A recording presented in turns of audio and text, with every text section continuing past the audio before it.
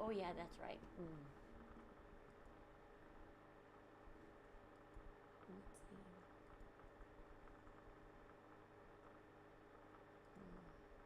Oops. Okay. Oops. Come on. Go back. Give me 2 seconds to mess with this. Or I could do it this way. I can go back this way, I guess. I can go back to being this way. I think oh, that's right.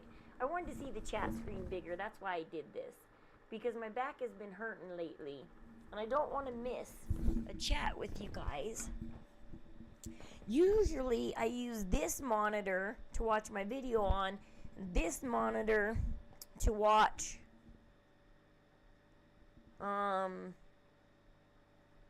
yeah, I got quite the setup if you guys want to take a peek at it.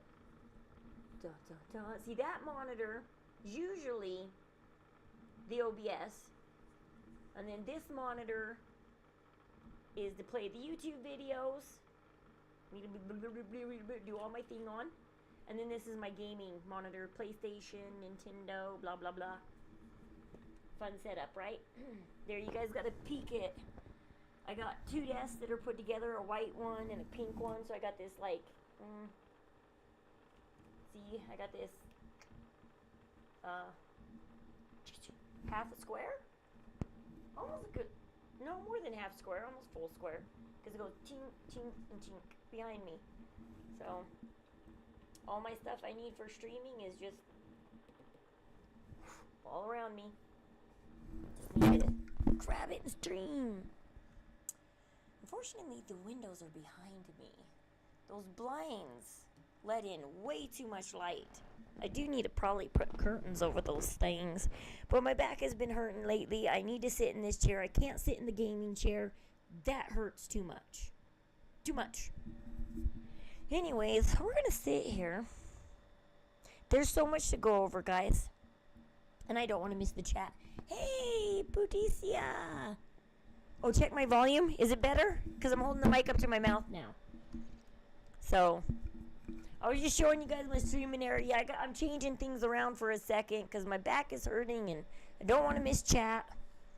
Okay, here we go. Volume. No, it's not working. Hold on. Yep. Mic is turned up as high as it can be. What? Okay, hold on. Let's see. Mike, why aren't you going higher? The volume is up as far as it can go. I guess I can talk louder. That's why I usually talk loud. Because I gotta scream into the mic. Ugh. Let's see. Speed condenser. Yes, I want that mic. I mean, that's all. Like, come on. Properties, defaults. No. Hopefully that's better. Okay, good.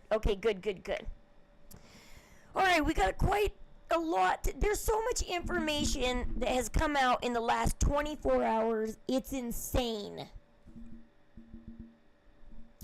It's like, what do you want to know? I was going to go over a couple of streams. First, I wanted to kind of explain a little bit of Morbid's stream.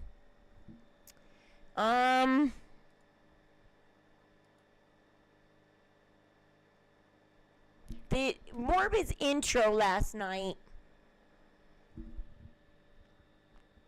10 hours ago, I think it's this one, okay. At Mint Mobile, we like to do the opposite of what Big Wireless does. They charge you a lot, we charge you a little. They put their names on arenas, Gypsy we put ours on my lower back. So naturally... claimed that she was having miscarriage pains. Possible, I heard, I don't know if the spotting bleeding is just a rumor. Basically going to the hospital saying she's miscarrying, possibly. So today, we find out, is she home from the hospital? Is she going to parole? Is she still pregnant? I don't know. Did she miscarry? Did she miscarry for real? Did she Did she fake miscarry? We don't know what's going on. Is Christy in on it? Does Christy know if she's pregnant? We don't know. Through the first few minutes, then I had to go. So Morbid Stream got quite crazy last night. By the way, I stood my ground. We found, see, this is what I love. This is how you can tell if she got her period and claimed it was a miscarriage, probably. She's like, oops, it's a miscarriage. Gotta go to the doctors. This is how, there's two ways. There's two ways I love to tell not really if your friends are liars, but like, can they lie? There's two ways to tell if your friends can lie. And Morbid Stream last night proved one way you can tell if your friends are liars. Well, not exactly liars, like how truthful and honest they are. The first thing Morbid did this intro. I do want to go over his intro. Why is not letting me skip When they this announced stupid they'd be ad? raising their prices due to inflation, we decided. And so Morbid announced that Ken sent him an email that debunks Cowboy. Guess how many people backtracked and said, I never believed Cowboy? I didn't believe Cowboy? What are you talking about? I was like, here we go. Backtrack it, you guys. Only 30% believed in Ken last night. 30%. Guess how many people started backtracking? Uses hospital to try and get out of stuff. Exactly. Gypsy knows how to use the hospital. She gets out of stuff. So it was kind of funny how many people were like, well, I didn't really believe Cowboy. It's like, let's go back to that stream from 2 days ago and see how many of you laughed and stood your ground by the end of that stream that Cowboy was telling the truth. He was not a troll, but guess what? I have more proof that he's a troll. Guess what? He has 3 different names on the internet he goes by. He is gay. Cowboy is gay, by the way.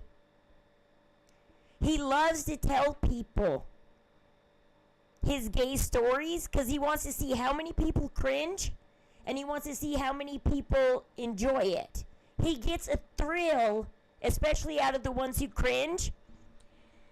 When he came on Morbid Stream today, he didn't want to give details because 2 days ago when he gave details, everybody laughed and enjoyed it. He wants to see people cringe. He gets a thrill out of seeing people cringe at his gay life.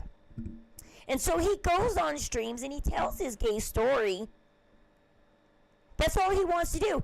He's right. He's not looking for more followers or anything. He just loves to tell people his gay story to see if you cringe or not. He was a troll. He was the biggest troll in the world. And I have proof. Why do people care Ken is screwed? I don't know, but they do.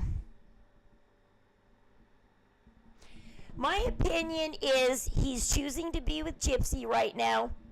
Respect it. But we got 2 streams out of Morbid that were nothing about... Well, they finally did cut Cowboy off last night. Eventually, they finally, after over 2 hours, were done hearing him spin his lies round and round and round for the 50th time. It's like, Cowboy, you told us this for the 50th time. We're done with you. I think by the end of last night, only 10% still believed that Cowboy was telling the truth. A good 60% changed their mind about Cowboy, but half of that 60% said, well, Ken is still bi, just not with Cowboy. He's still gay, he's still bi, It's just Cowboy lied about sleeping with him. So, like, everybody split off in all kinds of directions last night. But, so if you want the proof that Cowboy is a true troll, I got the proof for you, by the way. But I really want to talk about his intro, kind of, though. That had nothing to do with Cowboy.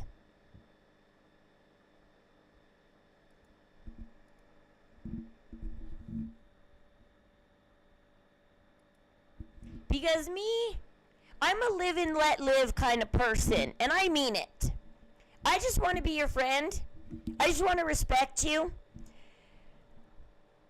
I'm a live and let live as long as you obey that everybody has the right.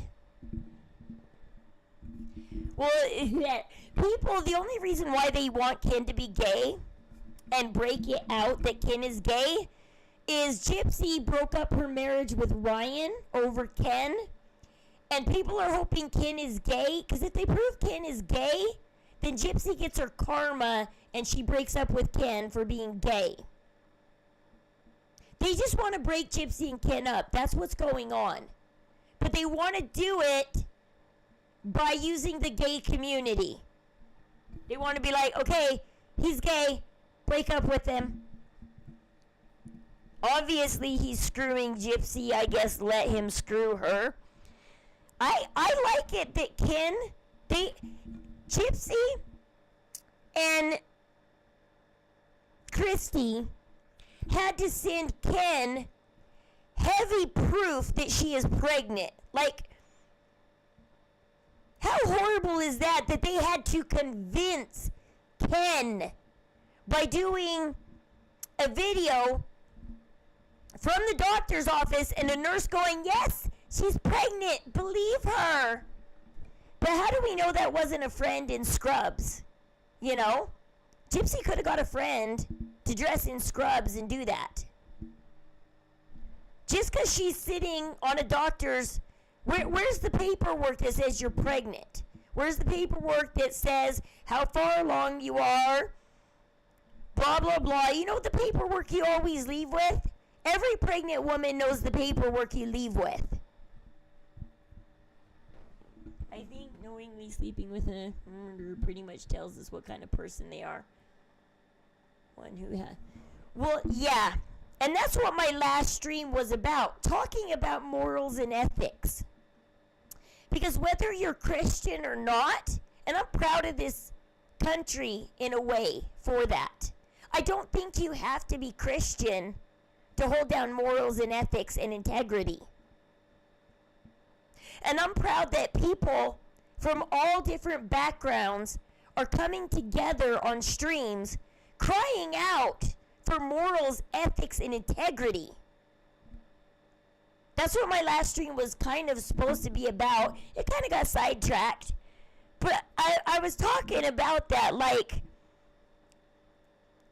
you don't have to believe in God to have morals, ethics, and integrity.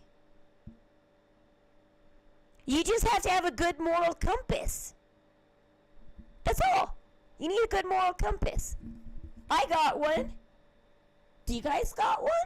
We want Ken and Gypsy to have one. Gypsy has no moral compass. She has broken every one of the 10 Commandments. And those 10 Commandments align with our laws of the country. They do. Our laws are kind of built around the 10 Commandments. And our country was founded on religious freedom and trusting God.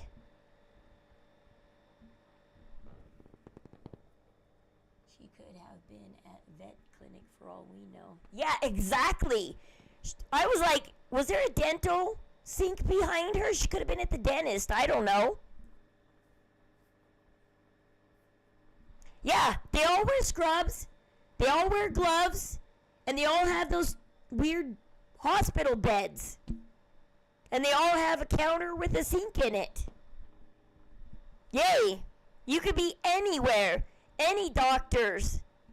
And you could just have a friend walk in scrubs. And be like, yeah, she's pregnant, by the way. Like, that's not proof. Like I said, where's the paperwork? Show the receipts, Gypsy. Give us the paperwork, the printout. You know, medical records? Gypsy, you are familiar with medical records, right? Show the medical records. Just, redact your...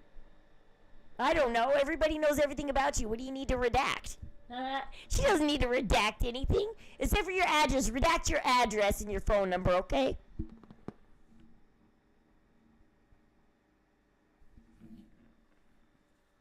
I know, I hate it.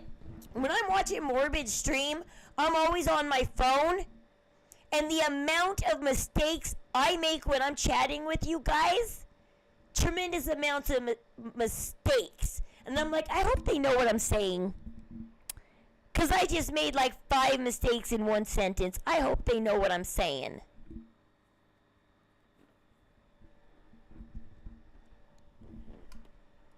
Let's see. Congratulations to the people that are receiving those gifts. 15. Here's have one. Finds 2 separate ones like this one here that says Sir Morbid X, more of an anime figure. And as we're like this one, nobody network is over. We're gonna get to our. Talk about this intro real quick. I wanted to go over his intro again. By the way, Budicia, you should have seen it last night. This girl from Peru, she lives in Peru, came on Morbid's panel last night. Because she's in Peru, she has a thick accent. She left Morbid's panel crying last night because she was reading some of the comments people were saying to her. 13th Hour has now left crying. I have left crying. I don't know how many other people have left Morbid's panel crying. The amount of bullying that goes on in that comment section is horrid. She literally started crying as she was saying goodbye. People were making fun of her accent, everything. She left crying.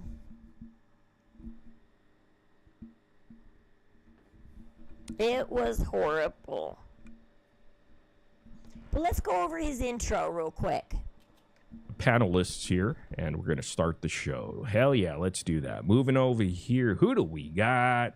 Of course, we have the Nicole. Nicole, how are you, Nicole? I'm good. How are you?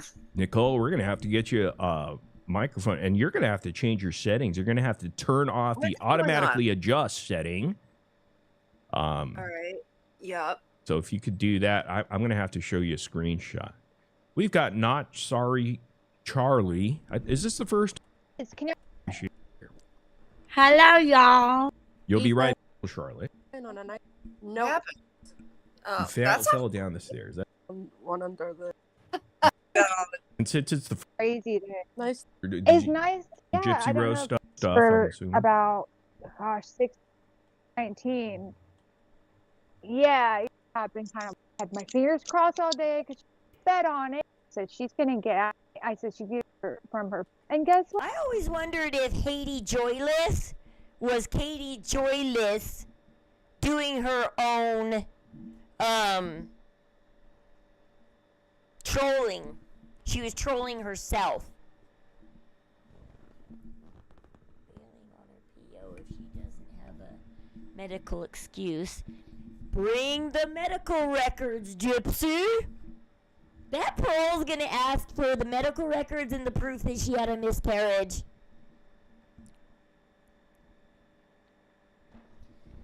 If everything they're saying is true, okay, the cops did show up. I've heard it from Fancy and a couple other streamers now. I think Katie Joyless and everybody agrees. The cops did show up, but there is no record, which means no charges or anything. They think they were just serving Gypsy with papers. There's rumors that Rod is with Dylan. there's rumors that, I mean, everything Nina said is stuff we've already said. We've already said, the only thing Nina didn't mention was the conservatorship. We already mentioned that Ken is planning on moving in with Christy and stealing Gypsy's baby. If Gypsy really is pregnant, for real, we already know this. We already know that Ken and Christy are going to take that baby and run. Like, Nina read this whole report that a neighbor gave her.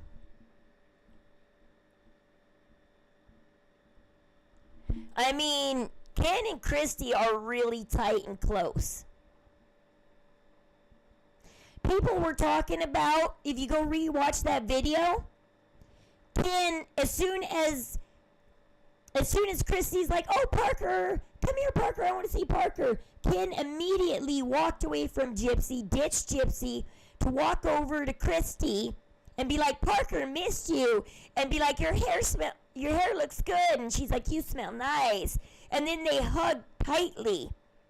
Longer than he hugged Gypsy for.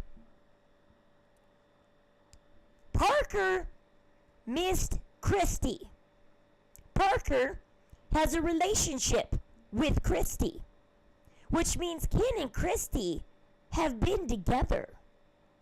And allegedly, this dog is giving Christy away.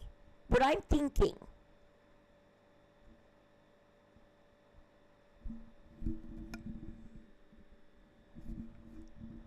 So there's crazy reports going around that, yes, Katie Joy said that Christy smacked Gypsy upside her head, and then she had to go take some pills to relax because she was so freaking upset at Gypsy that she literally smacked Gypsy aside her head. Yes, Ryan is still her husband. He can claim the baby, the money, everything. Christy's got to get past Ryan. Yep, he can just be like, that's my baby, I claim it. The law says, everybody's begging Ryan to do that. They're like, Ryan, we don't want Gypsy, we don't want Chrissy, we don't want Kim, we don't want Ryan, you grab the baby. It's like, Ryan, please grab the baby. But what do you think? Do you think Christy smacked Gypsy upside her head? She got so frustrated with Gypsy, she just smacked her. Is it bad for me to talk about somebody's looks?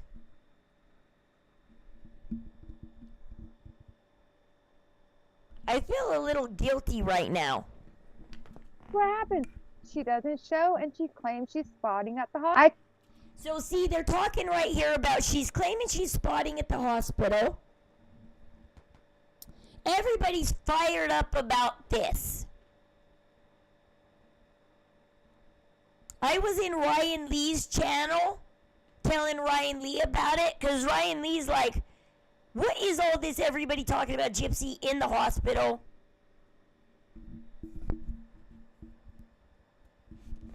I think it was Ryan Lee. I was in multiple lives at once. I got tired of Morbid's live at one point. Cowboy was just annoying the shit out of me. And I left Morbid's live for a while because I couldn't handle Cowboy anymore. 23 people and nobody's chatting? Wow. I'm sorry, you guys, if you don't feel like chatting.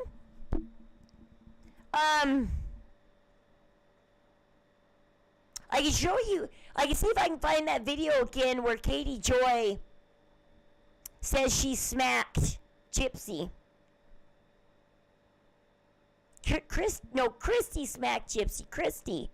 And then she said she's talking to Christy, and Christy was kind of all drugged up, and like, Katie's like, I don't think Christy will remember telling me that she smacked Gypsy, because after she got so angry that she smacked Gypsy, she went and drugged herself up to relax, to calm down. She's like, I gotta go get drugged up. She's like, I just smacked my daughter-in-law. Holy crap. But yeah, they're talking about it right here in the intro. Could have made so much money. Hello? Sorry, I was typing in the back chat. Let me see. Oh. Hateless. I mean, hateless. Hate tea. I don't know if she's there. She was having some crackling noises. I was telling her to. turn off some of Hey, that Georgia, background. crackling? what's up? What was that? Who said that? I don't even know what's happening. It's me, Haiti. Is it still crackling? Now it's better. Yeah, perfect. All right, perfect. cool, How are sorry. you today? That doesn't sound like Good, how Katie are you? Joyless. Pretty or good, Katie Joy. guys. Awesome. What do we talk about? Well, the title of this is Ken Urker Debunks Cowboy Bear, and there's a reason for that. Being with proof, us or anything. Okay, if I bear, if any spoke the whole top to Okay, bottom. he sounded or anything. I'm still. Sorry, Charlie. Teen. I thought he was Liking it. talking about something else in his intro. Oh, sorry. Is it me to answer? Yeah, Sorry. go ahead, Apple first. Apple, go ahead. Like, I don't know, Ken got a bit heated and a bit, irate, and I was like, usually he sounded like a nice guy. He could have been an absolute horrible troll, but I love how Yeah, everybody's I'm a membership, backtracking. 15 people, and I'll as are interested because a lot of people don't want to just give money; they want to actually have something back. If you needed something at these companies that are partnered with you, it's a great. We're talking about team. Means and for Ken, and I really think, in my opinion. So in this, Everything with the huge salt that many. Yeah, there's so many rumors going on right now. Like, it is insanity. Let's see what's going on in the. I haven't looked. I've been on Discord, a Discord call all morning, so I haven't really looked at YouTube this morning. Let's see what is this. Ready to unleash. When did Nina? Okay, Nina made this 2 hours ago. Let's see what Nina has to say. Speed and reliability? Hey, Megan. Cowboy thing has been entertained for. I know. I got so sick of it last night. I left for a while because I'm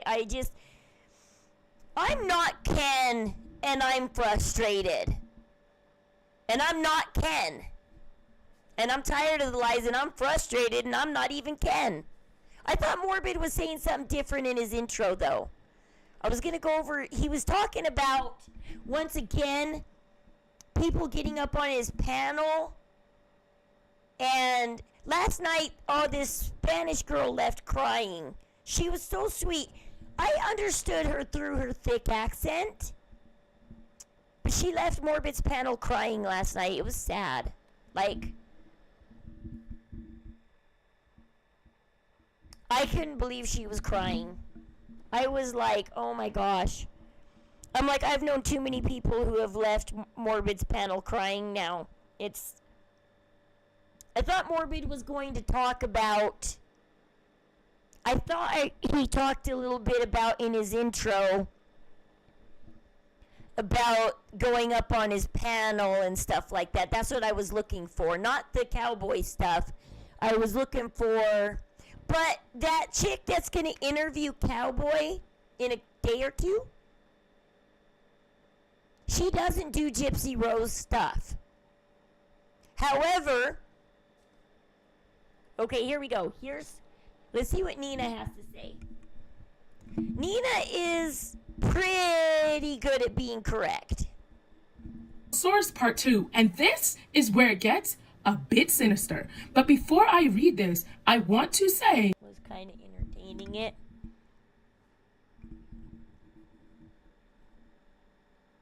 Yeah, that's one thing that all he had to do was prove he never did Tinder, Grindr, anything. It's never been downloaded.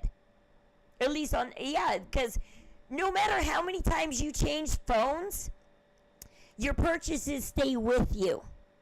As long, like I'm with Google, I'm Android. As long as I stay Android, all my purchases stay with me. If I go back to Apple, all the purchases I made on Apple, I get those back. Because I have made Apple purchases. But because I don't have Apple anymore, there goes my purchases.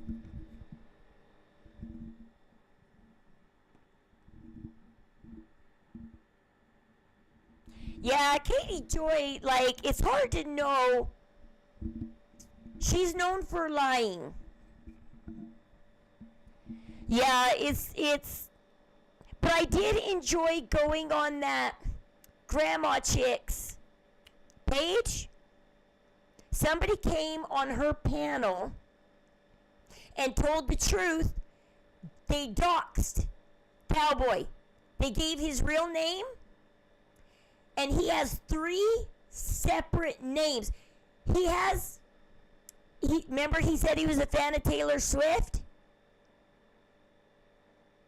He has a Taylor Swift page. He has a gay page. And he has another page with his real name.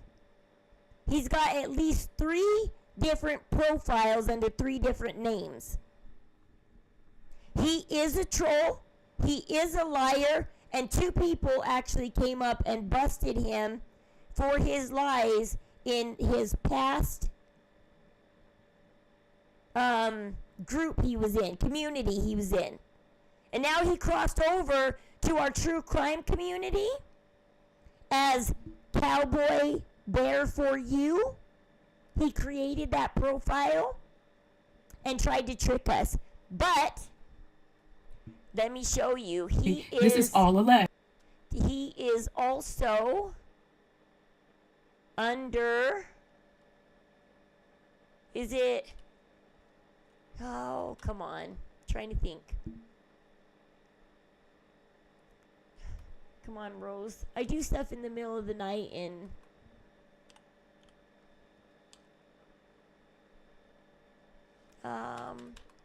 ship.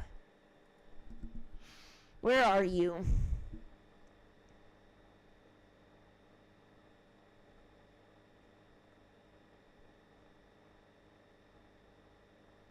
You know what's funny? This picture is of Ken when he had hair. Do you guys want to see a picture of Ken when he had hair?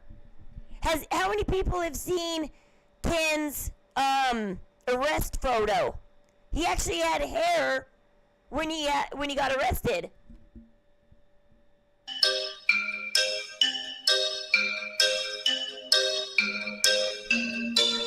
Well, like I tell everybody, he's with Gypsy right now. Respect it, you guys. Just respect him. Let's see, where is it? Okay, Pixie's mom. And if you do not take the link and come Where is it? and There's a picture of Ken with his. He actually had a lot of hair at one time.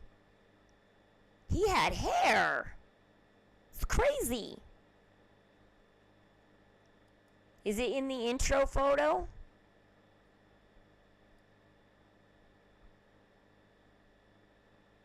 Come on, where's that intro photo? Let's go over the intro photos. Is it in here? Yeah, Ken had hair. I don't even recognize it as Ken because he's got hair. I'm like, what? Ken with hair? When did that happen? Trying to find it. Come on, you showed it for us. She showed it on the thumbnail. It's right there on the thumbnail. Let's see. What video was that just now? See, it's right there on the thumbnail. I'm trying to pull it up. That's Ken right there on the thumbnail. Ken with hair.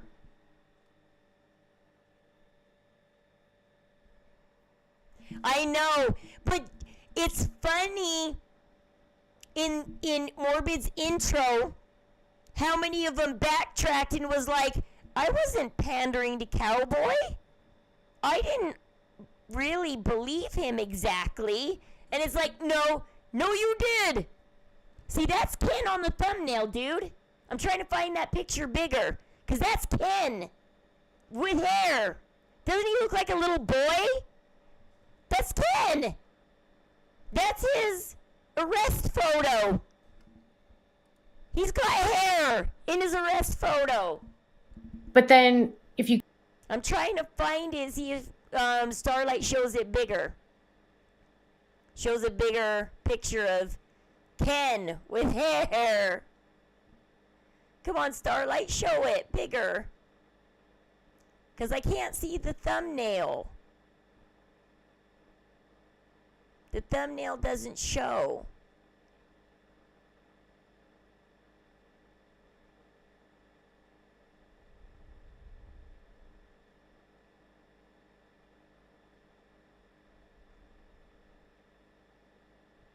Come on. Where's the thumbnail, Starlight? Because, yeah. I was watching somebody stream last night and they showed Ken with hair and I was like, no way. Let's see. Wonder if I could just Google him. Because how did they spell his last name? Because I can't remember because Gypsy changed the pronunciation and now I'm like, what?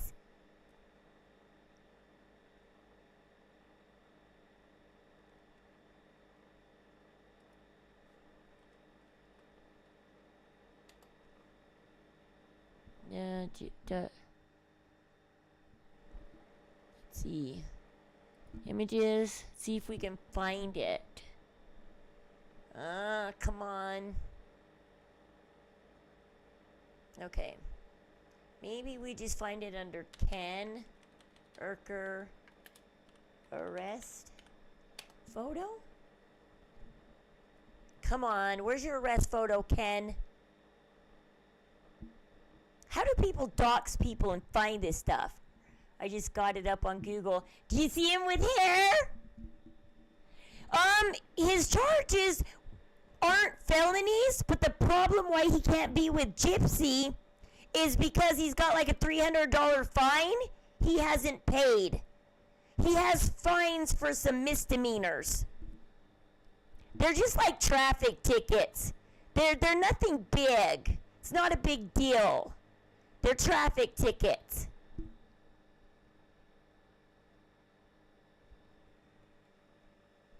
He looks so young, doesn't he? He looks like a child. He's like got this head full of hair and it's like, what? It's like, what's that? What? Mugshot? Maybe I'll do mugshot. Will I find it under mugshot? Ken Urker mugshot. Come on, Ken, where's your mugshot? Because he's got some charges in Dallas.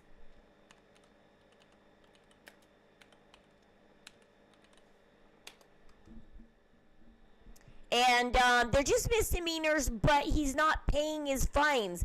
And he got him like back in 2015, I think, before he met Gypsy.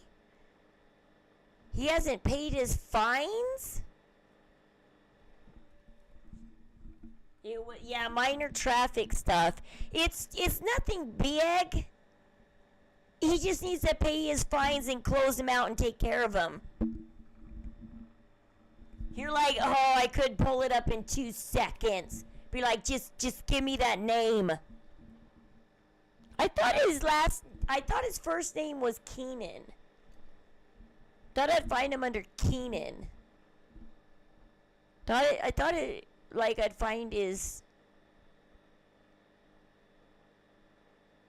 It's like, I need to find that photo right there. That's Keenan Urker. With hair.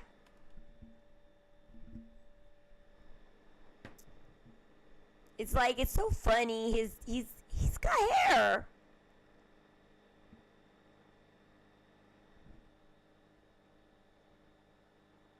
Okay, so this granny's watching. Now, if I won't play it because we're tired of talking about Cowboy. However, if you want to see Cowboy get debunked, go to Granny's Watching We met on Grindr. Gypsy Rose's boyfriend, Ken Urker, faces his accuser on live stream. In the middle of this, somebody comes on Sushi or something, comes on panel and debunks him. You know, he didn't know his height. Yeah, this guy too, Jay.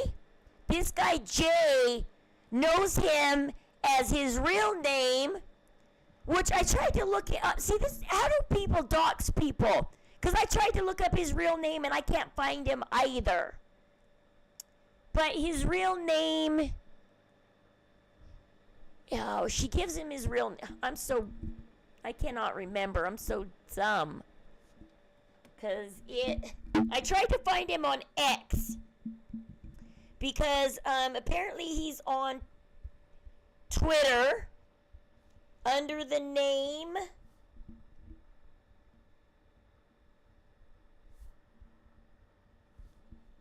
Chendrix. Chendrix?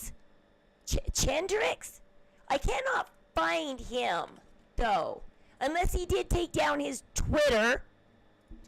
But his first name is Chendrix. It's so weird.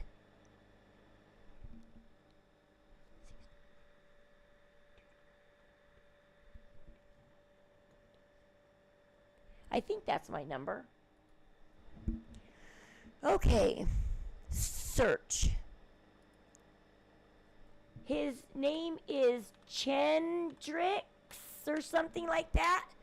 I rewound it and listened to it 10 times, her spell the name Chendrix. But I can't find him. His name is supposed to be Chendrix. Yeah, Chendrix. Chendr. That's what she said. That's how she spelt it. But she totally doxes him. In Nashville, because Chendrix had said he was going to get married. See, she just said his name, Chendrix. She just said his name, Chendrix. Which is fine. I mean, you know, Right, do your if that's thing. what you want to do, but don't go around calling other people gay that aren't gay, right? Right. Oh, yeah, my friend just said he was going to be in Chendrix's wedding in Nashville. Chendrix. She says his name is Chendrix. Chendrix is Cowboy's real name. Chendrix. He also has a profile under, I think it's called, I'm going to try this again. I think it's Swifties 50s 89 is him. Swifties 50, or is it 50s Swifties 89? Let me try it. 50s Swifties. 50s Swifties 89.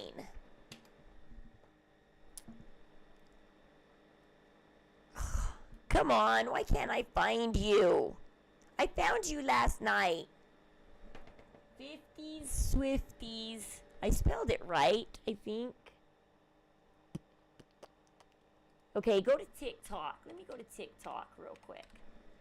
He's on TikTok as, I think it's Swifties 50s 89. Yeah, this is him. Seniors Swifties 89 is Chendrix. This is him right here. He privated it so we can't see it now. So he's under Senior Swifties 89.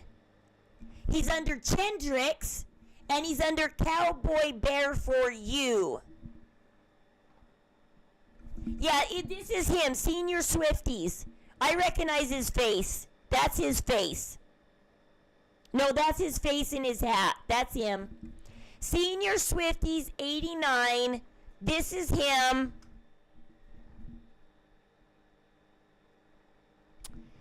This is his third profile.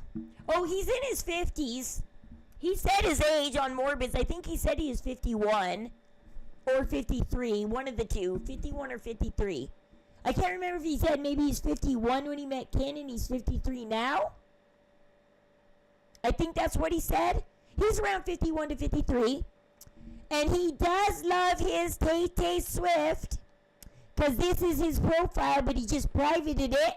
Because Granny's doxed him. Now we know how to find him everywhere. He's Senior Swifties 89. He's Chendrix. And that's why he told Morbid, don't tell anybody my email, because his email has his first name in it. It's like Chendrix something, I don't know, Chendrix80 at gmail.com, I don't know. It's Chendrix something, Chendrix or I don't know. They say it in here. They dox him totally. Kendrick had said he was going to get married in Nashville. He was going to live in this very, like, hoity-toity community there. And then my friend was like, well, wait, he's saying he's going to have his wedding. He was like, there's no, it's like just to rent the fucking is, you know, like 30 grand to that. Been exposed this guy to Steve DeLive, who's the guy that Steve DeLive. Oh, by the way, and she shows that he found the post of Steve Wood. He knew to go after Ken because he knew about the Steve Wood post. So he knew he would get clout going after Ken because he saw the Steve. That's how he found out about Ken, was through the Steve Wood post. Somehow, maybe he already knew Gypsy and was looking up Gypsy, and that's how he saw the Steve Wood post. And he's like, this is it. This is my in. If I message Nina and say I'm a guy from Grindr, he had his in. He's like, oh, he took the Steve Wood post and was like, I know, because Nina was making Steve Wood blow up, he knew to get a hold of Nina. Rest my eyes. Okay, no problem. Rest your eyes, Georgia. So, yeah, he's crazy. He's a little weird. But they talk about it right here, all his lies. He had a fake boyfriend. And he even used videos and pictures of a guy that didn't know him. They confronted this guy and said, there's a video of you singing to him on your couch, on his couch. Is that you? And he's like, I don't know this guy. He's like, I have no idea who you're talking about. And it's like, so that's not you singing to him? He said it was you singing to him. And he's like, I don't know. So, like, yeah, this granny chick, you can watch this video. It's kind of a long one. I love all her views on this whole cowboy situation. I back her 100%. She was in Morbid Stream. She was one of us 30%, actually. She was one of the rare 30% that was voting against Cowboy. So she was there. She talks about being there. I'm like, I was there too. I was one of the 30%. I was backing Ken so hard that one chick actually accused me of being Gypsy Rose in disguise because I was backing Ken so much. Get weird people coming out. Yeah.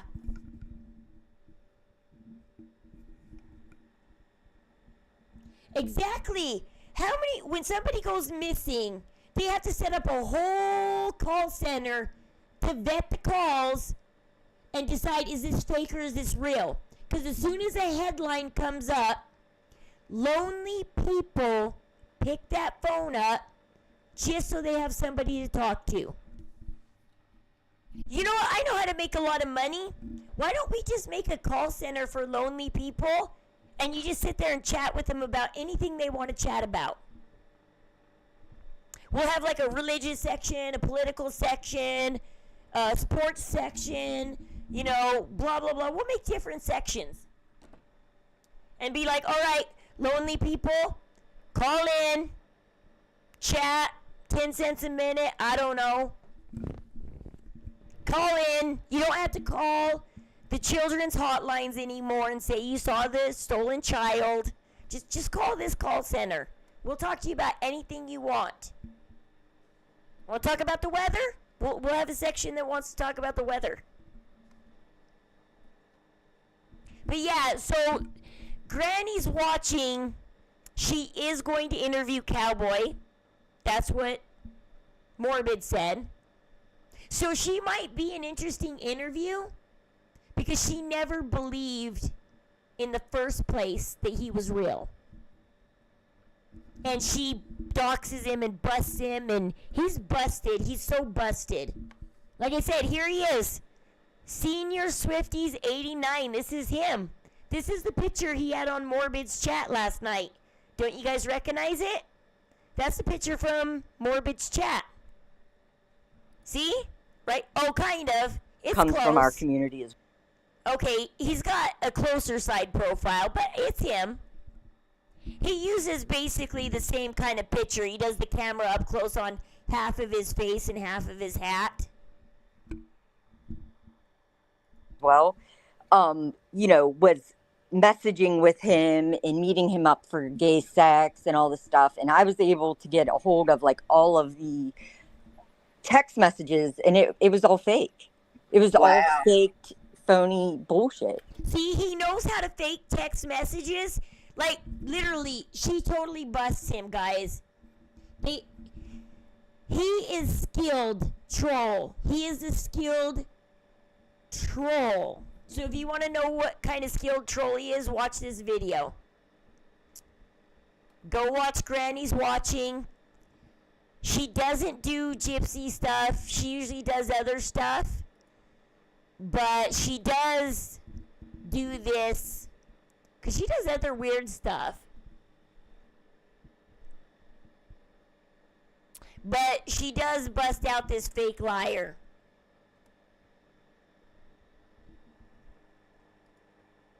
Okay, let's see what Nina has to say. Nina's got some tea this morning, guys.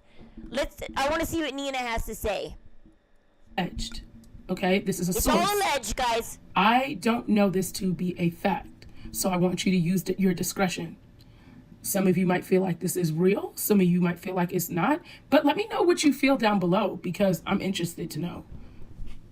Did you hear the allegations that Christy has confided to her friends about the night of the unaliving? Gypsy was mocking Dee Dee during the whole thing and was giggling and enjoying it and wanting to draw it out. She was actually drugging Dee Dee in the end, not the other way around. Dee Dee was entirely reliant on Gypsy for a while before the unaliving, and Gypsy would drug her to get her out the house. By the way, I don't know Natasha Cooper well. I don't. I got a peek at Natasha Cooper last night. I disagree with Natasha Cooper.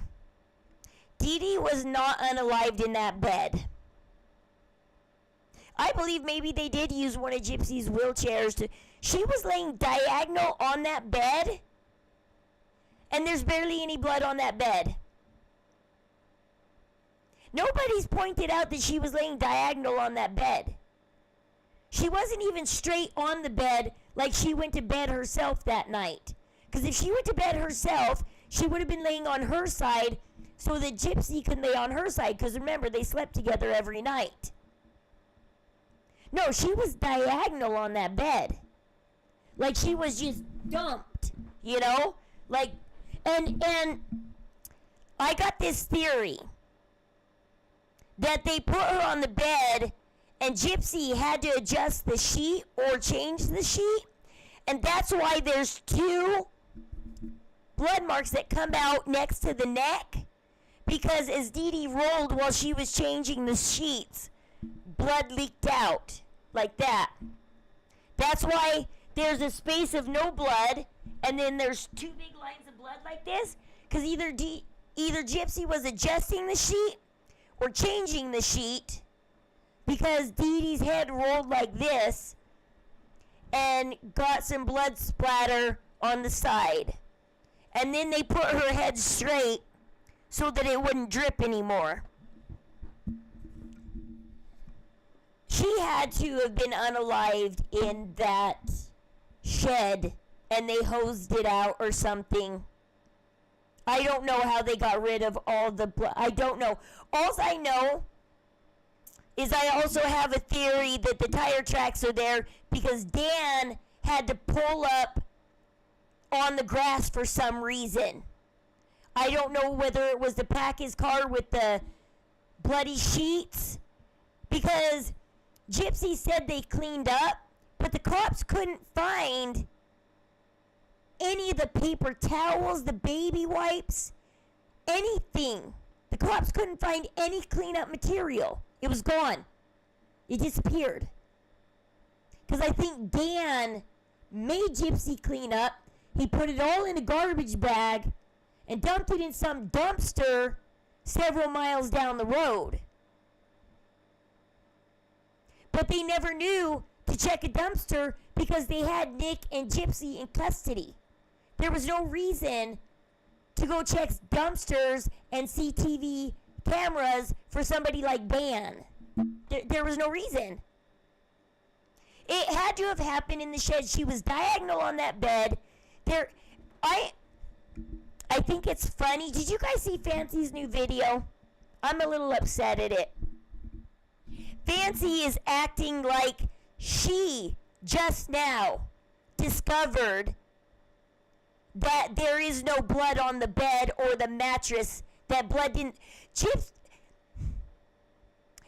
Fancy called us all either new to the case or imbeciles for not having the photos, because they were publicly already leaked by Fancy, Natasha, everybody, Christy, everybody. So A, you just Google them and they're available, and B, put in your own damn FOIA request. I rewatched Nick's confession. He said she was in bed. Well, that's when Nick got there.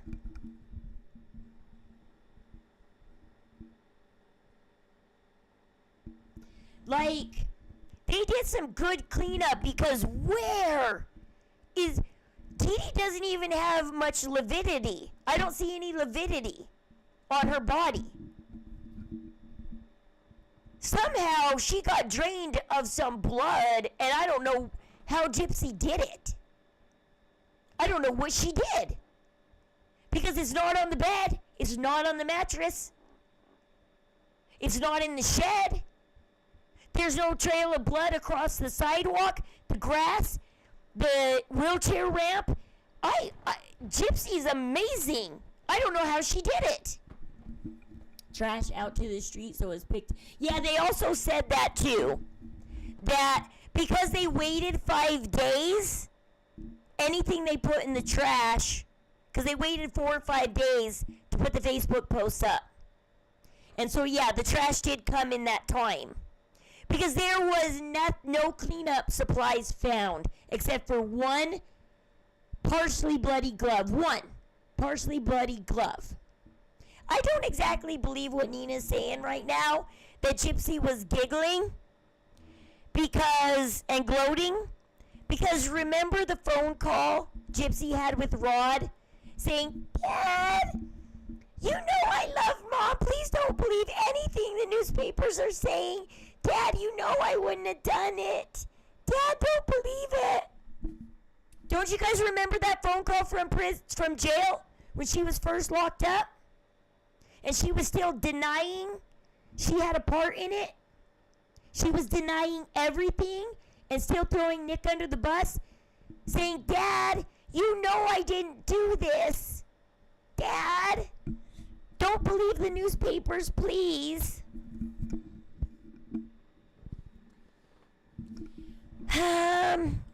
I wonder if Nick was delusional. I wonder if it was Gypsy screaming. Or, like I said, we don't know what process Dee Dee was in when Nick arrived. Was she fully alive? Was she partially alive? Did he finish the job? Did she scream a little bit as he finished the job? We don't know when Nick arrived at what point. We know that Gypsy did fight with her mom because of the busted nose. We know that Dee Dee looks like she has parts of her arms where she was tied up. And then the bed, the actual mattress without a sheet, has a pattern on it. And that pattern is on Dee Dee's body. That's why I said, when Gypsy put the sheet on, she rolled her mom's head. When she lifted up her head to put the sheet on, it got a little bit of blood on the bed, and then it got blood on the sheet as she rolled her head, as Gypsy put the sheet on the bed, because there was no sheet on the bed, because Dee Dee's body has the markings of the textured mattress. The mattress has the textured pattern. That Dee Dee's body, except for some places like her wrist, where it looked like she might have been, like she went through some torture. She did. She looks like she's been tied up, thrown on the bed, jabbed up, sliced up, punched. Like, Dee Dee went through some crap. It wasn't just Nick coming in there, 4 jabs, 1 slice, done. Dee Dee's gone. Because we also know that 4 jab wounds and 1 slice even wouldn't unalive somebody. They would still asphyxiate on their own blood, and they would, if he only stabbed her once in the lung and the rest was in the back, she would have laid there and asphyxiated for a while on her, as her lung slowly filled with blood. She would have had a slow, horrible, painful death as her lungs filled with blood and she sat there trying to breathe. No, she had no remorse. She was busy. Hey, Antoinette. Yes, poor woman. She was sitting there. What was I going to say? All Gypsy was doing from the moment the cops got her was saying, no, I love my mom. You know I wouldn't have done it. I wouldn't have done it. No, I loved her. I loved her. I loved her. I loved her. That's all Gypsy said when she was finally busted. She said it to her dad on the phone. She said it to the interrogation officer. She said it to everybody. Please don't believe the newspapers. Please don't. I didn't do it. You know I wouldn't have done it. You know I love my mom. There is recording of her talking to Rod saying that. She wasn't dancing and gloating. She was cheering up Nick with Schmecks in the hotel room and filming them and getting him to giggle because he was crying because he didn't want to do it. And Gypsy got him in the mood and the mode. Remember, he had an angel and a devil, and he was hallucinating. And then all of a sudden he said, one thought, and only one thought came to my mind. That bee is dead. And he ran in that room and did it. I know, like, the fact that Gypsy did that to her own, you guys, not only could she do that to her own mother, she planned this for over a year, okay? For over a year, this is what she thought about, dreamed about, fixated on, and couldn't wait for the day. I mean, look at her last photos at Disneyland, where she's in that red wig, and she's just sitting there staring with a blank face. Towards the end, Gypsy was annoyed by everything. Gypsy was done. She was done going to Disneyland and smiling. She was done playing these games. She was done grifting. She wanted her mom gone, and that's all she could think about and care about is when can I get my mom gone. This was a dream she had for a very long time that she carried out, and she even planned that it was going to be a jabbing She planned that. She sat there and knew this is how it's going to go down. She's seen movies where people get unalived that way. She knew exactly what her mother was in for. She knew it wasn't going to be quick. She knew it was going to be violent and brutal. And she dreamed of that for over a year. It wasn't heat of the moment, guys. This is pure evil because it wasn't heat of the moment. This wasn't a moment in time where they got in a big old fight and Gypsy snapped.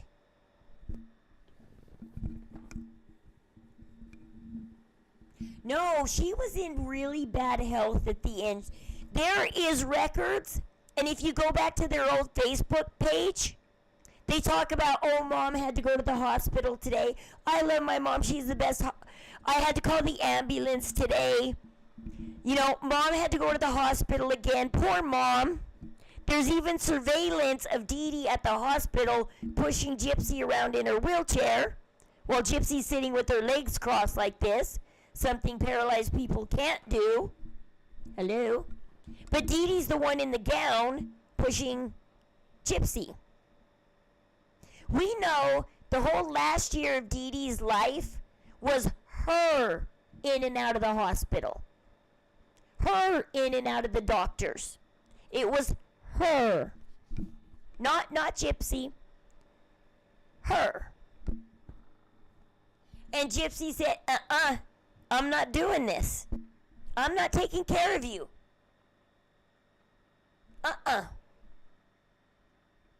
There was a point somewhere that Gypsy hit, and I think it was that night with Dan, when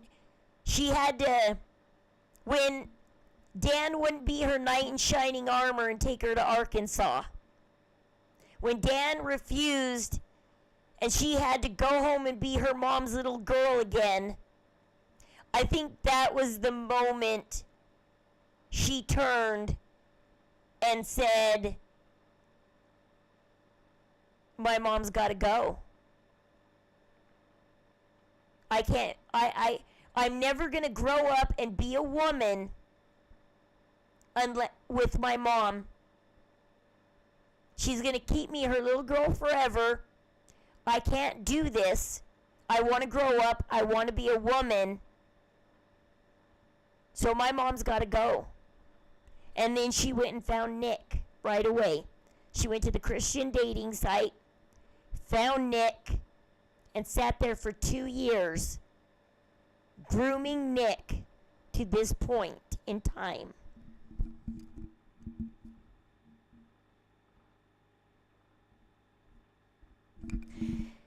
This is my thoughts on how it went down.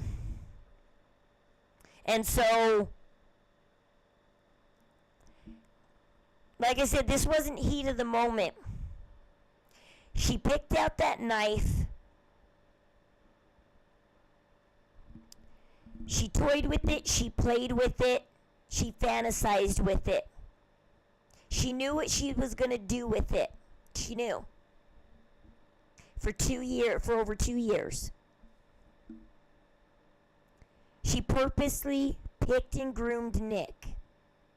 The first year of grooming Nick was, I'm Gypsy the victim. Feel sorry for me. I have all these ailments. And then the second year turned into, I'm Gypsy, I'm my mom's victim. Feel sorry for me. My mom is keeping me like Rapunzel.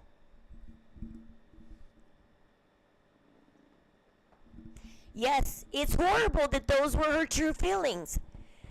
But from that moment she left Dan's house, she was like, Mom's gotta go. Mom's gotta go. I mean, I think people could forgive Gypsy a little bit more if it was heat of the moment, you know? If she tried to run away or something and her mom stopped her and it was heat of the moment. I think the roles were reversing at that point. Yeah, they were. But Gypsy wasn't in for it. Gypsy, just like Dee Dee wasn't in for taking care of her mom, Emma.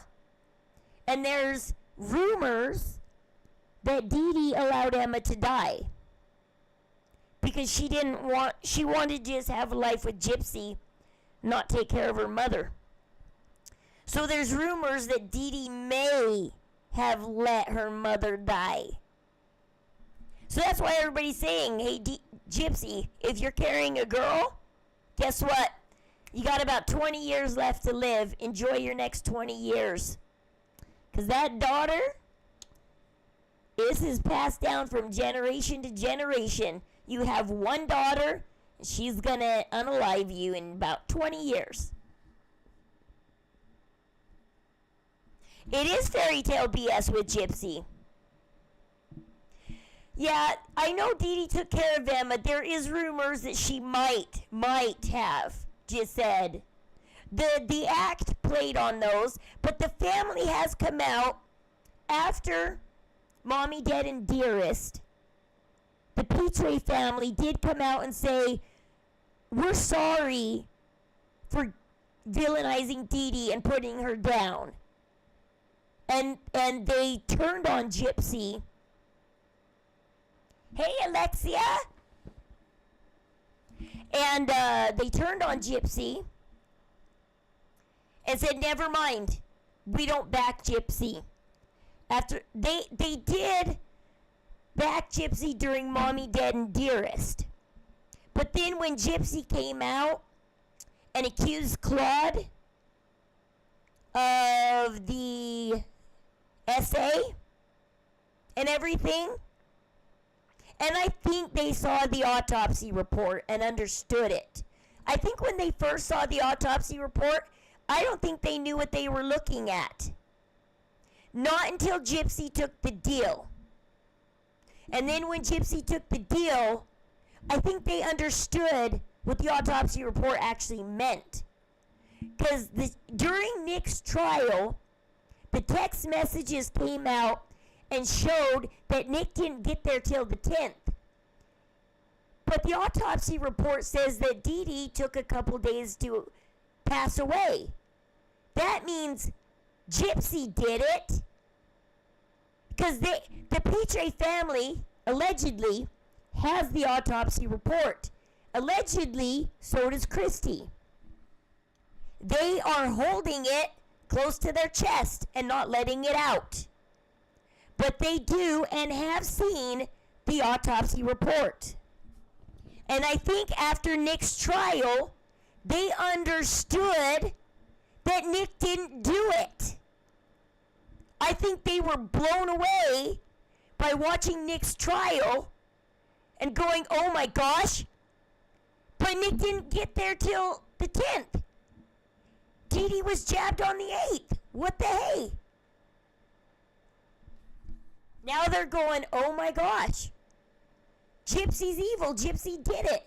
And then they were sorry that they participated in Mommy, Dead, and Dearest. They were sorry that they said mean things about Dee Dee. People don't really understand that when this first happened.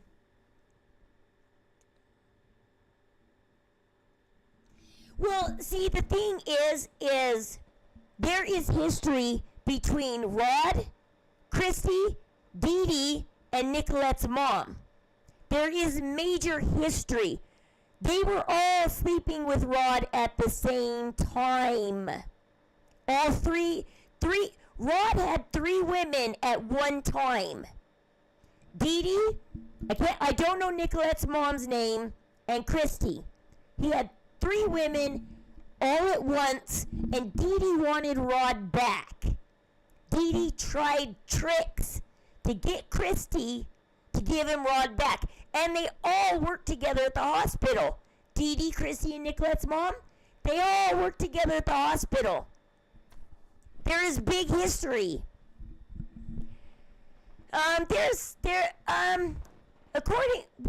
Fancy at one point did say she helped Christy get the autopsy report. Because Gypsy is next to kin. Gypsy does have the rights to the autopsy report as next to kin. So does Claude Pitre, because Gypsy was in prison. That made him, they tried to give the ashes to Claude, because he was next to kin. And Claude said, no, just flush him down the toilet, I don't care. Dee Dee's sister, either Dorla or Claudia, one of those two, went and got the ashes, and they have the ashes. Okay, not all of them worked. I thought they all worked. I know Christy and Dee Dee definitely did. I thought Nicolette's mom did too. Have a trials. Well, yeah. In Gypsy's trial, all of the discovery was handed over to Christy. That's why the gruesome one, all the gruesome crime scene photos, they come from Gypsy's discovery, not the FOIA request. If you were to FOIA request the crime scene photos, you wouldn't get the gruesome ones that show the neck and everything. Those are in Gypsy's discovery. Christy gave that discovery to Fancy. When her and Fancy had a falling out, she gave that discovery to Natasha Cooper. So Fancy and Natasha Cooper have Gypsy's discovery and the additional photos. And Fancy took all the photos and uploaded them to her drive. Both the FOIA ones and the discovery ones. Rod must, because he had 3 women at once. I heard when Gypsy was born, he was with Christy. He was sleeping with Christy. Nicolette's mom was already pregnant with Nicolette. He got 2 women pregnant at once. And he was with Christy.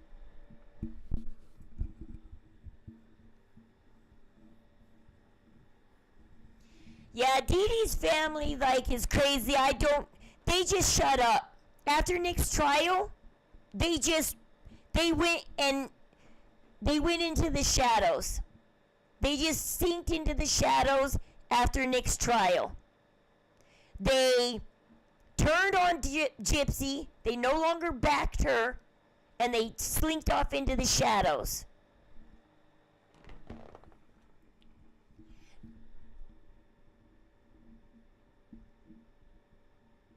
Well, no, see, here's the thing. The autopsy is not released to the public. There's only 2 people in this world that can get that autopsy report. The next of kin. I looked up all the laws for over 2 hours. I researched autopsy laws. I did put some time and effort into this. The prosecution and the next of kin. Because the next of kin can try and stop an autopsy. You gotta have a damn good reason to stop an autopsy. But they can, if they want to. Next of kin does have lots of rights over the deceased, including the right to the autopsy. Some states will allow the next of kin to watch the autopsy. Coroners don't like that.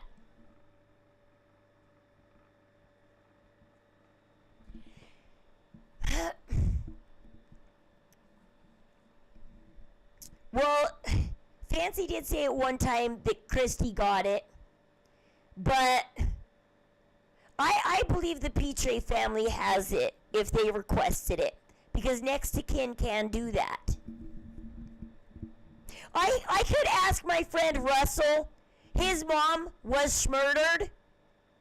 I could ask him if he got a hold. I haven't talked to him in 8 years, and I feel really weird messaging him after 8 years to ask him about the autopsy report, because his mother was murdered too, and the guy that murdered her took the insanity plea, and they said it would take 8 years to prosecute him because they got to do a lot of mental health testing, all this stuff. I was pregnant with my son Colin at that time. I was 6 months pregnant when that happened. And he is 8 years old now. And so he should be being prosecuted around now.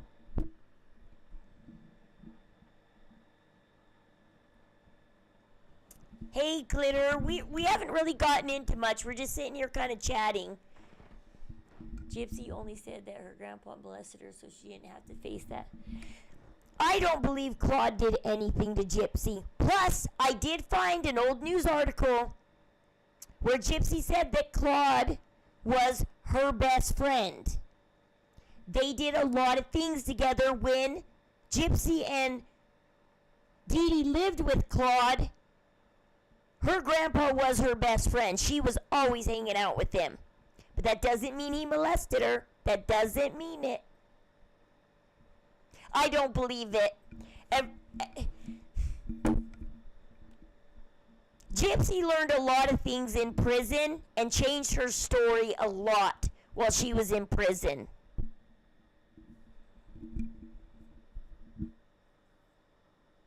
Because, yeah, we're just sitting here chatting about, we're listening to, Nina was saying something about Gypsy's gloating the night Dee Dee was unalived. And I'm saying, no, Gypsy was in survival.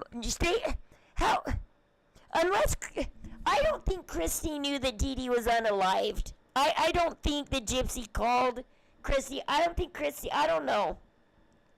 Because some people are wondering if Christy was a part of it. I do know that Christy and Rod faked a lot and lied a lot in Mommy, Dead, and Dearest. Nothing but lies comes out of their mouths. Pulled out all the stops when it came to creating the poor little abused me story. Well, in the interrogation, she starts out as, well, my mom lives in Missouri. We got in an argument and she told me, just go live in Missouri with Nick. Be happy. And so she left and she had Nick get on a bus and come get her. That was her story she started with. I don't know why I'm here. I don't know why the cops arrested me because my mom told me to leave and now I'm here. Yeah, nobody believes that Claude essayed her. I'm sorry that Claude reacted in the way that he said, no, Gypsy touched me. That was stupid of him to say that. Claude, that's not a proper way to defend yourself. You made yourself look bad. But I don't believe Claude did that.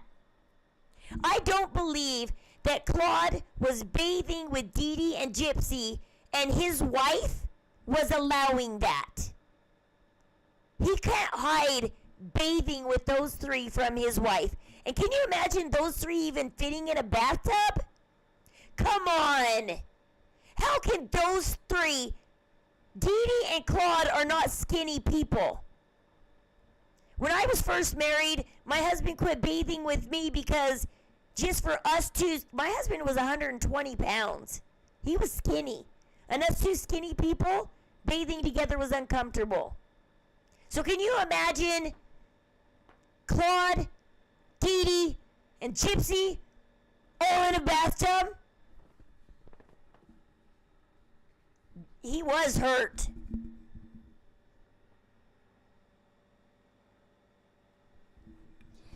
Gypsy, I heard that one of the reasons why Dee Dee wouldn't let her have friends, it wasn't because Dee Dee was kind of overprotective, I guess. It wasn't because Dee Dee wanted to abuse her and all this crap and whatnot. It was because Gypsy was a little monster already. And she couldn't be around kids. She couldn't be around other kids. Because she was a little devious little thing. Because remember when Gypsy, there is a newspaper article of Gypsy out and about. A girl asks her, how do you change your voice? And she says, I'm going to put my thumbs through your eyeballs. That's why Dee Dee couldn't let Gypsy around people. because she was a violent little thing. Dee Dee knew Gypsy was a little psycho. She's not psychotic, she is a sociopath, but she still was a little psycho. Like, she had some mental issues. And so, it was Gypsy's fault she couldn't be around other little kids, because she's kind of psycho. Christy had a little to do with Gypsy. Christy hated Dee Dee, and Dee Dee didn't like her either. And I think the reason why Dee Dee even started, because Gypsy was kind of ill as a child. She did have asthma, she did have sleep apnea, she did need a feeding tube and all of that stuff. But I think the reason why Dee Dee played up the sickness is because, see, Rod doesn't even have a relationship with Nicolette.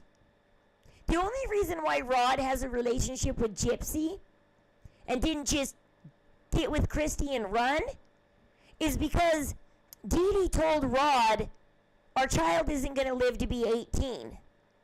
She played up Gypsy's illness, not exactly for money, I think, in the first place. I think it started benefiting her, and then she played it up for money. But I think at first, it was to keep Rod on the hook. As long as Gypsy was ill and dying, Rod needed to spend some time with his daughter before she died. Okay? She's a little freaking psychopath. But she's not.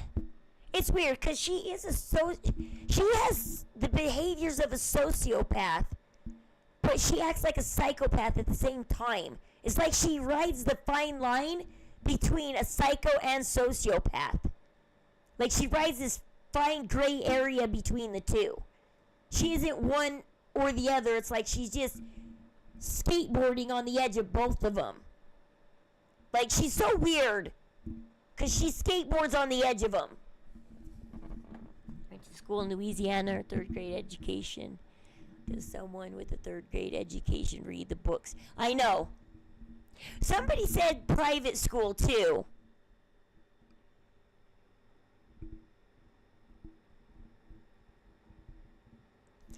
Yeah, and so, but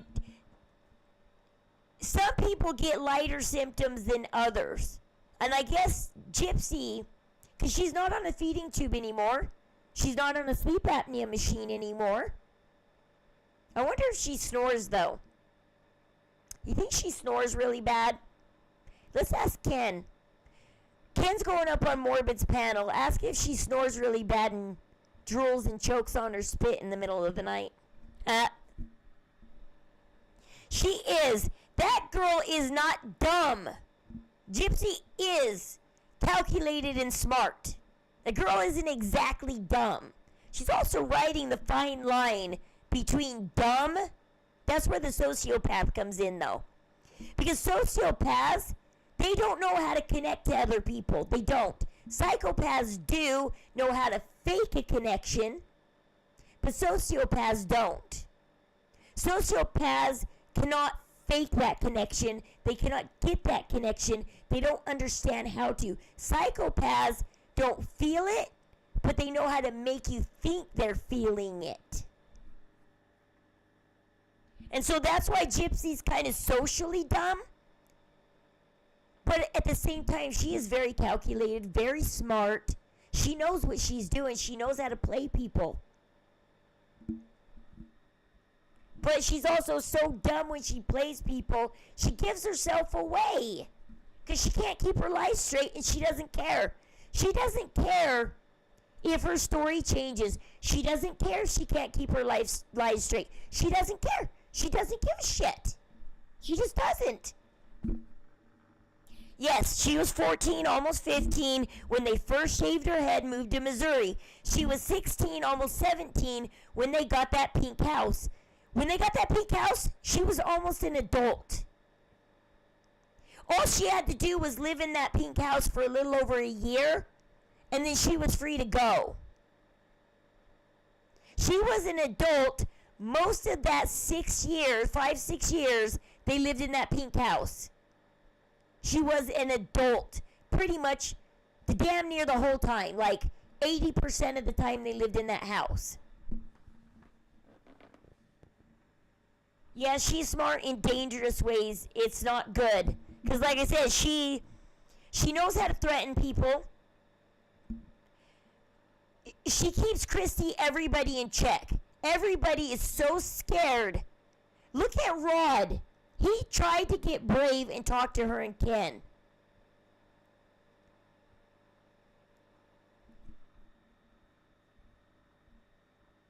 Yeah, she only missed out on like high school, really. She knows she didn't get her prom and she didn't get to do this and that. You know what? I didn't get my prom either. Not everybody gets a prom, Gypsy. Not everybody. I had a boyfriend who didn't like to dance and didn't want to do anything like that. Didn't want to spend money on it, anything. I picked the wrong boyfriend for my first boyfriend. Actually, my sister picked him. My sister picked me the wrong boyfriend.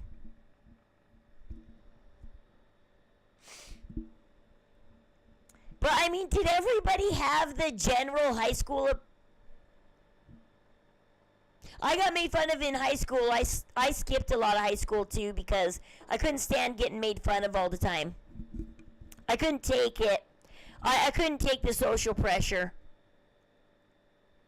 I ended up getting also pregnant at 17 and, you know, moved on with life at 17. I had my baby 3 months before I turned 18.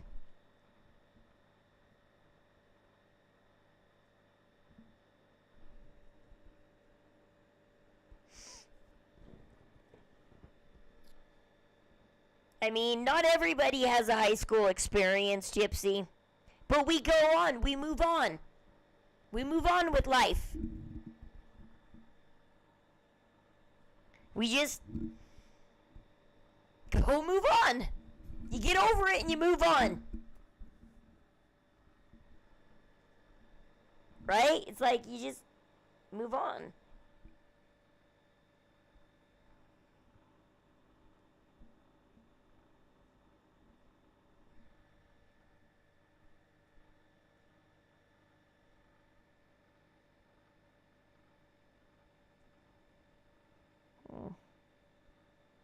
Weird.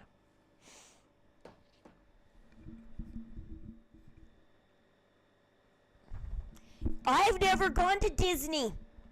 I tried once when we got a tax return back, but my husband decided to spend the money elsewhere. I almost got to take my kids to Disney once. I would love to take my daughter to Disney, who's 13 right now. She's perfect age to take to Disney right now. Gypsy, not all of us have your money. Not all of us get to go. Yeah, and swim with dolphins. Gypsy may not have gotten a few experiences in life, but she got other experiences in life none of us will ever get that we will envy forever.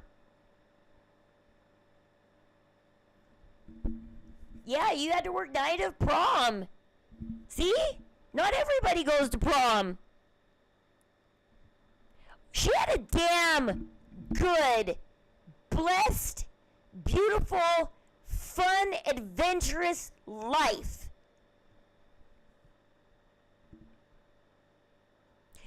When she was in Louisiana up until she was 14, she had a lot of family and cousins and everything around.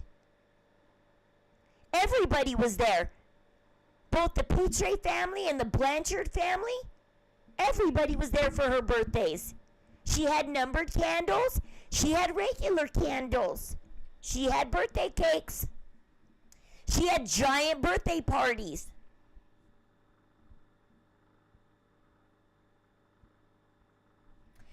I know. Right now, I'm on probation.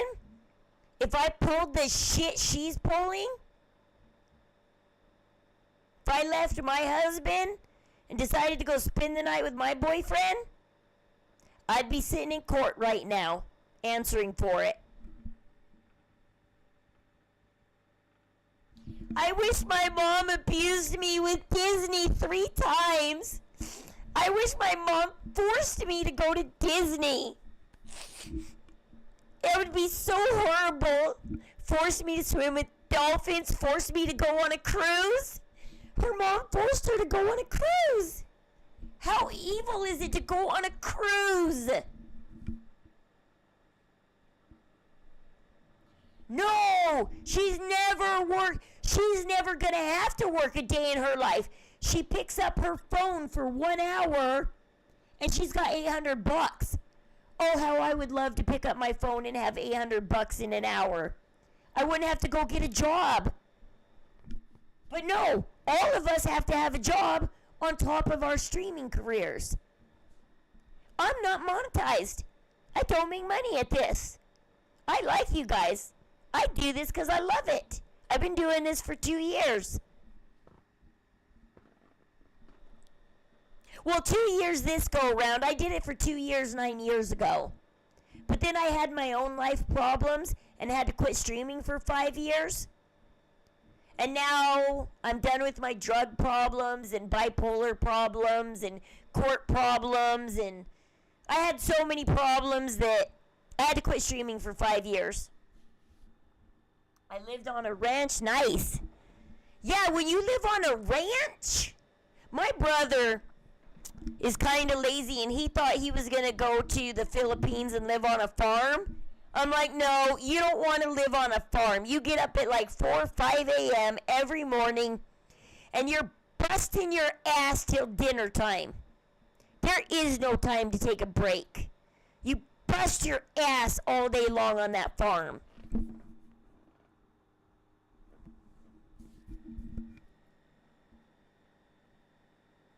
I mean, the funnest thing I got to do that was adventurous when I was a little girl is we did know some people that owned horses, and I did get to ride horses a few times.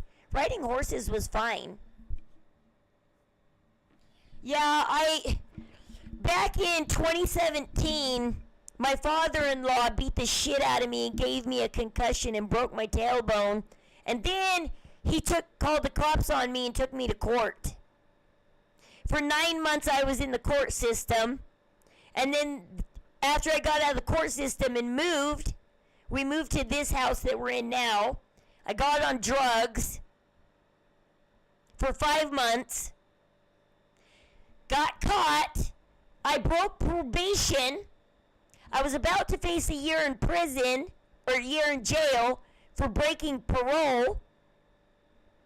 However, I asked them to put me in drug court for a year instead. Drug court saved my ass, or I would have been in prison for a year. But thank God for drug court, because that took me off of probation, put me on a different type of probation. And then it took me a year and a half to complete that program. I completed that program, and after you get off drugs, especially when you're bipolar, you kind of go psycho. It was the first time in my life I actually went psychotic, and I didn't know you could hallucinate. I started hallucinating shit. I drove my husband insane to the point where he wanted to unalive himself. I almost broke my marriage. Then they put me on drugs and got me straightened out. And then I went back to World of Warcraft and was playing games. And I got bored doing it and felt like I was not achieving anything in life. And I asked my husband, can I go back to streaming? I said, I feel like I'm not achieving anything in life. I said, I want to go back to talking about psychology. I want to go back to doing what I love to do. Talking about personality types and stuff. It's where I'm smart. Human behavior. That's where I'm smart. And my husband said, yeah, go ahead. And he helped me get this setup that I have today. And bam, I'm back. I missed out on a lot growing up. My mom made. I was always sick. Wasn't allowed to have friends. Oh, wow. I'm sorry, Harley. There are a few people that... My mom took in a few of my brother's friends that got kicked out of their houses at 16. It's a hard thing to have to leave your home at 16. But see, you, exactly, Harley. This is why Gypsy's story affects you so much. Because you're like, I left my house at 16, Gypsy. And had to go live real life at 16. Well, you were getting your pink house. Well, she was getting her lovely pink house and being accepted in her new neighborhood. You were on the streets. Got away from that shit. I finally got to play. Yeah! You're like 16. I see snow. Miserable. My father was. At 5? Ouch! See, and that's the other thing that is so annoying about Gypsy. She cries abuse. She cries abuse. This is what I wanted to say to Ken the other night. Somebody sat on Morbid's panel and literally spilled their guts to Ken and said, I almost unalived my parents. Thank God it didn't work. But then I ran away. I got away. And I was sitting there. Why I wanted to be on panel is I wanted to say, Ken, this person just poured their heart out to you. And you're going to sit here and tell them that Gypsy's abuse is worse? You're going to play you're going to play that game. Whose abuse is worse? They just opened up to you, Ken. And you're going to shut them down and tell them their abuse means nothing compared to Gypsy? Your jaw got broke at 5. Gypsy never broke a bone. Not one day in her life did she ever break a bone. And not one day in her life was her bone broken by a family member. So I don't want to see Ken or Gypsy ever tell somebody like Harley, you don't know abuse. Because they have no right sitting in front of Harley saying you don't know abuse.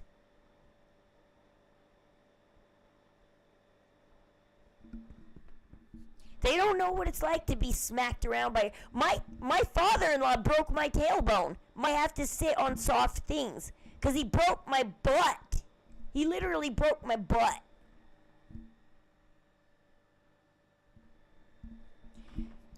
She had multiple options. So many options. They never had to go get that pink house. They never had to run from Hurricane Katrina. They just wanted to. Yeah, I walked away from my in-laws and I haven't talked to them in 7 years since he broke my butt. I just walked away. I said, bye, our relationship is done. You broke my butt, we're done. They got a restraining order on me because they were afraid I was going to come back and off them or something. And I said, no, I'm not going to come back and harm you or get revenge on you. You hurt me, we're done. You physically touched me. I don't like when people touch my body. I'm like, you physically touched my body. I don't care if you call me names. I don't care if you tell me you don't like me. I don't care. But if you physically touch my body, we're done.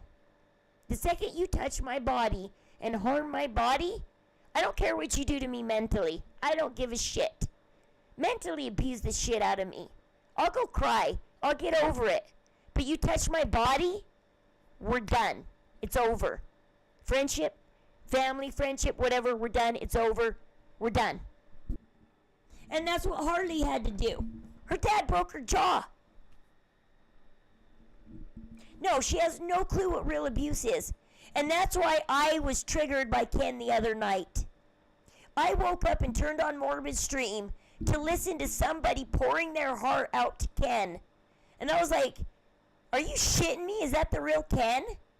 Sitting there telling this poor abused person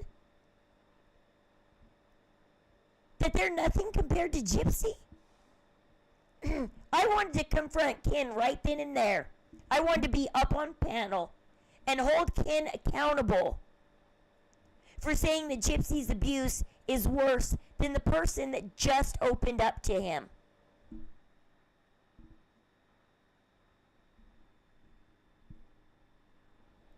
Yeah, you're like, my parents were sick, ill, I just walked away. You're like, you had to walk away, Harley. You had to. And I applaud you for walking away, Harley. You are a strong, strong person. You weren't perfect, but I can say I wasn't. I mean, there's different kinds of abuse. There's mental abuse, there's physical abuse. Because when you have a kid, you have to be prepared to physically, emotionally, and spiritually take care of that child. And if you don't take care of your child in any of those three ways, physically, emotionally, and spiritually, and you purposely don't take care of them and do something wrong on purpose, that's abuse. So if you purposely physically touch them in a bad way, that's abuse. If you purposely call them names or put them down in any way, shape, or form, that's emotional, mental abuse. There are parents who can be demonic and horrible and not spiritually take care of their child. Scare the shit out of their child growing up. Instead of raise them righteous with morals and ethics and integrity, that's abuse.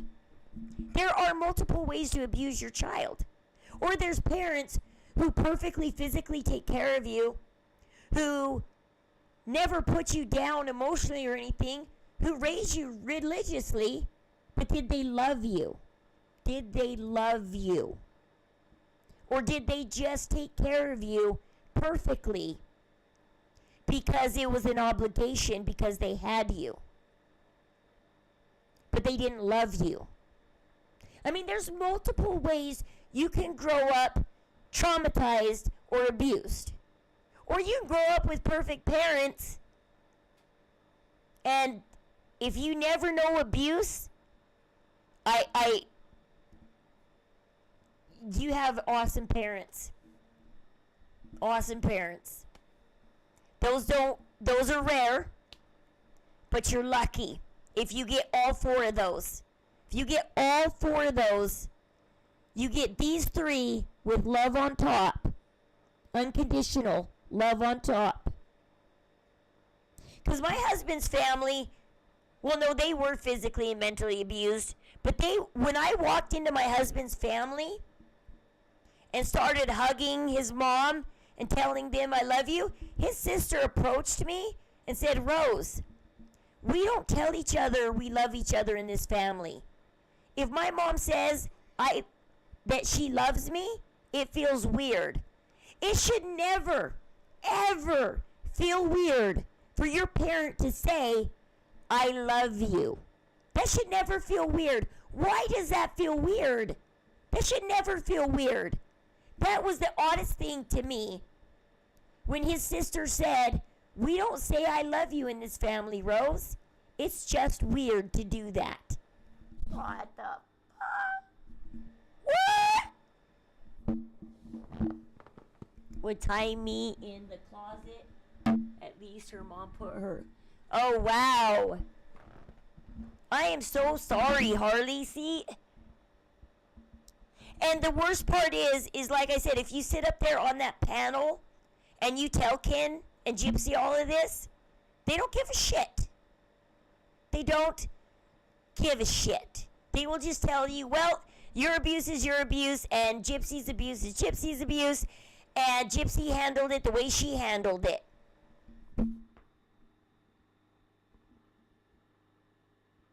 It's like, give me a break. Put it into.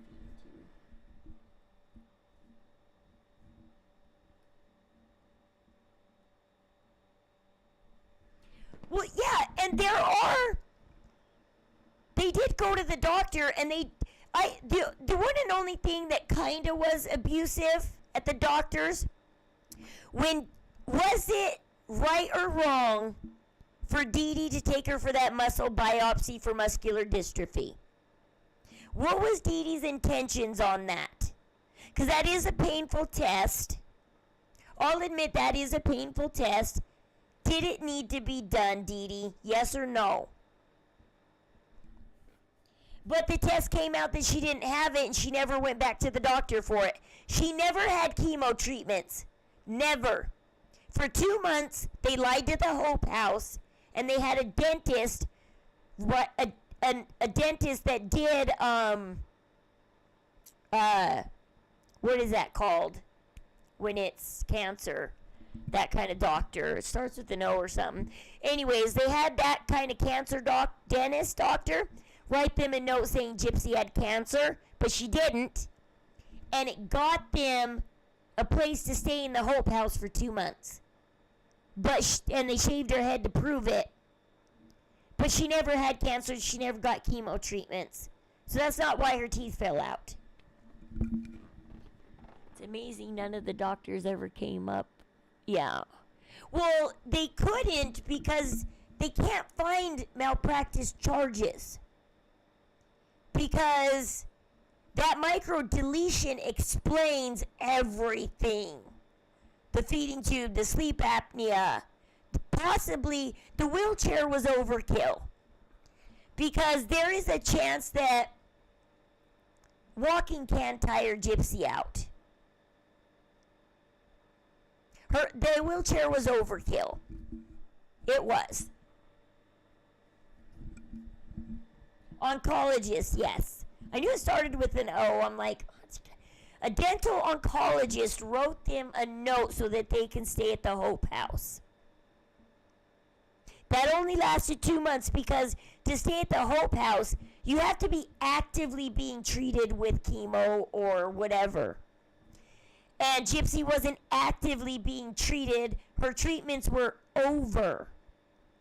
And so she only got to stay at the Hope House for a couple months. And then they had to move on to that apartment in Aurora.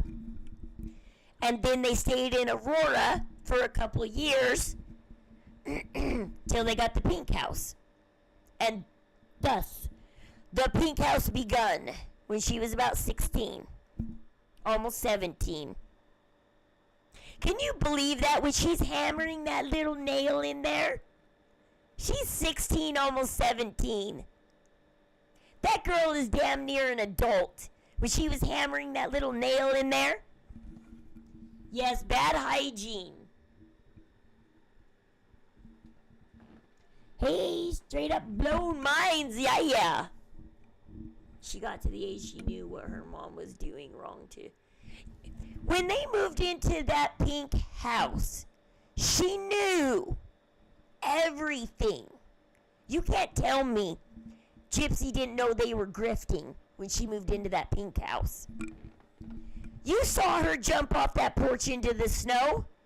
You know she was purposely faking that. Gypsy knew she was grabbing her legs and purposely faking that. Yes, the wheelchair and the shaven head was kind of the abuse part. I mean, that's like, okay, that I can see as abuse. Putting her in the wheelchair and shaving her head. So, unless Gypsy liked wearing wigs and she loved her head being shaved, because if you're going to wear a lot of wigs, because I threaten my husband every once in a while that I'm gonna shave my head and just wear wigs because I'm tired of my thick hair. I'm tired of this thick hair. It looks thin, guys. It's not. I have a lot of people that tell me, wow, Rose, your hair is thick. They're like, it looks thin. It's like, no, it is thick. Plus, I do have a bald spot right here. When I started my bipolar meds, I went bald. It was so weird. My bipolar meds made me go bald on top. Gosh. So weird. I occasionally take my bipolar meds now. I don't take them every night. And I wonder why that, I think that's why my bald spot is healing. I wonder if I get back on my bipolar meds every single day. It's hard to take bipolar meds because I have to take them with food. If I don't take them with dinner, which is a good, nice, full meal, if I don't take them with dinner, I get a stomach ache. I can't take them on an empty stomach. They only work when you eat food. And so if you don't eat food, it gives you a stomach ache and then they don't work. And then they're pointless to take.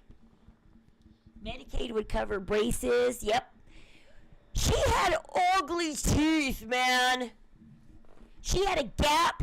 She had an overbite from sucking on her thumb in her bottles. Like, yeah, her teeth were crooked and sticking way out. It's like, Gypsy, did you really love those freaking crooked teeth with a gap in the middle? Seriously? You're crying over losing those? And no, she doesn't have dentures. She has what's called partials. Quit saying you have dentures, Gypsy. You don't have dentures. You have partials. See this? This is dentures, okay? When you can pull out your whole jaw, that's called dentures. Okay, that's dentures. Okay? Partials is when you pull out part of your teeth. She only had her front teeth were fake. The rest were root canaled and crowned. She had partials. So quit saying you had dentures. Alright, see you later. Thank you for telling us your story, Harley. I appreciate you telling us your story and coming forward and telling us that. That was brave of you. Thank you. I appreciate that.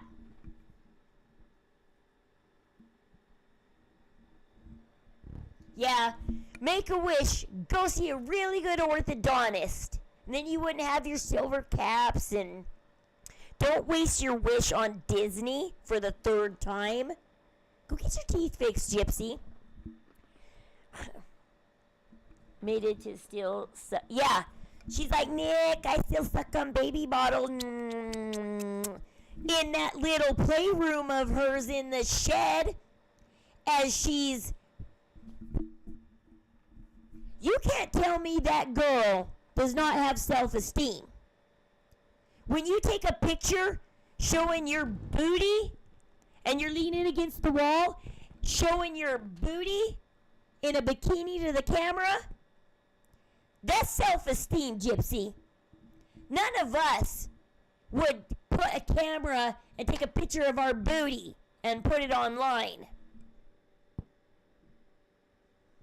Buying gaps came from the micro deletion. Yeah, the micro deletion spells out like 98% of what was done.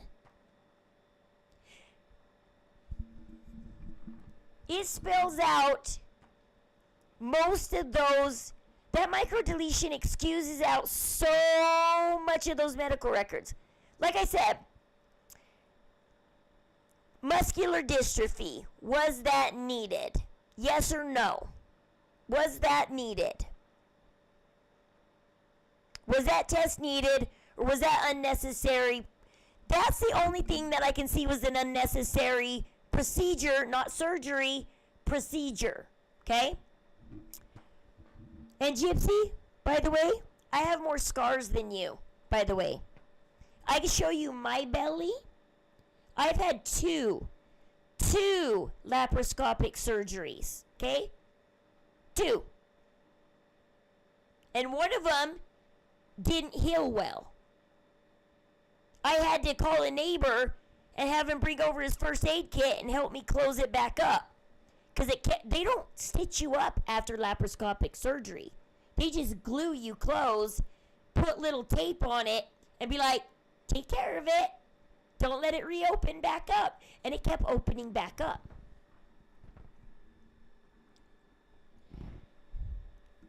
So it's like, she can talk about the scar. Oh, and I've also had my gallbladder taken out. So I got scars over here from my gallbladder. And that was surgery number 2, was the gallbladder. Surgery number 1, right here, I got scars from, is tubal pregnancy. My left tube, I don't have a left tube, I'm half fixed. I only have a right tube to ovulate from. I was around 30. About the time I turned 30, 31, I had a tubal pregnancy, and then 10 months later, I was back in the hospital to get my gallbladder out. I barely was in my 30s. I got my dentures, and I got 2 surgeries all in 1 year. I had dental surgery, tubal surgery, and gallbladder surgery. All in 1 year. I turned 30 and shit just... I had my son Wesley, and then after I had Wesley, the whole next year after Wesley turned 1, the whole next year was dental surgery. And the morning I went to go have dental surgery, my dog got hit by a car and died while I was getting ready to go to the car and head for the dentist at 6 in the morning. My dog ran outside to go to the bathroom and got hit by a car. And we didn't know what to do with the dog because we had to go to the dentist. My husband was like, what do we do? I didn't have time to mourn or anything because I had to get to the dentist office and get put out for dental surgery. I had to have 11 teeth removed on my top jaw to put my dentures in. And so I had my dog die on the morning I had dental surgery, and then I almost died from that tubal pregnancy. They told me if I had waited 2 more days to come in, I would have died. If I had waited 2 more days. I was internally bleeding to death. Because I'm such a tiny person, my tubes are really tiny, and it just blew the tube wide open, and it was just squirting out blood. Just. She actually has a deep roof in her mouth from microdeletion causing a hood or overbite. Ah. Yeah, well, her head is shaped kind of weird, and if you look at Pepper, she's lucky she doesn't look fully like Pepper in American Horror Story, because that's microdeletion. That's on the other 75% or the 25% that do show major microdeletion problems. She has them. People have matched pictures of going, this isn't Gypsy. This is another girl with microdeletion that looks exactly like Gypsy. Because, yeah, she has that weird shaped head. And so, one of the reasons why I hate Gypsy's story is because I can match some of her story. And be like, oh, yeah? Oh, I know how you feel. You got partials? I got dentures. You had 1 laparoscopic surgery? I've had 2. It's like, come on, Gypsy, go ahead. Tell me how many scars you have. Tell me how many surgeries you've had. Tell me about your teeth getting pulled. It's like, there's a lot of us in this world, like me, like Harley, that can sit here and match your stories. Can you imagine getting your jaw fixed at 5 years old? I can't imagine what Harley went through. Yeah, that shed was creepy. Microcephaly. She even said it to Dr. Phil. She said microcephaly to him. She said it. Gypsy, however, put misinformation or making fun of true disability. Yeah, see, that's why Gypsy's story bothers all of us. Because there is a lot of us out there. She's making fun of our disability. She's making fun of what we went through. She's making... And... None of us unalived our parents. We all have stories from our past. The reason I don't have any self-esteem or confidence is because my mom. My mom put me down any chance she got to. Constantly. Put me down. I'm just tired of it. Levels of it from barely noticeable to where babies are born with only a brain stem. Ow! Yeah, microdeletion ranges. Gypsy should feel lucky she's on the lighter end of that microdeletion. Because there are other people with that microdeletion that are more like Pepper. That do need to be taken care of for the rest of their lives. Gypsy, thank God that you're lucky. You need to, honest to God, sit down and pray that you are so freaking lucky in this life. That you got the short end of the microdeletion and the microcephaly. Because you can actually grow a full head of hair too. You can, Gypsy. And you can dye it without it falling out. Other people with microcephaly can't do that. Gypsy. God made you with a little bit of disability, but you're still blessed. You're still very, very blessed. Feel blessed, Gypsy. Two wrongs don't make a right. No, nobody's disability is worse. This is what I always tell my community. You can come in and you can talk about your problems, your disability, whatever you want to talk about. Nobody's is worse or better than anybody else's. I always tell people, don't feel more sorry for me than you. And don't say, oh, well, I haven't had it as bad as you. And don't ever tell anybody I've had it worse than you. We've all had it our own way. Everybody's coping skills are different. We're coping the best with what life handed us. And all we need in this life is other people to talk to. We don't need anybody putting themselves on a pedestal above us. Nobody should be praised or more special than another person. I love it when Toddy One Skip came out and said not to worship any of us. Don't put any of us streamers up there on that pedestal. Don't praise and worship us. We're just regular people like you guys. But see, I've always also wanted to be an actress, so I don't mind coming up here. I sometimes wear wigs and stuff and costumes while I'm up here. Easter, I wear a bunny suit with bunny ears. Because I love being up here. I love talking. I love acting. I love connecting with people. I do. Her baby, flip of the coin, 50-50 chance. I looked it up. 50-50. If she has 2 kids, most likely 1 out of 2 will have it. She will pass it on to 1 out of 2 kids. Yep. I mean, there's a high chance it's going to happen.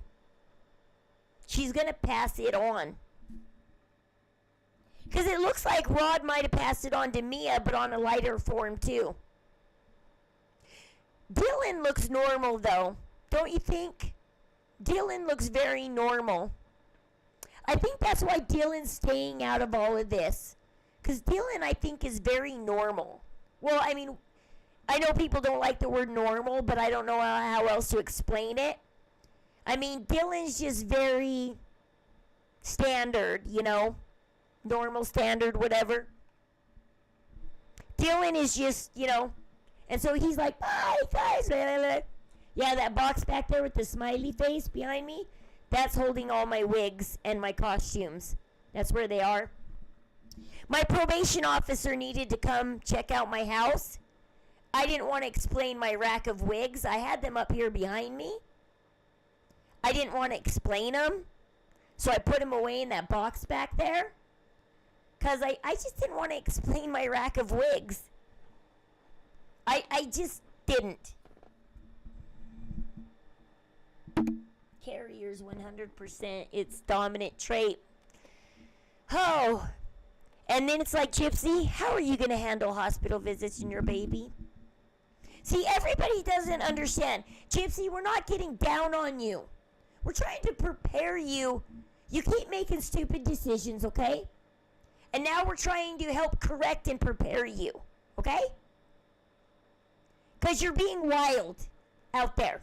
You're being just wild. We're trying to direct you back in to regular society, which is what probation is supposed to be doing for you.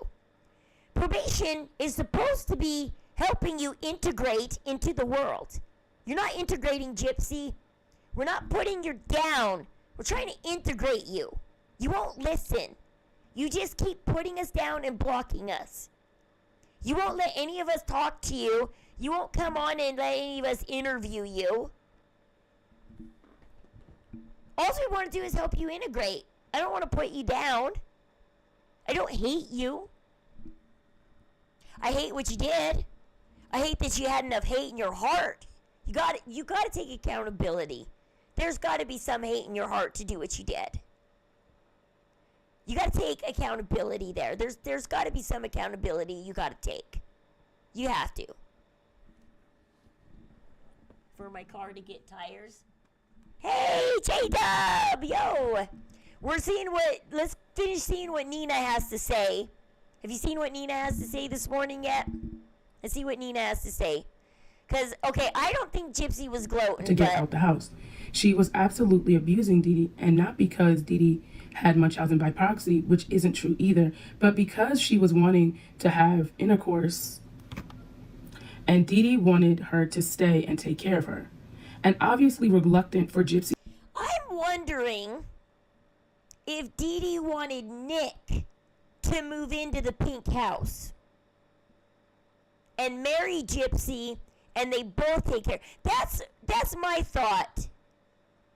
Because according to one magazine article that Toddy One Skip read, Dee Dee was telling all the neighbors about Nick. And that she was happy. And she knew Nick was coming to watch that Cinderella movie. She knew about Nick. I wonder if she wanted Gypsy to settle down either in the pink house or move to Florida and have Nick move with them. And they were going to start a whole new grift, a whole new everything. And now Nick was going to be part of it. But I don't think Gypsy wanted her mom around while she was screwing some guy. I mean, look, she was already weirded out by consummating her marriage with Ryan in the same house as Christy and Rod. She's like, shh, Ryan, we gotta be quiet. No squeaking. Because Nick's parents kept getting down on Gypsy, saying, we can hear you squeaking in there, Gypsy. Apparently, does possum squeak? Because apparently she squeaks like a possum. Because they said she was very squeaky. Can you imagine sleeping with Gypsy and she's squeaking the whole time? You're like wondering? Because men judge their woman's pleasure off the sounds they make. It's like, okay, I'm doing it right. Because she's breathing right or whatever. Or I can tell that that's a sound that it feels good. So you judge, you know. Yeah, Dee Dee, I think Dee Dee wanted Nick to move in. And, apparently Gypsy squeaks. Squeaks like a bed, squeaks like a mouse. How does she squeak? Squeak like a possum? That high-pitched voice squeaks? Can you imagine that high-pitched voice squeaking? It was like, okay, who can copy Gypsy's voice? Squeak for me. Just kidding. Hey, Kane, hey Kane, what's up? So that's what I think. I think, personally, my thought is Dee Dee wanted Nick to join the grift. And they were going to figure out a new grift and bring Nick in on it. And Gypsy was like, no, I want to grow up and I want to move out and I want to screw Dan and I want to screw Nick and I want to screw half these guys on the internet. I want to go to Comic-Con and have fun in the hotel afterwards. Is she not pregnant? Did she have a miscarriage? I haven't heard the news yet. I haven't heard any news yet. Get this one. Dee Dee became bedbound and needed Gypsy's help. Dee Dee stopped caring about the... There's a lot of people fighting right now. Some say Dee Dee was bedbound. Some say she wasn't. This is a hard line to draw right now. I've watched streamers say yes, she was. I've seen streamers say no, she wasn't. So this is a hard decision to make. Was Dee Dee bedbound, yes or no? I don't know. The scam, and was ready to come clean so she could access help. I don't think Gypsy was ever pregnant, but I'm not ready to double down on that and take a bet and say, no, Gypsy was faking the pregnancy the whole time. I'm not confident enough to double down on it. But I don't think she was ever pregnant. But every time I try and throw that theory out there, people are like, Rose, just admit the demon is pregnant, okay? And I'm like, fine, she's pregnant, whatever, she's pregnant, okay, she's pregnant. So I'm not confident enough to double down on... Because when she first announced her pregnancy, I was like, when is she going to miscarry? But I'm not confident enough to double down on that. Help for herself, and so Gypsy wouldn't be left vulnerable and alone if she passed away or got worse. She was done with it all, and Gypsy wasn't. She wanted to keep it going while being allowed to bring guys home and continue to manipulate the world so that she could be taken care of, and perhaps because she enjoyed the attention and pity. Her breaking point was... I think Dee Dee would have enjoyed having Nick take care of her. Having both Gypsy and Nick fawn and take care of her. I think Dee Dee wanted that. I think Dee Dee was like, we're all three going to live happily ever after. All three of us. Me, Gypsy, Nick. We're going to do this. They're just like, we got to... That's why Dee Dee was also so adamant about putting all that money in that safe and holding it back. They knew the grift was coming to an end, and she had to figure out how to live, how to, because either they find it, like, money was starting to become a problem. Money was starting to become a problem. I don't know why they didn't cash those checks. They had a ton of uncashed checks. Miranda Lambert, apparently they didn't cash your check. So technically you didn't donate. You tried to, but they didn't cash it. They didn't take the money. Was Dee Dee being ready to own up to everything. She was sick of it, and it couldn't benefit her in her mind anymore. She figured if there was to be consequences, that because she was in poor health, that it'll be minimal. And at that time, it would give Gypsy an out and an opportunity to start a normal life, because dying and leaving Gypsy alone was something she hated the thought of. Christy has said many times that Dee Dee genuinely cared about Gypsy and thought she was doing right by her by providing her with the things she never had otherwise. Then Katrina happened, and she realized how she could take it further and get Gypsy a home, and so on. It started spiraling. That Dee Dee definitely enjoyed the attention too, and being seen as a good mom, unlike her own mom had been, and that Gypsy was aware of very young, and was going on and grew up with the choice. It never got, if it ever got too much, they could stop at any time. But Gypsy enjoyed the act and the role playing, and often would be the one to complain about feeling hurt. Or did you guys see the new? And so, as soon as I saw these pictures, I was like, booyah.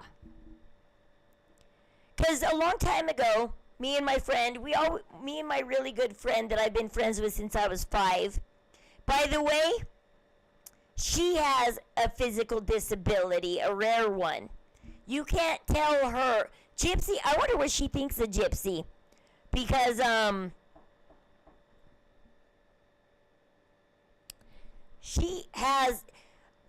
she avoids getting in her wheelchair if she doesn't have to. She tries to be strong and stay out of her wheelchair. Anyways, when Twilight came out, I hated those books with a passion. I mean, and then people fueled my passion. They kept throwing wood on that fire.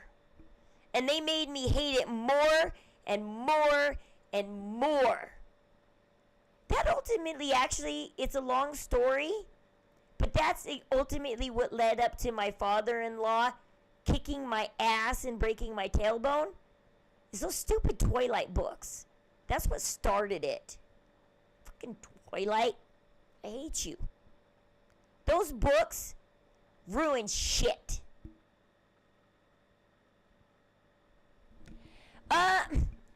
Yesterday she skipped probation because she went to the hospital because she was miscarrying.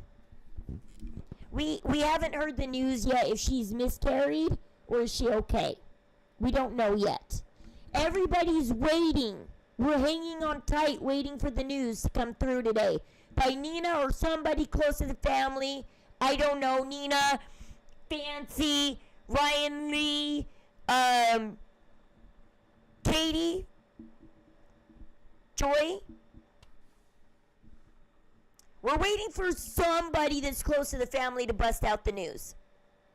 Anyways, I was explaining to my friend one of the worst,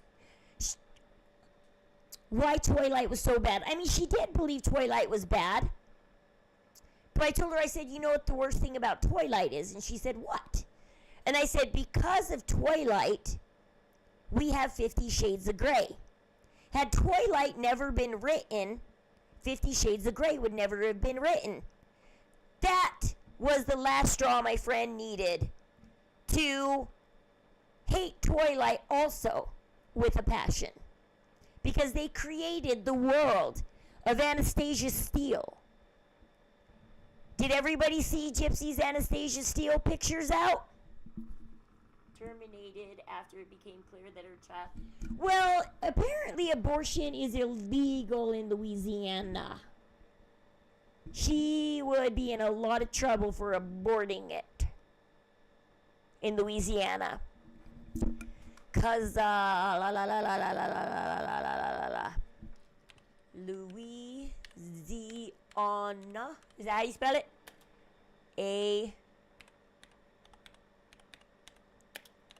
Los. Not adoption.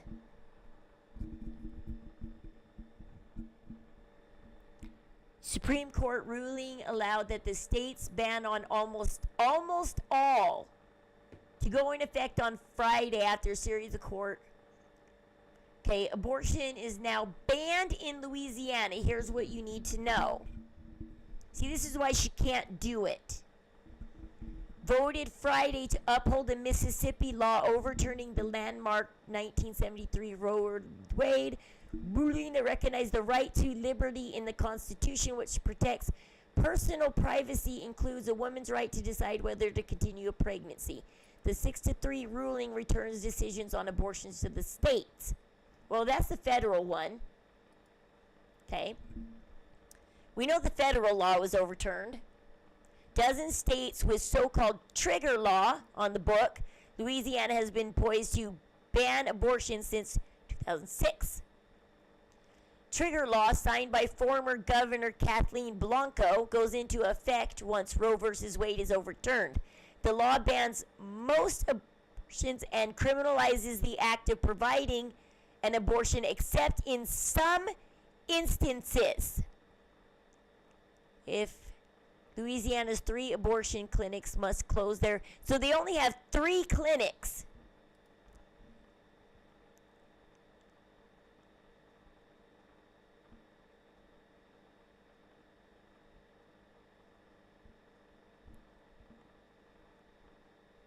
There are no exceptions for grape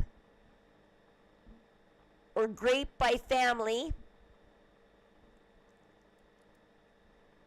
For medical reasons, yes, for medical reasons, yes, the mother's life has to be in danger. There are exceptions if there's a substantial risk of death or impairment. However, the law stipulates that the physician must make a reasonable effort to save both first.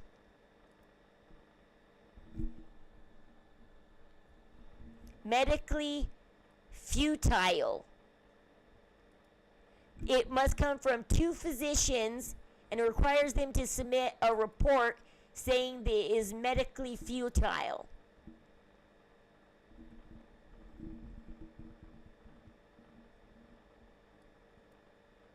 Okay. Unlikely to ban, likely to ban or restrict. States with bans or restrictions that go into effect. So a good portion of the United States is, and it also is illegal to leave Louisiana and go to one of these states that you can have it.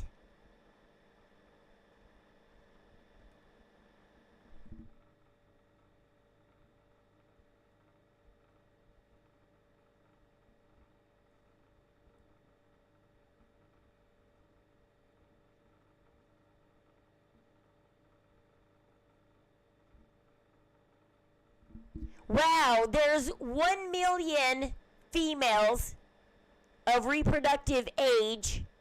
Okay, 7,444 of them were performed in the state in 2021. So in 1 year, almost 7.5 thousand. I mean, that's not that much out of 1 million. That's kind of still a drop in the water. But yeah, it's bad. You can't do it in Louisiana. That Twilight was one of the worst. Thank you, J-Dub. I love you, J-Dub. But I was telling my friend, and see, Gypsy proves it. She went from Twilight to 50 Shades of Grey, and now that sick little thing, those put some bad ideas in her head. Did you, J-Dub, did you see her Anastasia Steele pictures? Did you see her dressed up as Anastasia Steele? There it is. Her, Starlight found them. Hello, Starlight found these pictures of her dressed up as Anastasia Steele. Thank you, Rosie Posey. Yes, we're the Twilight Hating Club. I mean, I have so many problems with those books. I mean, I was forced to read them by my sister and my sister-in-laws. They kept saying, Rose, just please keep reading it. I promise you'll love it. And so I sat there and I read them. And I read them. And they're like calling me going, Rose, have you gotten through book 3 yet? I'm only 2 chapters in. They're like, please, Rose, read it. You got to read book 3 and then talk to us about it. And I pushed my way through those books and those movies just so I could have conversations with my family, only for me to tell them, sorry, I hated them.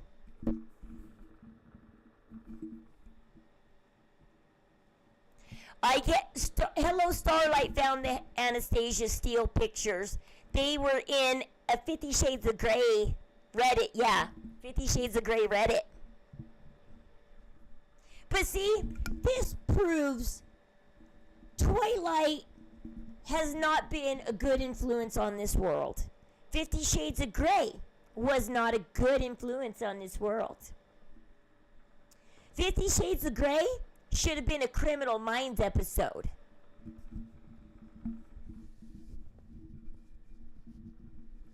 Everything sucked about Twilight. The books, the movies were actually a tiny bit better than the books. Because at least in the movies, come on, you know, Bella, respected her dad a little bit more. Because she was highly disrespectful little brat in the books. In the books, they did not portray that as much in the movies. Because in the movies, she was a little bit better of a daughter. However, the way that Bella makes decisions is the way that Gypsy makes decisions. The way that Anastasia Steele and everything, they make stupid decisions. Glittering arrow, hello Starlight. Seen on Reddit, that person found them. Yeah. I woke up yesterday morning and Hello Starlight was like, I was like, oh my gosh. I was like, what did you find? I was like, no way. Anastasia Steele. And immediately I posted on Starlight's pictures saying, now we know where she got the BDSM. Because like a day prior to that, somebody's like, where did Gypsy get the idea for BDSM? And as soon as Starlight showed those pictures, I was like, it was Twilight's fault. It's Stephanie Meyer's fault. I hate you, Stephanie Meyer. You wrote those stupid books. They produced 50 Shades of Grey, and look what you did. Look what you created. Look what your stupid fantasy world did. I knew your fantasy world was going to do this one day. I have hated those books my whole life.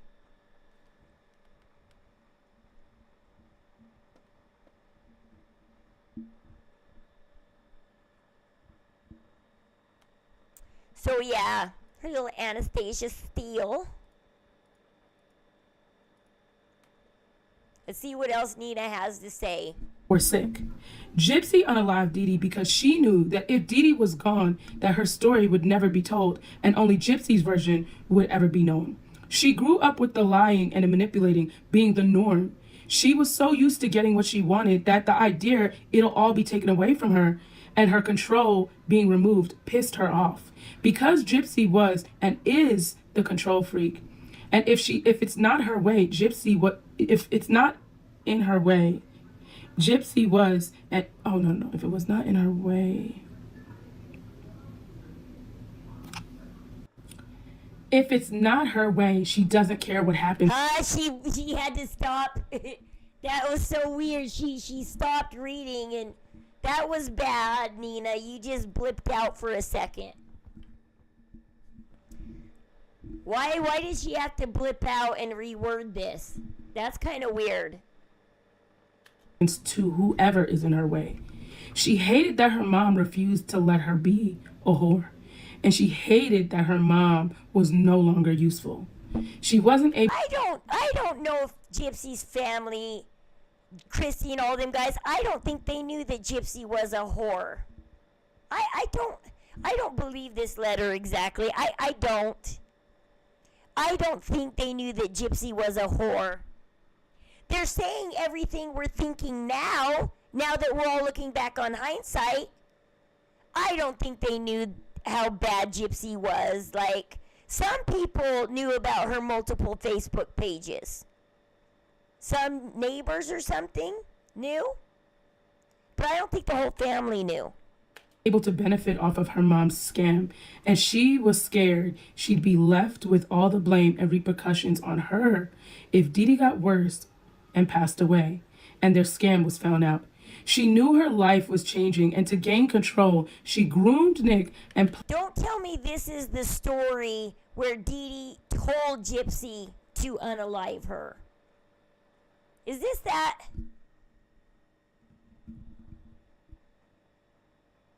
Because I think this is where that story's going. Is this the story that... Because there's like 50 different stories of what happened to Dee Dee. And one of the theories is that Dee Dee talked Gypsy into talking Nick into unaliving her. Like, Dee Dee knew she was going to be unalived and she wanted to be or something. I think that's where this story's going. Planned everything out, down to drugging her mom and making her mom fully housebound and reliant on her in the meantime. She is methodical and psychotic. She has no real regret about this other than the fact that Nick isn't her clutch, so she can make sure he stays quiet about things she never is going to admit. A lot of this she admitted to Christy and Christy sat down praising her and cheering her on just to get the truth, but only for her own gain, not because she cares what Gypsy did. They know they don't like each other, and they both act like they do, but everything is false and strained. She hates Gypsy's voice, especially calling her mom. She rants about it a lot and has said she told Mia to make sure to not sleep in the same house ever with Gypsy unless both her parents are there. And the door is locked. Mia's man is so uncomfortable around her. She just gives him the creepy vibes, but he acts nice and polite. Most of this you probably already know. I'm just getting it off my chest, as I've heard. Yeah, we already know most of this. She is just getting it off her chest. No, I don't believe that. Gypsy was mad. Dan didn't save her, and Dee Dee embarrassed her in front of Dan and made her go home and be a little girl again. She planned this for years. She was like, fine, if Dan's not going to be my knight in shining armor and he's not going to save me, she's like, I'm going to go get somebody who will be that knight in shining armor. She groomed Nick to be that knight in shining armor. I mean, where do you think she got vampires and stuff? Stupid Twilight. Stupid Twilight made vampires look romantic. Twilight put vampires on a pedestal. They're beautiful, they're sexy, they're romantic. They're,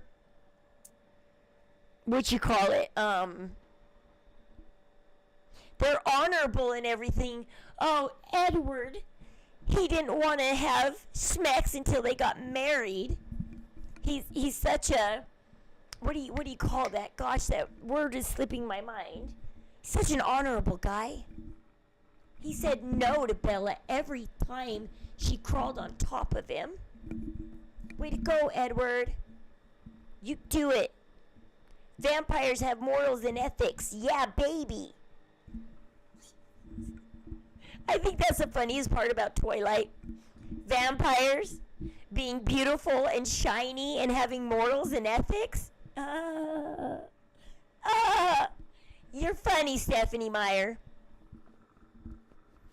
Vampires? No. They're not shiny, they're not beautiful, they're not sexy, they're not romantic. See, Stephanie Meyer watched too much True Blood, but she needed to give it morals and ethics. She felt dirty for watching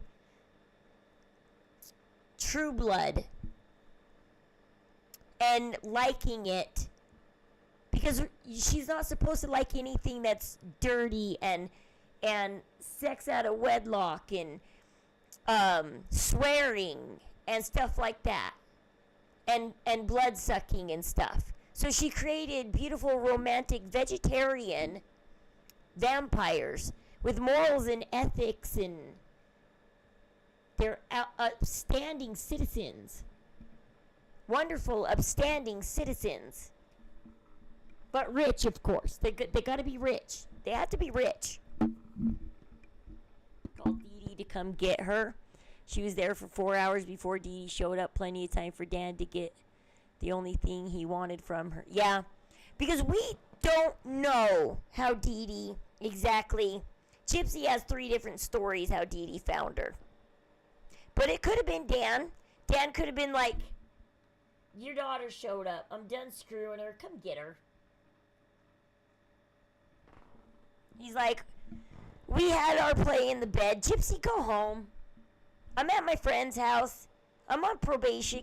I'm not taking you to Arkansas. He's like, you're just a little girl. And Gypsy's like, but I'm 21.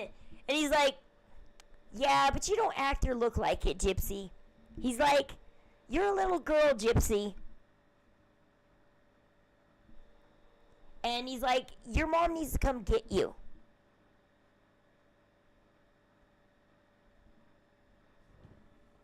I like True Blood.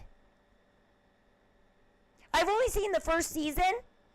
No, like I said, the problem is Stephenie Meyer, she likes True Blood, but it doesn't fit in with her religion.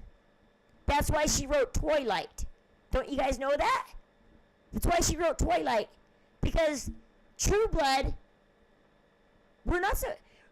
because LDS Mormon people are not supposed to watch rated R stuff. They're not supposed to like rated R stuff. So Stephenie Meyer had to write a non-rated R vampire book. True Blood's great. No. She had to make a True Blood, but that was not rated R. That was rated PG. She had to turn True Blood PG.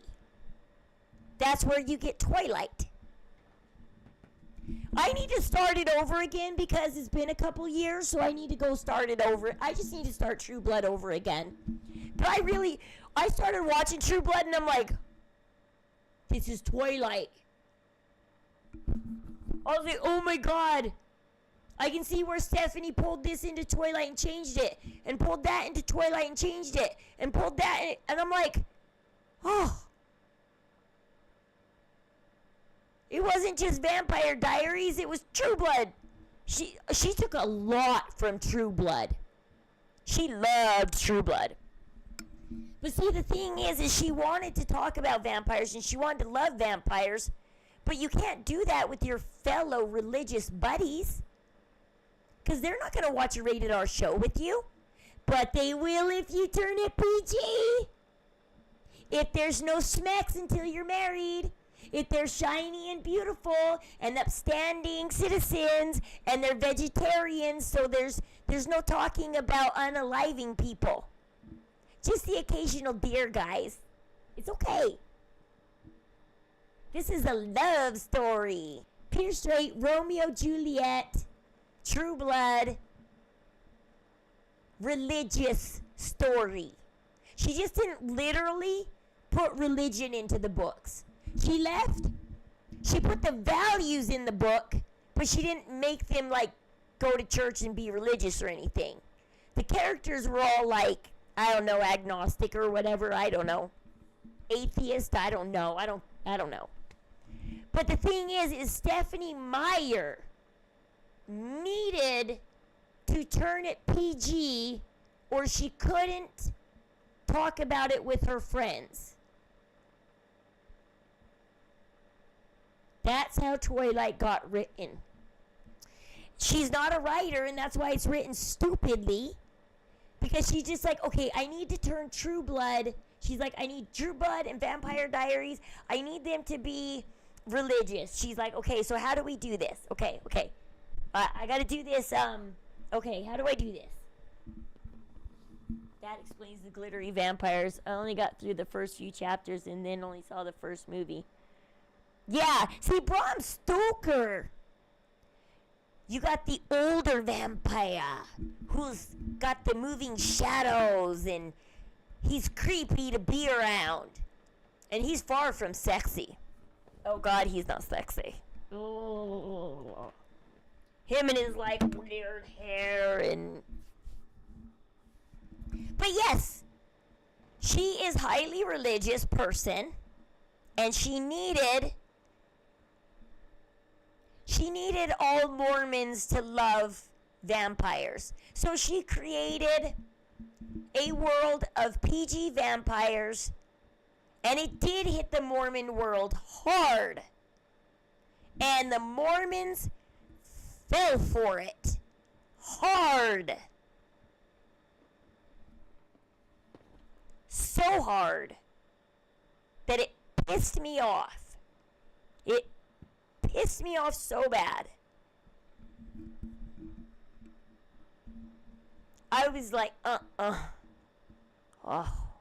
And then, because it was such a hot tease, especially book 3, you know book 3 was the hottest tease of them all. I mean, book 3 just tickled your smexy bone. It was, book 3 was pure, what you call it, cock tease? Something? It was a pure tease. That's how 50 Shades of Grey got written.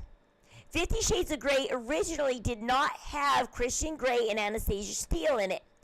It was fan fiction written on like Reddit or something. And it was written with Edward and Bella in it.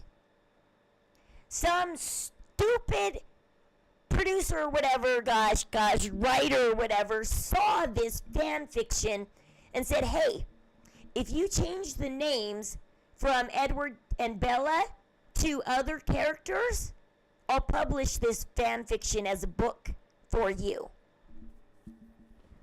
Utah also banned certain movies. You had to buy them in other states.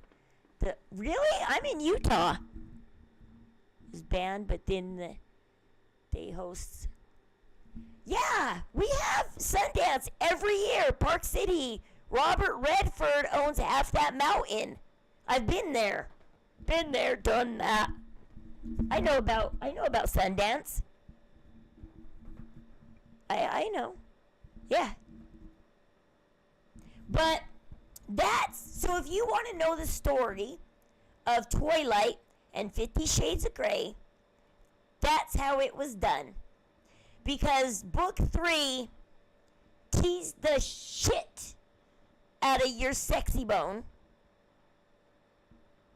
That people were like, just Edward and Bella just rip each other's clothes off and do it already. Just do it, you guys. Just do it. By book 4, you were just like, yeah, about time. That the chick's like, no, I'm going to write Twilight the way it should have been written.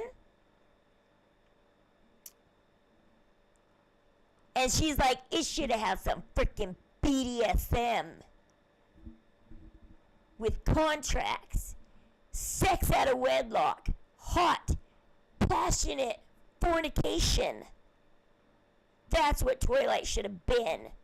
And 50 Shades of Grey was born. Because, what's her name that wrote frickin' 50 Shades of Grey?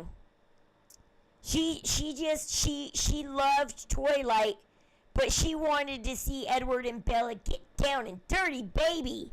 She's like, no, Edward, Bella, you're gonna get down and you're gonna get dirty and you're gonna, And, yeah, somebody came to her and said, change the names and I'll work a book deal with you if you change the names. They're like, we're not gonna redo Edward and Bella. We're not. They're like, change the names. So that's how it became Christian Grey, Anastasia Steele, and called 50 Shades of Grey. Because whatever her name is, I can never remember her names. I know it starts with an E. She had to change it up a little bit so that it didn't look like it mimicked Twilight.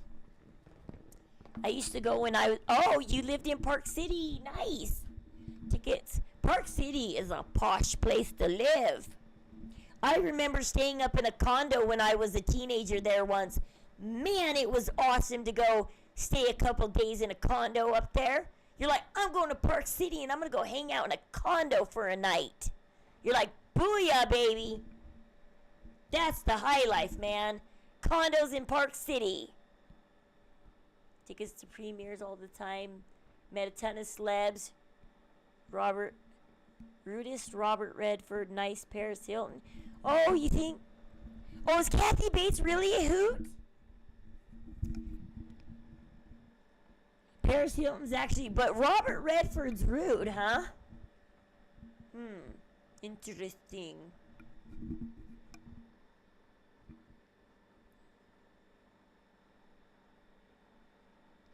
Gypsy just has too many movies and books twisted in her head, and she's just trying to live out.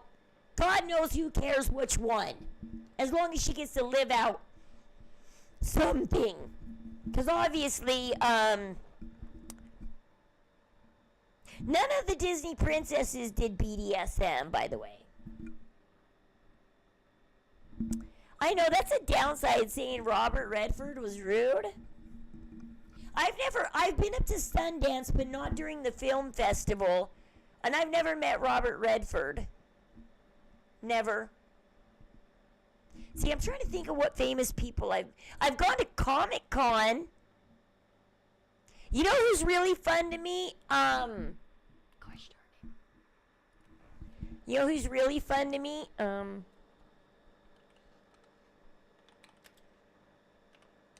What's his name?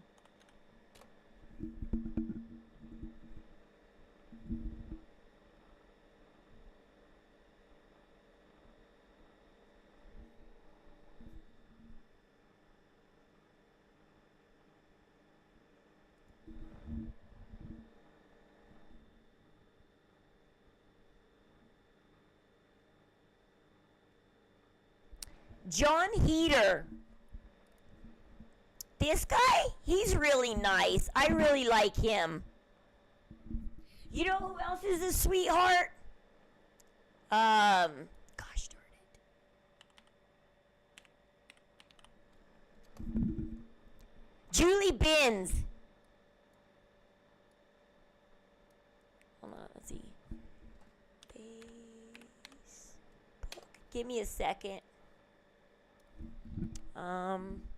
Photos. Oops. Okay. I don't want you guys to see my real name real quick. Okay. Gosh darn it! Quit showing my real name. Okay, hold on. Okay. Here we go. Oh, damn it. Damn it.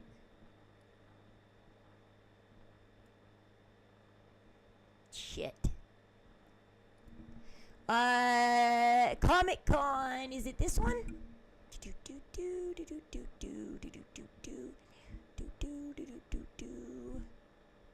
It's Comic-Con. We went to Comic-Con a lot. It was fun. Comic-Con. That was 3.0. Adventures in Comic-Con. Is it 2? Day 2? Yeah, it's day 2. Julie Benz. She's beautiful, by the way.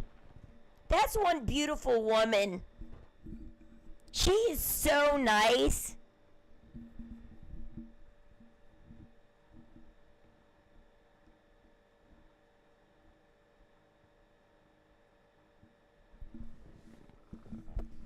Gave me a bunch of show tickets.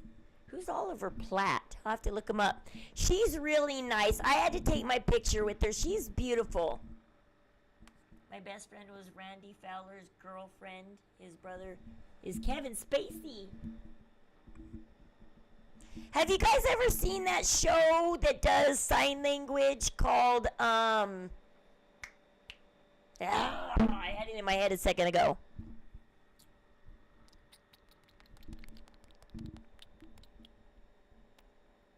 Switched at Birth. Have you guys seen Switched at Birth?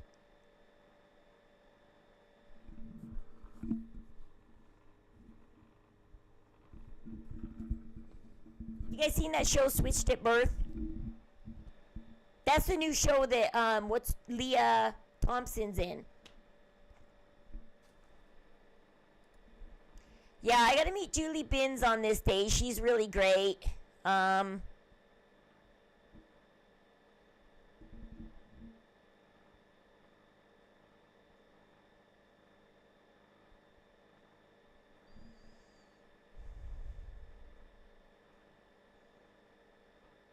We found everything Doctor Who and took a picture by anything Doctor Who in Comic Con. If it was Doctor Who, we were taking pictures with it. Boom, boom, boom. Comic Con, that's 2.0. Where's the first Comic Con? Comic Con. That's Adventures in Comic Con 2. Where's Adventures in Comic Con 1?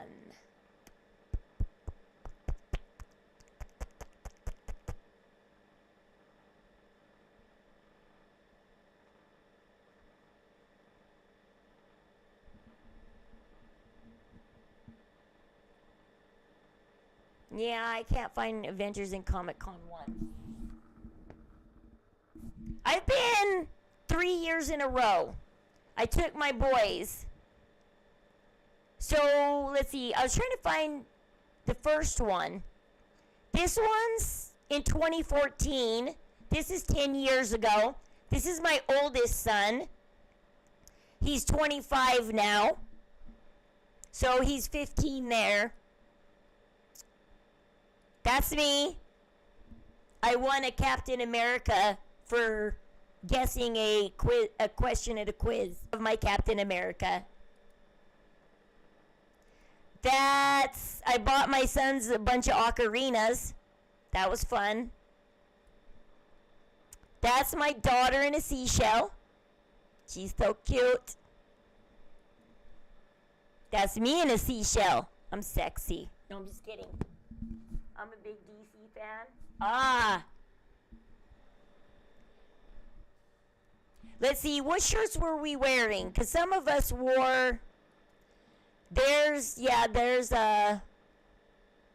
on the day we went, what shirts we wore.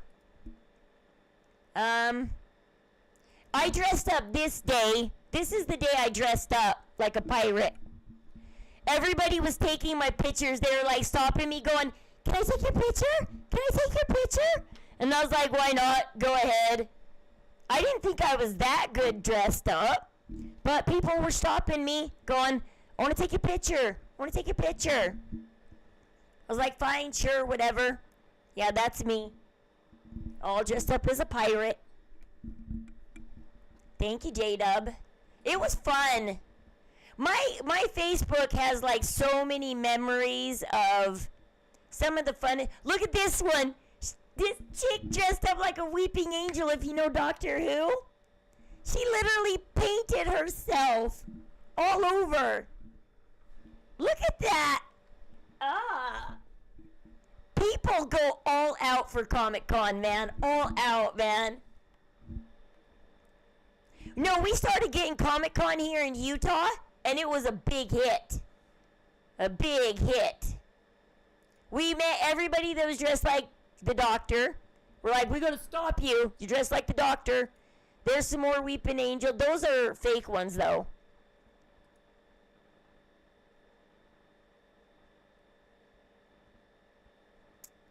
And then, let's see. That was 3.0.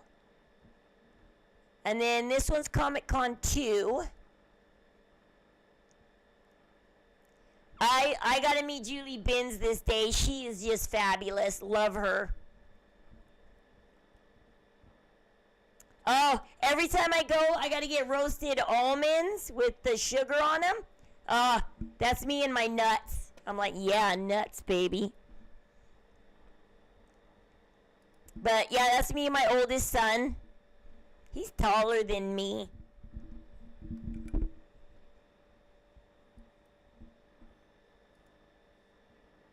I took another picture of Julie Binns as she was wandering. I just love her. I wasn't supposed to. I snuck that picture. It's actually against the rules to sneak pictures of famous people. I could have got kicked from Comic Con for doing that. That's my son getting eaten by zombies. People dressed up as zombies. This is me getting eaten by zombies.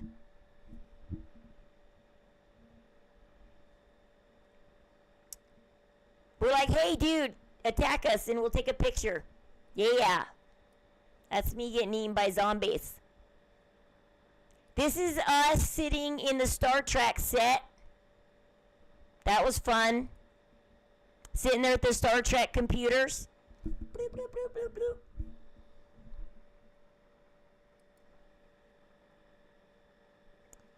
Took my two sons and their friends. These are their friends.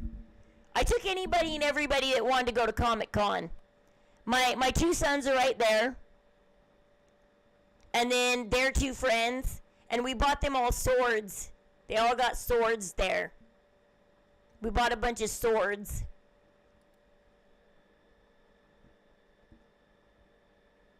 That's me dressed up as Harry Potter. Yay. Just kidding. Yeah, those are fun. We'll get back to Gypsy, but just thought I'd show you some Comic Con for a second.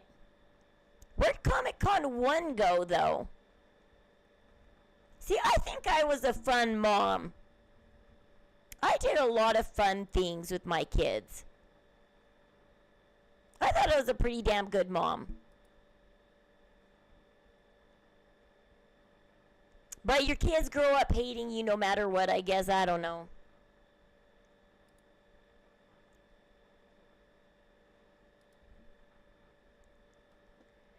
I thought I was fun. Just kidding.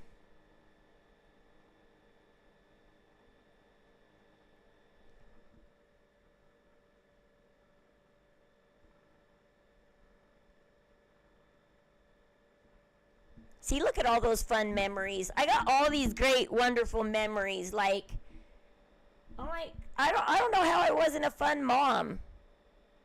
See, this is when I first married my husband, and we just had the two boys, and that's our two doggies. We got the chocolate lab for Parker, and we got the black lab just because my husband wanted a black lab. We got a black lab. But I look back on Facebook and I think, what the hell? Where did I go wrong? We had such a fun life, man. Kids always gonna hate you, I guess. I don't know.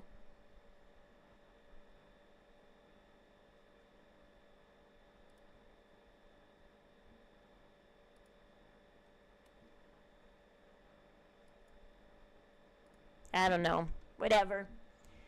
Ugh.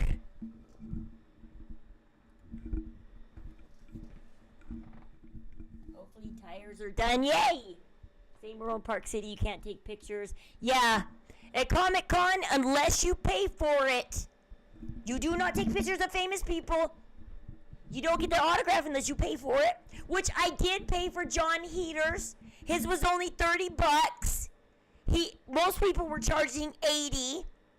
I went ahead and paid for his because he was kind. He was wonderful. I loved him in Blades of Glory. And I was like, fine, I'll pay the $30 here. I'll pay it. So much in the last month or two. I feel like that it's not like Christy to confide so much. Maybe one of these years I'll actually have to go up to Park City during Sundance. I mean, gosh, I've lived in Utah pretty much my whole life and never once went up to the Sundance Film Festival. Never. About her personal life until Gypsy moved home. Christy has motives for oversharing and actually wants people to leak the info about Gypsy. But maybe she's just sick to death of her and needs to... Well, that's what I think Katie Joy's out here for. Katie Joy is leaking what the family wants leaked.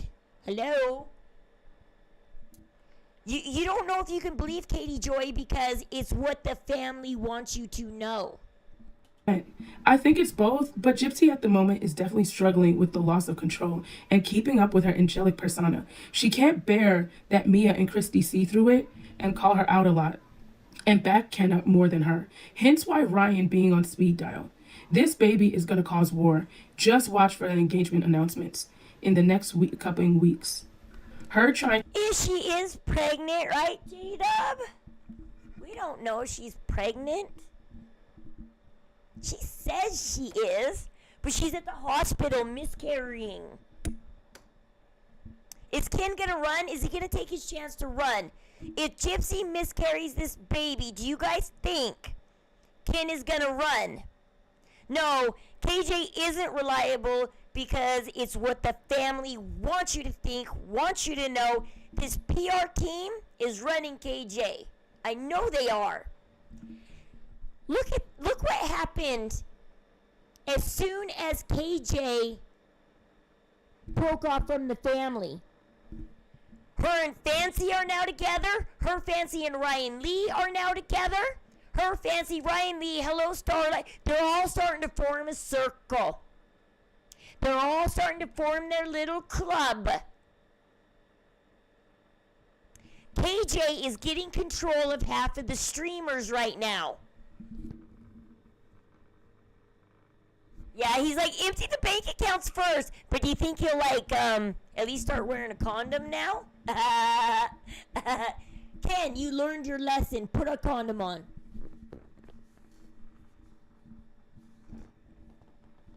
Cowboy thinks you should have safe sex. To distract everyone from seeing her true persona.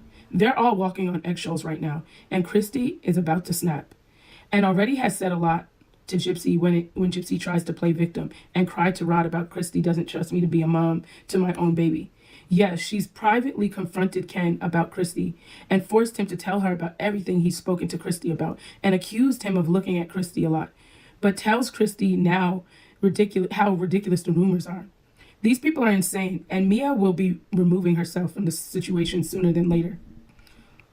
Now she's fully realizing the extent of Gypsy's true character and needing to put her career first and protect it. So that is pretty much what they said. The rest is kind of like things to keep them confidential and like details that are... So you tell us everything we already know, but the rest is confidential? Come on. The good stuff is confidential. Middle-aged woman acting like a middle... Well, that's why Mia's mad at Christy. Because Mia's like, you're running around with Gypsy, acting like a child, instead of being a mother. It's like, you need to be a mother. Quit running around with Gypsy, acting like a child, encouraging this childish behavior. Go be a mother. Go be a mother. It's like, quit being childish, go be a mother. Let's see if there's any news on YouTube yet. I have no mercy for Gypsy Rose Blanchard. Let's see. Okay, no. Chrissy Blanchard has Ken Urker under her control. When did Gypsy have time to paint nails and watch a movie with Dee Dee that night? Gypsy Rose cosplays... No, I already watched that.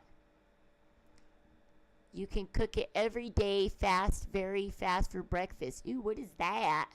Looks like biscuits and Nutella. Want to learn how to make At Mint Mobile, biscuits? we like to do the opposite of what Big Wireless does. Why do I always have commercials? I need to pay for my YouTube. My brother passed away, and now my YouTube's not paid for anymore. I gotta see if I can get off his family plan. See, there's Ken Urker.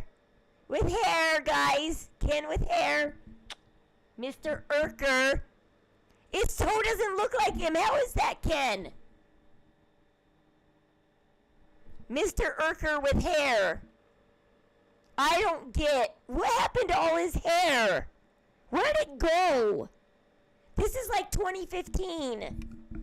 I guess 9 years really does get to you? 9 years in dating Gypsy? Yes, Christine needs a hobby. Her husband's gone all the time, and my sister-in-law, that's one of the reasons why she had to get a job. Because her counselor told her, You sit home all day and you sit on Facebook all day and you gossip and spread lies. Go get a job. So you're not bored anymore and just spreading lies. Go get a job. Isn't her mother, Gypsy, offed hers and she's an adult a bit? Well, I mean, Christy's in the mother role, kind of. I know that when I was an adult, every time I moved back in with my parents, or if I moved in with my husband's parents, which would never happen, they would have rules that they would lay down for me and be like, you're following them.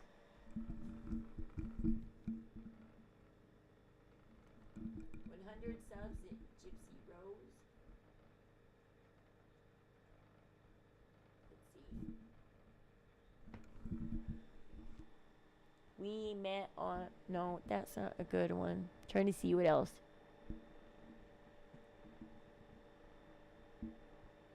No, not that one.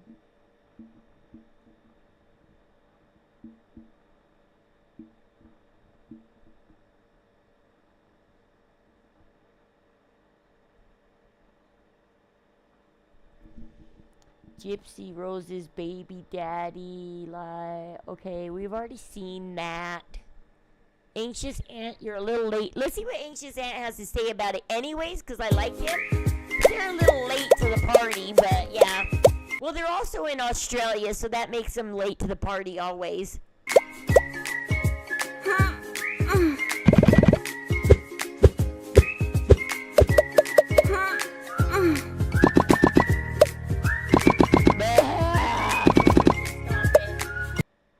Commercials. I need to see if you get off somebody's family plan, Google won't let you on another family plan for a whole year, which is unfair. I'm going to try and write to Google and tell them my brother passed away. Do I have to wait a year to get on my husband's plan? Because that's kind of unfair. It's unseen. It's not like I got mad at my brother and moved off his plan or something, you know? Address the whole Ken Yuka going live and debating the cowboy. That's right. I'm a cowboy, baby. If I stay silent, why is Ken being silent? He must be hiding something. If I defend myself, why is he being defensive? He must be guilty. Everyone is siding with the cowboy bear because we feel it's because they hate Ken Yuka. Yeah, I think that too. I mean, look, it's easy to hate Ken. Look, oh wait, I was gonna say, look at that. He has hair up there, kind of. Look at that hair up there. He kind of has hair up here in this picture. Ken. I guess being with Gypsy, like, really thinned his hair out. Yuka. Yeah, I think that too. I mean, look, it's easy to hate Ken. Well, now that my mom's remarried, she's like, yeah, screw you, Rose. You're not living with me and my new husband. But when she was with my actual dad, yeah, she always let me move back in. Tyler's not done. Yeah, can you imagine either being her sister and visiting her or living in the same house as her? Being like, oh, shit.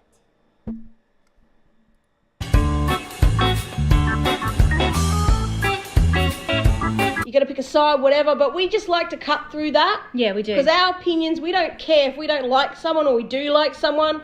We're going to call it how we see it. Yeah, that's right. That's You right, know? Mars. Now, when we saw it, when we heard it, I'm going to be honest with you guys, I believe Ken. Yeah. And I have believed Ken the whole Me too.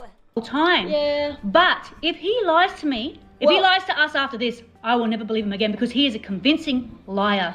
He is a convincing liar and he's a sociopath. Because we've looked after a sociopath in our line of work and they lie so well. And they convince us. They convince us. Look, so he sounded very convincing to me and the reason he sounded convincing, do you want to explain why, Mars? Because he kept trying to say, hey. Yeah, Mia lives in, what was that? Lafayette, which is halfway in between Lake Charles and Cutoff. Because she lived only like an hour and a half away from Lake Charles from Ryan. She lives in Lafayette with her boyfriend and everything. Yeah, she has her own place a little ways away. Not even close to Cutoff. show the evidence. That's I right. want you to see the evidence. Bring it. Yeah. Bring the evidence. And for someone to be that, like, yes, I'm willing Adamant. to That put adamant. myself out there and say, yep, let's put it all out on the line. If you show the evidence, then I... Ryan loves the manipulating little baby talk. Every time Gypsy does it, he falls for it and gives her what he wants. Ryan's like, Gypsy knows I love that voice. Gypsy knows that I give her whatever she wants every time she pulls that voice out. The higher pitch it gets. That's probably why he likes sleeping with her. It got high pitched. He's like, my D is fire. It's making that voice go higher. Right? That rhymed. D is fire. Make that voice go higher, baby. I'm in the wrong. Like, if you're willing to put that out there, Yeah. I don't know. I kind of believe that. Yeah, 'cause- Maybe he's hoping that they don't come up with the evidence, possibly. But I don't know. I don't understand why this cowboy. Don't worry, they came up with the evidence. I can show you more evidence, Anxious Aunt. They don't know my channel. I wish they did. If you guys would watch my channel, I'd give you all the answers. Bear, he's saying that he doesn't want to be on social media. Yeah. No, I don't want to be on social media. I know. But he puts his hand up and say, hey, I've got information on Ken. Yeah. Do you know what I mean? So I didn't buy that. For He's not. someone who wants to hide away in the corner or Yeah. claims to, Yeah. he's really showing his face a lot. Yeah, I exactly. really didn't want to say anything because I didn't want to bring attention to myself. I've had Not just that, guys. Not just that. He said that he's not there for social media at all. But Yeah. then he gives out his TikTok account. Exactly. He gives out his TikTok account. Why? Follow me on my TikTok. But I don't want to be known on TikTok. Exactly. I don't want to be known on social media. So that's another thing as well. Yeah, it's too hypocritical. if you want to, my handle's the same thing, Cowboy Bear for you on TikTok. If you want to shoot me a follow, I'll let you follow me back. Cowboy Bear for you on Told you he was seeing your Swifties 89. Booyah. TikTok and Yeah, it If is. you don't want to be online, then why are you exposing yourself and advertising yourself online? Yeah, and exactly. And not just that, guys, as well. He's like, here, I'm going to advertise myself, but guys, don't friend me because I won't friend you back. And it's like, make up your mind, cowboy. Are you handing out your social media or not? If Gypsy had walked out of prison, broke, and no grifting prospects, lone. Yeah, like, wow, they would probably, yeah. You know, if Gypsy would have just either married Ryan, you know, I wish I could explain to her what social media is so she could have it all.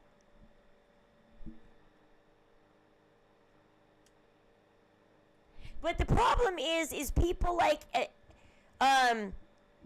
Kate and everybody reached out to Gypsy when she got out of prison and said, hey, Gypsy, we're abused too. You want to join our group? Want to help us out over here? And Gypsy said, shut you down? Oh, you're helping Nick? Shut you down? Oh, you're talking about me and Nick and everything else? Shut you down? Oh, you're talking about me again? Shut you down? And that's what she did when she got out. And that's when she pissed off everybody. Is when she's like, shut you down, shut you down, shut you down, shut you. What pissed me off about Gypsy was when I saw her tell Ryan to shut up and nudge him. I was like, that's it. Because I didn't know what to think of her getting out of prison. I didn't know what to think. I didn't really know her story. I knew tidbits, and that was it. I didn't really know much. I knew who Gypsy Rose was. I knew what she did, but I didn't know the details. I didn't get interested in her case until I saw her acting like her mother towards Ryan. And when I saw those interviews in New York, where Ryan's like, oh no, she didn't manipulate her. Co-defendant's the one who manipulated her. Her ex is the one who manipulated her. And Gypsy's sitting there going, trained Ryan well, When I saw the look on her face on that interview, how she trained Ryan well and was going, yep, train my man to defend me. I was like, Booyah, you're bad news. I just saw her body language and who she was when she came out. And I was like, this girl could not be good news at all. And I think Hello Starlight was one of the first people I came across. Because I was looking at Hello Starlight's profile again yesterday, and I remember a lot of her videos. I think Hello Starlight and Toddy One Skip were like one of the first two people I came across. And I was going, oh, you guys don't like Gypsy either? I was like, huh. Let me check you out. And I started watching people and seeing what they were saying and absorbing it. Without the infamy, Gypsy. That's what everybody's saying. You 9 million people, get off TikTok. Quit giving her infamy. It's TikTok that is keeping her in the game. Because, like I said, pick that up, turn it on for 1 hour. You sit there like this for 1 hour. Yep, I'm pregnant. Yep, I'm pregnant. Yep, I'm pregnant. Ken's the daddy. Ken's the daddy. And you make $800 after 1 hour of this. Yep, Ken's the daddy. Yep. Oh, you want to see the belly? There it is. Yep, I had a belly. See? 1 hour of that. I gotta take my little fart machine out for his walk. Nice, Patricia. Let me know how it goes when you get back. That's cute. We've got more. You want more? Ken said, show the video. You have my full consent to show the video. He is willing. Look, I brought up the video 10 minutes before Ken did because I knew about the video because of Nina. I was calling for that video. Look, Morbid left his chat on. Go watch when I said, bring out the video, Cowboy. I mentioned the video before Cowboy or anybody else did. I think Cowboy saw that, and he's like, yes, there is a video. Because I was like, bring the video. Bring the video. For this guy to put his dirty business. I heard Lifetime sold it. I don't know. It depends on what happens today. Did she miscarry yesterday? Is she still pregnant? We're like all on the edge of our seats right now. I haven't slept at all yet. I haven't gone to bed yet. We're all on the edge of our seats going, what's going on, Gypsy? Are you still pregnant? Who's going to break the news? Is it going to be Katie Joy? Who's going to break the news that what happened either at Gypsy's probation? Is TMZ going to be there? And they're like, Gypsy handcuffed, going back to prison. Not pregnant anymore. Like, we got to see what happens today. Today is a big day. She's in trouble with probation. She's saying she's miscarrying. What's going on, Gypsy? Give us the news. Come on. And I haven't seen Gypsy go live in days.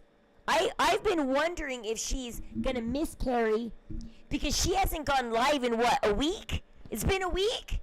How long has it been? Gypsy hasn't gone live in a while. It's been a while, guys. Where's Gypsy's lives? Where is she? She disappeared. Out of thin air. Gypsy's, I don't know where Gypsy is. Where's Gypsy? She's gone.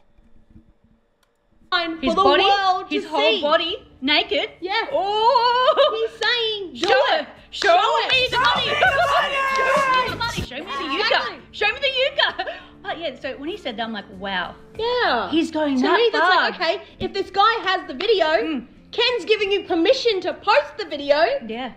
Then do it. Yeah. Do it. Yeah. Block yourself. They're gonna, when they watch Morbid's next video with Cowboy, they're gonna love it when he explains why he can't show the video, because you don't want to just see his butt with Ken's feet tickling his ears.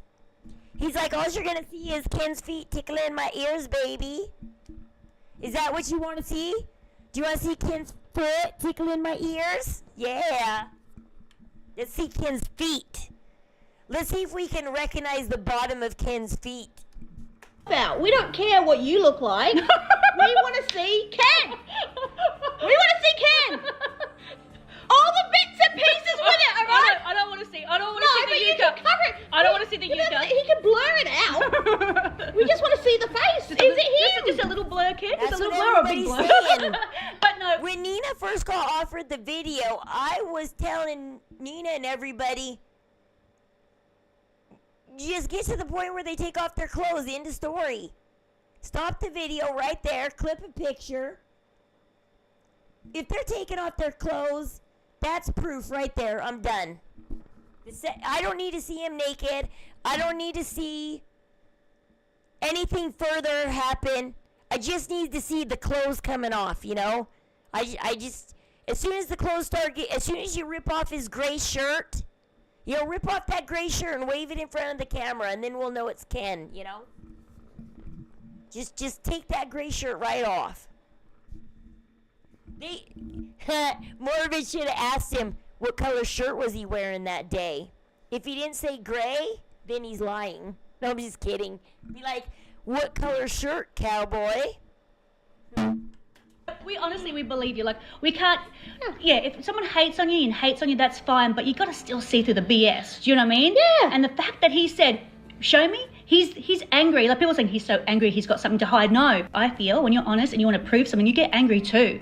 So it could be either one or the other. I don't think Ken was angry at all. I heard no anger in Ken's voice. I think it was a mob mentality up there on the panel. And so if one person said something funny and cool, it was a freaking laugh fest mob mentality on that panel. Not, because Ken was sitting there going, not one person in here is on my side. And it's like, no, look at the chat, Ken. I was so on your side that somebody accused me of being Gypsy Rose in disguise. That's how on your side I was, Ken. I didn't get credit for that, man. Yeah, either way, 100%. You can be, that doesn't prove nothing. No. People can be angry when they're telling the truth and when they want to cover something up. 100%. I should know I've done them both, okay? So she annoys me. Because, can we be honest? I am so honest. And you get angry. Yeah, I get angry. She gets angry. And I'm a very honest person. She's honest. I get angry when I'm not honest. So you're getting both sides of the coin here, okay? Yeah. There's one thing I can't stand is lies. And I go off my nana. She does. I go off my nana if someone's lying to me. That's just the one thing I can't stand is lies. So if you are honest, then it's so, like, you really, I'm not going to go into it, but anyway. If you're honest with me, even if you do wrong, for some reason, I'm like, okay, at least you're honest, you know what I mean? And if someone doesn't like... But if you're not doing that, like, you could chop her leg off and be honest about it, she'll be okay. But if you take a tissue and you lie, watch out! Watch out! Don't take that tissue! Just saying. So that's what I mean. So if you're lying here, Ken, I will never forgive you. I will never forgive you because I actually believe you. Don't worry, he's not lying, girls. You guys are gonna be so amazed by the next one. And then if you see this video, but you won't, Anxious Aunt, I know you won't. I wish you would watch my videos. I showed at the beginning of this video, Granny's watching. They spilled the whole tea on Cowboy. Go watch that, guys. Go watch Granny's watching. You're a convincing liar. You're a very good liar because you know why? See, I don't get how people dox people or get to know people. I don't even know how to get a hold of Anxious Aunt. How the hell do I get a hold of Anxious Aunt? I would love to talk to them. And the one reason why is he's saying, show it. Yes. And he's getting furious. Show me. Send it out. Why can't you show it, Cowboy Man? Yeah. Cowboy Man, why can't you show it? I know. Why can't, if you say you've got the proof, then show us the proof. That's the whole Okay, story right yeah, there. like there's stories that you're the father of Gypsy's baby, right? And when they And Cowboy, he really screws himself up because right here he says, you're the father of Gypsy's baby. I know it. I'm telling my story so that, you know, that baby's safe. But when he gets angry at Ken later on, he's like, oh, we'll see if that baby's yours or if it's Ryan when you do the DNA test. And it's like, you just went back on what you said You told Ken you knew that was his baby. You backed Ken that that was his baby. And you're concerned for his baby. You said, I know it's your baby, Ken. But then you get angry at him and then you tell him it's Ryan's baby? Get your story straight, cowboy. Could be Ryan's baby, so the paternity test comes back, right? Oh, this is when So, he's you angry. know, For someone who's, hiding away in the background, he seems to know a lot of information on Ken. Do you know what I mean? And what's that got to do with it? You Yeah, have it to does always make be sense. cautious of someone who Make it spits make out. sense. Yeah, you have to be cautious of someone who spits out irrelevant information. Yeah. Like, Yes. that had nothing to do with it. The fact that Gypsy's pregnant, what's that got to do with you? And the whole call. As soon as he made fun of Ken's Vienna sausage, I was so over Cowboy and his conversations. I was like, yeah, we're done. We're done here. You just told everybody, like, Ken, you have so much proof of slander right here. This slanderous pig, for 2 nights in a row, for hours on end, just slandered the shit out of you. And now people are laughing and making fun of it, and you got video proof to take to court. So much video proof of the lies he spread, how he made fun of you, and influenced others to make fun of you. Boom. Oh, I can't believe Cowboy did that. He's like, slander everywhere, buddy. Slander. You and Ken, do you know what I mean? That's what I always listen into That's as it. well. Look, apparently this video exists. Yeah. If it exists, just show it. Just take a picture 2 of it. seconds. It's just a picture. Yeah. Take a picture of the video and show us. You just have to show Ken's face. That's all you got to do, you know? If it exists, then show it. Like, it's very simple. And everyone's saying he's such a nice, honest man. Nah. Nah. I can't elaborate on that because I'm not saying he's not a nice, honest man. I'm not saying that. We don't know. We don't At know. the end of the day, if you've got the receipt, show them. Done, dusted. That's it. Yes, but I'm surprised that everyone's saying they're still going on that Ken is lying. They're like, It's gee, only, he's... yeah, because they hate Ken that much. And that's I right. understand that. Yeah. But let's just cut the chase here. Oh, don't worry. By the next video, Anxious Ant, you'll love how they all backtrack. As soon as Morbid says he's got Ken's proof, they all start backtracking to look cool. They all start being like, well, I didn't really believe Cowboy exactly. It's like, whatever. I always say there's 2 ways to tell if people are lying. At the beginning of the video, I gotta tell way 1, but I need to tell way 2. You know the best way when you're friends with somebody to tell how much they are a liar? The first one is, when you guys are told something and they take a stance, and they take that firm stance and fight with you, as soon as a receipt comes up that they're wrong, how fast do they backtrack? And how fast do they gaslight you? Well, I didn't really say that exactly. I mean, I did tell you that, but I didn't exactly mean it. They start backtracking and gaslighting you very fast. Now you know how honest your friend is. 2, the second way is when something happens to both of you. Say you're out and about at the store, whatever, or at your Sundance Film Festival, and something happens to you, and you go home and you got to tell the story.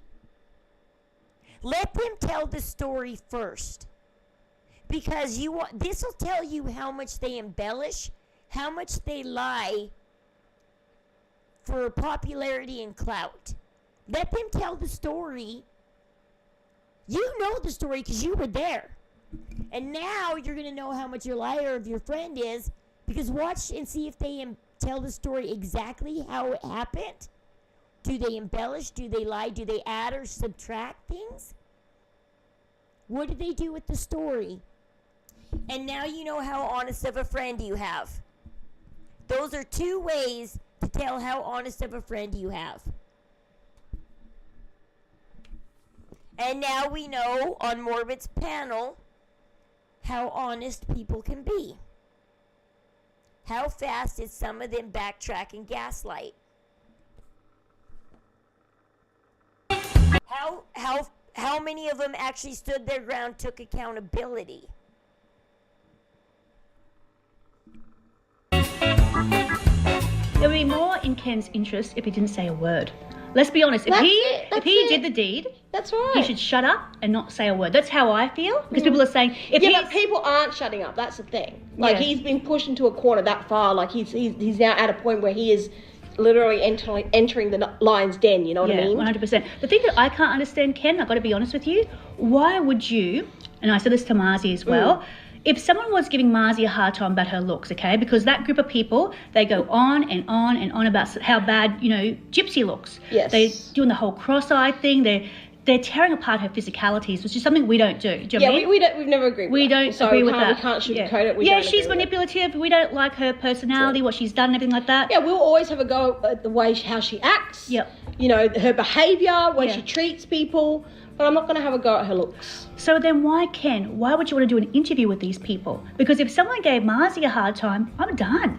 I don't know if it's different culture, I don't know, but in Australia, if you tear us apart, we're not going to go and speak to you. We're not going to go onto your live. No way. I feel like he was backed into a corner. He's at a point now that he has to. Yeah. To kind of get them to drop this, because no one's dropping it. Yeah. No one's dropping it. I mean, I personally, we haven't covered it for a reason. We don't care. Yeah. Like, that's your business, to be perfectly honest, and it's all hearsay, really. Like I said, where's the evidence? You know? Unless Ken was behind Gypsy's back and cheating on her. Then we would cover. That's then juicy. We'll come at then it. that's the juice, But Ken's past sexual history, I actually don't care. Yeah, I really don't. But the thing is, though, guys, is why would you go on a live with someone who is ridiculing? Yeah. Gypsy? This is a picture of. I wouldn't be playing nice with people if they haven't been nice to me regardless. No way. Someone comes for our family and someone that we love. That's it, guys. That's how we are in Australia. We will stand. We won't be on your channel. We will unfollow you in a heartbeat. Like I unfollowed straight away. Straight away I unfollowed. You know what I mean? So that's what we're curious about. But to say, did Ken and Teddy Bear, Cowboy Teddy Bear, were they together? If you've lied here, Ken, you're a good liar. Yeah. And I'm never going to believe a word you say. That's it. That's the truth. Because you are brilliant. You're convincing. You stood up for. I'm never going to be able to talk to Anxious Sam, but I went ahead and gave him that link. I hope they read it and see it.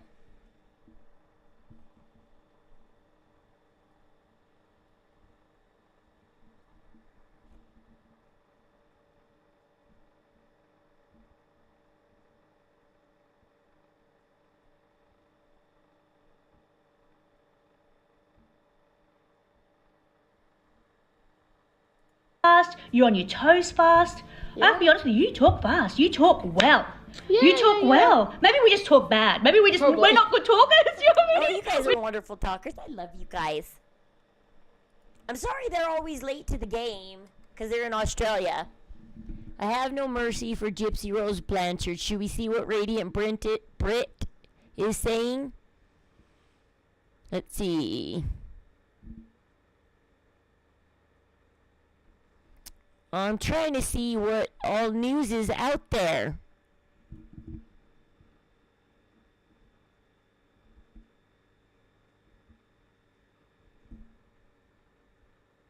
Could be going back to prison. This is bad. This is 1 day ago from Bree.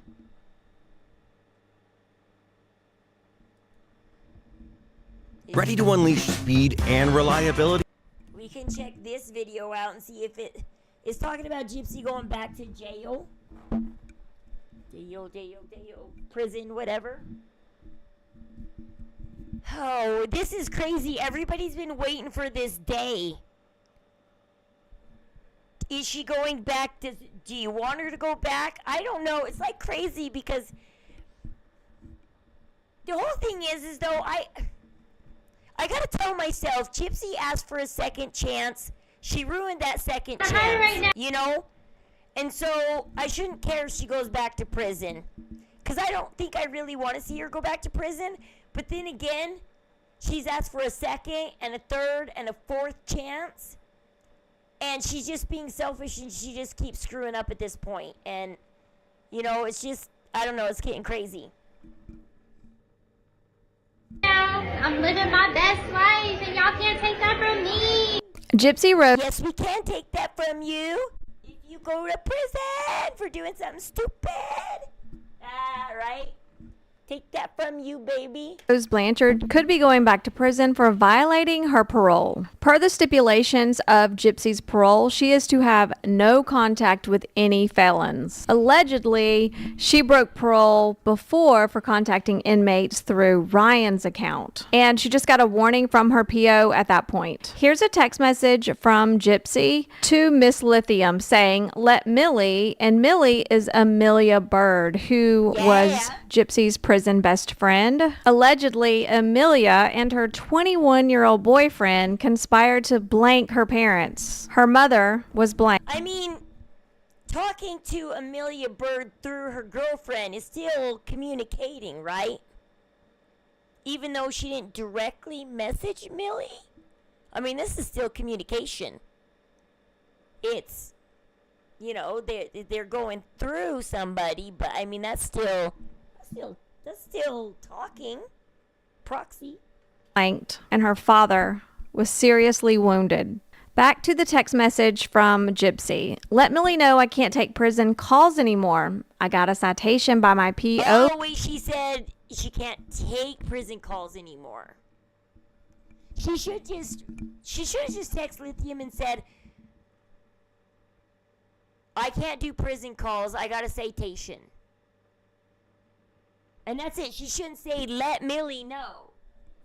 She could say, "I don't know why Millie's calling me. I can't talk to felons, and I don't want to get another citation."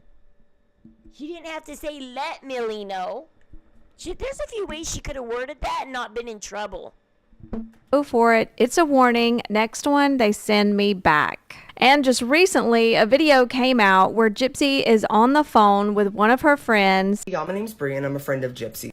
This is Bree. As she just said, she is a friend of Gypsy's. She's also one of her mods. I just heard Gypsy recently say, "I'm going to add Bree as a mod," when she was on TikTok Live. During this video I'm about to show you, which went viral by the way, Bree and Gypsy are talking on the phone. And Zaddy don't lie tells Gypsy to lie to her probation officer. Yeah, Zaddy. Don't lie, but tell other people to lie. I just love her name. Zaddy, don't lie, but let's lie to the probation officer. Zaddy, Zaddy, Zaddy. And they're trying to figure out a way to keep Gypsy out of jail. And Bree suggests lying to her PO. For more context, Gypsy and Bree were on the phone together, and Bree didn't realize that she was also live on. See, she doesn't really have much of a belly in this picture either, even though she's holding up a mango. It doesn't look like there's a mango in that belly. I don't see that mango is in there. I don't know. On YouTube. So their conversation was being. I mean, it could be. I mean, everybody's different. Yeah. I hide my mangoes well. Being streamed live on YouTube, and they didn't realize it until one person frantically sent Bree a. She's got to be doing another filter because once again, her double chins are gone. I think she has this permanent skinny filter up because once again, her double chins are gone and her boobs are tightened up. Well, she's wearing a bra too. Finally, good Gypsy. See, bras, they feel good, don't they, Gypsy? Keep wearing them. I hope she keeps wearing bras. A message saying, "Hey, you are live on YouTube right now. We can hear everything you're saying to Gypsy." The original poster of this video wrote, "Gypsy Rose and her biggest supporter, Bree, aka Zaddy Don't Lie, coming up with a lie to tell her PO about contacting Nick." For further context, I don't have a screenshot of this, but I heard somewhere that this original message that was written on the video where it says, "coming up with a lie to tell her PO about contacting Nick," they didn't mean to write only Nick. They meant to write contacting inmates in general. Well, I thought it was about Millie.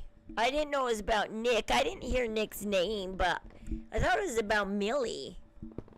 Like any inmate, because allegedly Gypsy has been in contact with some of her friends from prison. Fate will be decided tomorrow, I guess. Yeah. Well, hopefully that's not the case. Hopefully, like I said, hopefully they need, I mean, I don't know. I feel like they should have to need, they should have to need proof. Like, they can't just use a text. I feel like not even text message. They should have been, like, I don't know. Somebody could have got hold of your phone. Like, I don't know, something. Like, because people can use, there's like all kind of crazy phone apps and everything, girl. There's phone apps that can actually send you message that you can, okay, so there's phone apps where you can type in, you can type in like your number. Say somebody can download this app, type in your phone number, and then send a text to someone, and it'll show that it's coming from your phone, even though it's not. Wow. Yes, that's why I feel like there's no way they can send you back to prison on this. Like, I would even bring up that, be like, I absolutely did never, like, I would be like, I would lie. I would say absolutely didn't, and be like, there has to be a way that this text message was like falsified or whatever. I don't know. I would just fight for your life, girl, because there are ways. That's the reason I feel like at the end of the day, like, they would have to prove it, because there are ways for people to do that. There are actual apps, girl, real apps that will show it's your phone number, even though it's not. Oh shit! Let me. Oh, hold on one second. Okay, thank God I just started this YouTube live, because I'm like on the phone with you, I'm like, just lie. I'm not sure when this conversation took place, but people are saying this is recent. It just happened. One person said she didn't realize she was live when she encouraged felonious behavior, just like she didn't realize she showed her browser history in a live. How long till they cut her off? She's a liability. Let's take a moment to thank God Bree doesn't know how to operate the internet properly. I feel like the Blanchards will dump her ass after this. Get the popcorn ready. Yep, and then Bree will suddenly come out as anti-Gypsy and devote her life to deplatforming her. So goes the Blanchard curse. Some people are saying Bree did this on purpose and she set Gypsy up to expose her, while other people are saying, no, this was an accident, and Bree really just messed up and did not intend for this to happen at all. A viewer left this comment on Bree's TikTok saying, if we're giving out awards, you should get one for being such an amazing friend for telling her to lie to her PO, which is on video floating around the internet. Bree said, sweetheart, you never heard the whole conversation. We weren't talking about her PO. I think I know my conversation a little more than you do. Penosaurus on She's gaslighting us, huh? TikTok posted a clip of Bree responding to this messy situation. And Penosaurus said she got this video of Bree talking from an account named Dee Dee's Ghost. Yeah. I knew that clip. I knew. I'm following Dee Dee's Ghost. They just liked my video. I'm following that count. See, yeah, Dee Dee's Ghost right there.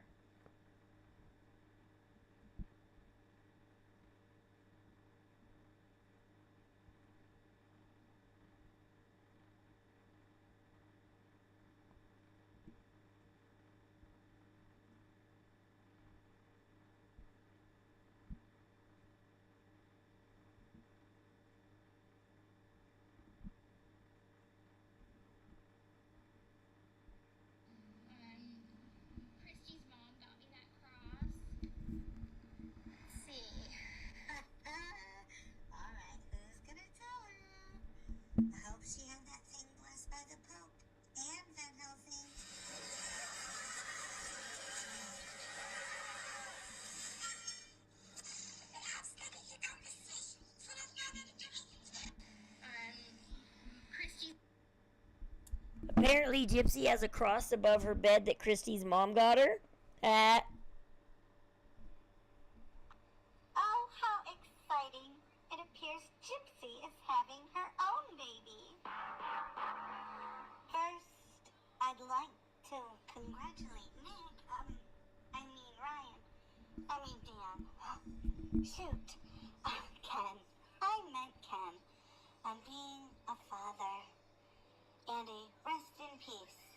to Gypsy's IUD. And to my daughter, who's always had my back, one slice at a time. Be good to your fupa. A long journey lays ahead, and I wish you all of my health. And to my future grandchild, do your thing. Oh, how exciting. It appears... Yeah, Dee Dee, I haven't watched any of their videos yet, but they're pretty damn funny. People get creative. I don't know how people get creative, man. I wish I was creative. God. Knew that I just do these simple, whatever. that happened before it even was leaked. I feel like they should have to need. They should have to. I don't even want to say people took it out of context because there was no context there. That's why I feel like there's no way they could send you back to prison on this. Like, I would even bring up that, be like, I absolutely did never. Like, I would be like, I would. What do we take out of context? We heard beginning, middle, end. Shoot, Bree. What was out of context? Love it when people gaslight you guys. It's beautiful. Keep gaslighting, Bree. Keep it up. I would say, like, me. I don't know. Call me crazy, but that sounds like context to me, Bree. And I forgot to say, her response video, I actually got it from, I didn't record it, Dee Dee's ghost recorded it.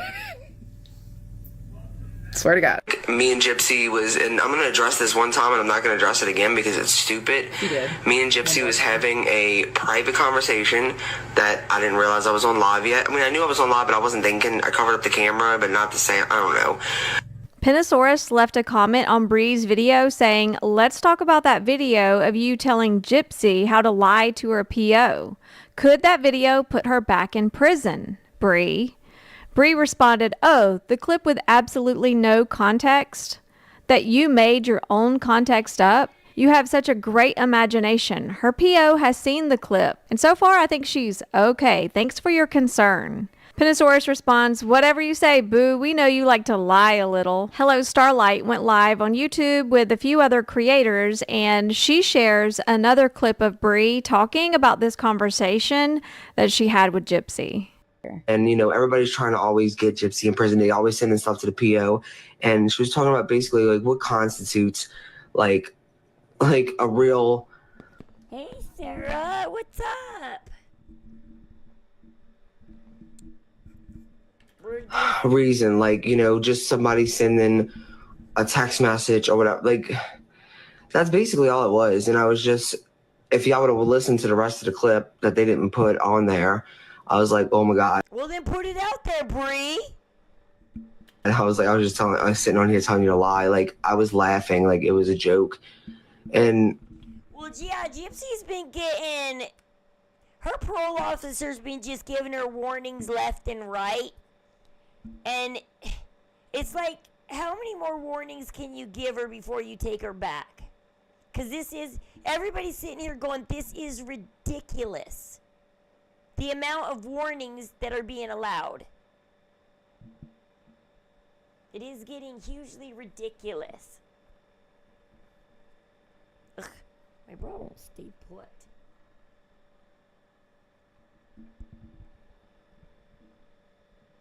Okay, sorry, like, what? Roy, this OBS is not letting my mic be really loud.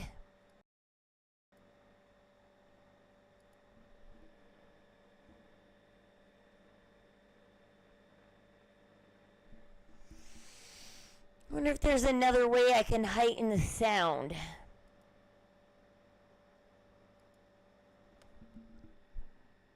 Hello? This is an interesting way to lay it out. Kind of like that a lot better. Do-do-do-do.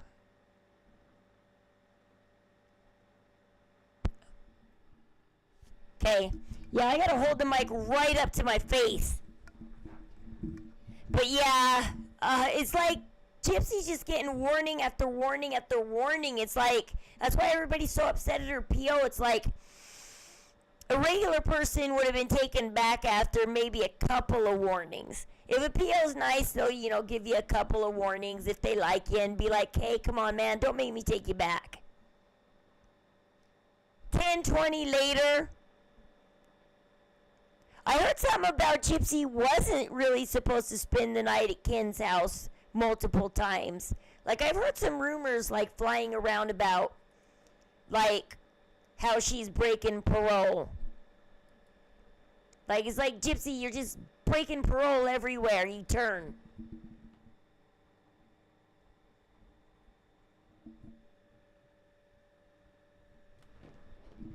Because, yeah, she lied about, oh, my PO's saying I can stay here for a few nights every week.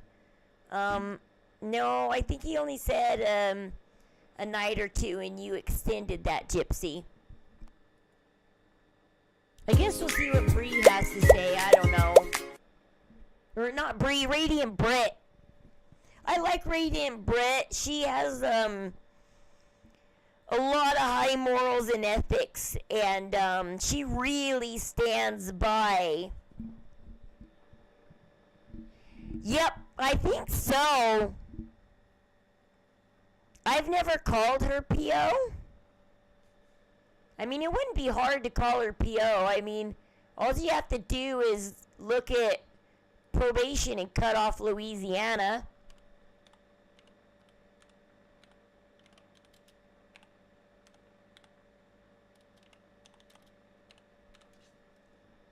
I mean, it's like so easy to find somebody's probation officer.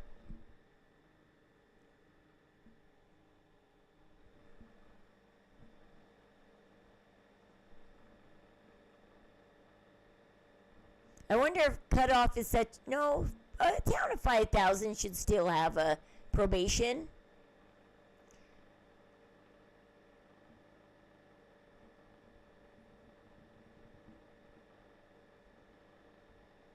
Well, it says the judge will issue a warrant for the violator's arrest. Because everybody's reporting, yes, a cop showed up at the Blanchard home. No charges were filed, so they must have been delivering something.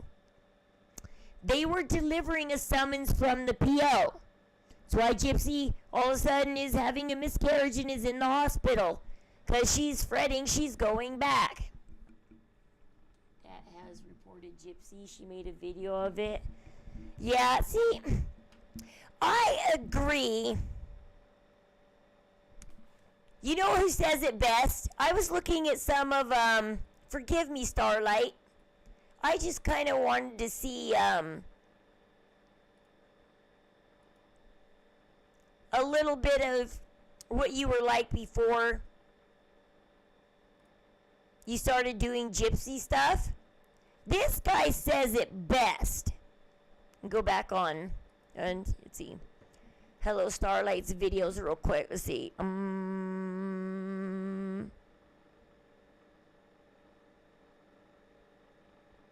Okay. This is a couple years ago. This is Hello, Starlight.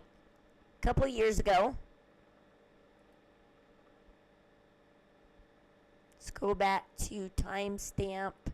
I think it's timestamp 35. They're having problems with people doxing right now. And so they're talking about the doxing situation. People are doxing Hello Starlight. And so this guy gives a nice mini lecture on how you handle the internet. Listen to what this guy has to say. Panel with the person you're fighting, and you fight with them. You don't bring up divorce decree. Okay, hold on. Wait, we gotta rewind it. Hold on. Of one. Oh my We just God. wanted to make sure we got your credit card number back. Thank you. I give You him have the to- doors and I hung up and I'm not very game over too. They added absolutely nothing to Steph's panel, so I'm just gonna come up here, just have my avatar out there. Hopefully, people come visit me someday because I'm very lonely. Second of all, as it's no secret that Steph and I do talk in DMs, that we are friendly, quasi-friendly with each other. However, I know she's going to be upset that I'm up here. But here's the thing. Starlight has helped me a lot more than Steph has. Steph has actually gone as far as actually ruining the shit that's been going on with me, where Starlight has actually helped me. So I don't think Steph is actually helped by the fact that she got really cocked last night on panel and said, "Oh, I should drop all the DMs that I have gotten about you, all the creepy DMs about you." When I begged her to do it, I called her a bluff, and she did absolutely nothing. So that does absolutely nothing to help the situation. So if Steph is going to play that, "Oh, I thought we were friends" shit, well, I'm sorry, but you don't help the situation. You actually make shit worse.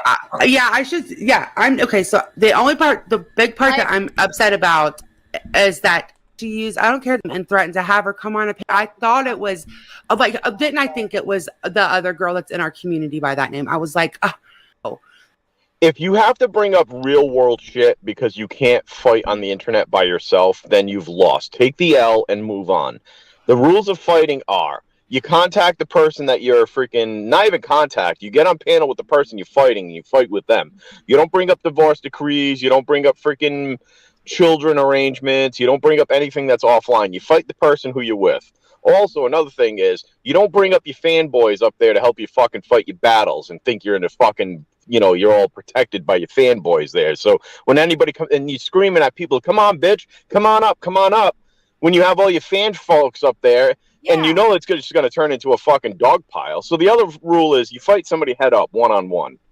You do it one-on-one, not this whole fucking let me stack my panel and call somebody else. Stop it. You don't do that.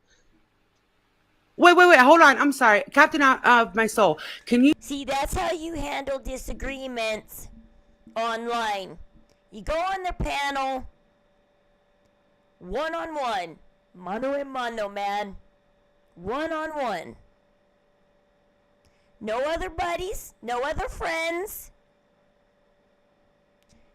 Don't go doxing them, finding their real world stuff.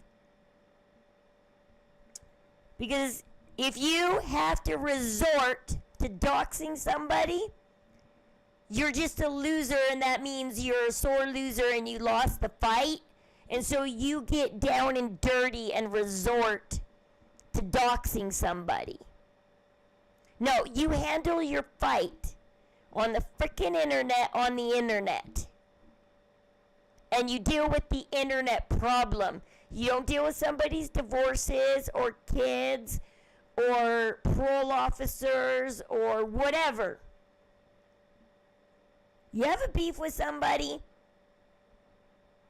you go beef it out. I mean, like I said, everybody's mad at Ken for going, "Well, if you're stepping up here and fighting Cowboy, you must be guilty."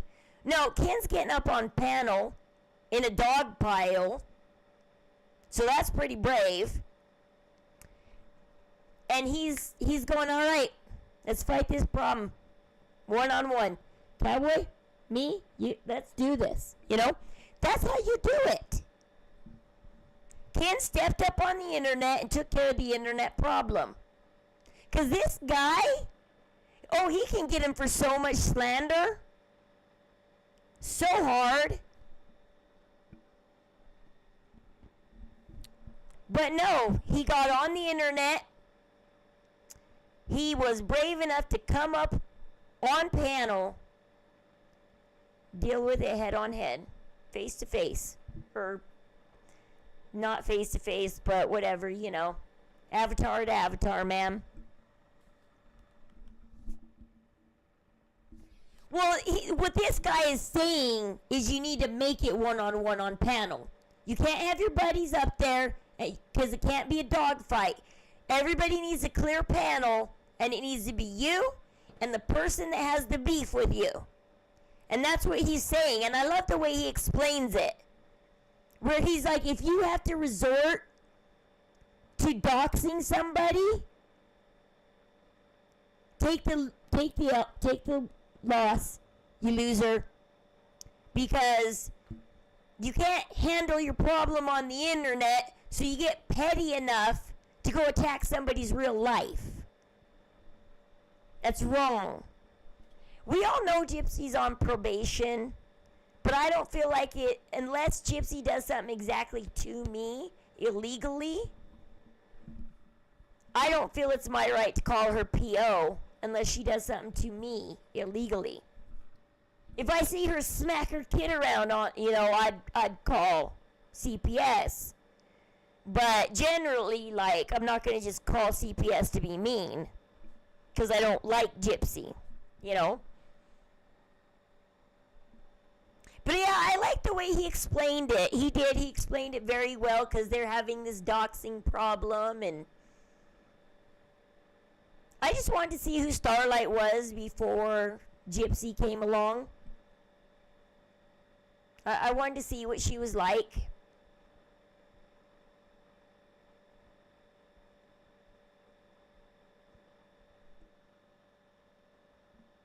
Sounds like a lot of people have treated Starlight pretty bad. I mean, a lot of people doxed her over the years. Bree's starting to dox her, you know? A lot of people are just somehow doxing Starlight, and looks like she's always had to deal with being doxed. Called her PO, but why should she be out here violating her parole and drifting off people? Well, I see these tidbits. Like, I saw that tidbit with Bree. I did. But I don't know. Unless I don't know how I would, like, see something so illegal it'd make me want to call her probation officer. Like, I mean, I'm not there. I'm not seeing it in person. So it's hard for me to call the PO and go, well, I was online and I saw this clip of Gypsy and I think it's breaking the law. It's like, I wasn't there, I didn't see it. People are saying and reporting, Gypsy's doing this, Gypsy's trying to talk to Nick, Gypsy's talking to Millie, blah, blah, blah. And so it's like, well, they're saying she's doing this, but I didn't see it, you know? I mean, in a way, we did see Bree just now tell Gypsy to lie about her phone. So that kind of is illegal activity. Call the probation officer and be like, you need to tell Gypsy that she cannot be around. By the way, I heard that Bree's husband is in the middle of being charged with a felony right now. So Gypsy won't be able to talk to Bree soon anyways. Because Bree's husband, if Bree's husband gets a charge, well, then she can't be around Bree. Well, I mean, if you see it and I guess you know what's happening and you know it's illegal, then call. Like I said, if she was online and I saw her smack her kid around or something, or if I saw her smack Christy, I'd call the PO. But I have to, like, be there and kind of see it and not just be like, have it reported to me and be like, here, I'm reporting to you, Rose, that this is going on, you know? I'd have to, like, be on the live and be like, alright, I'm not exactly part of Gypsy's personal life.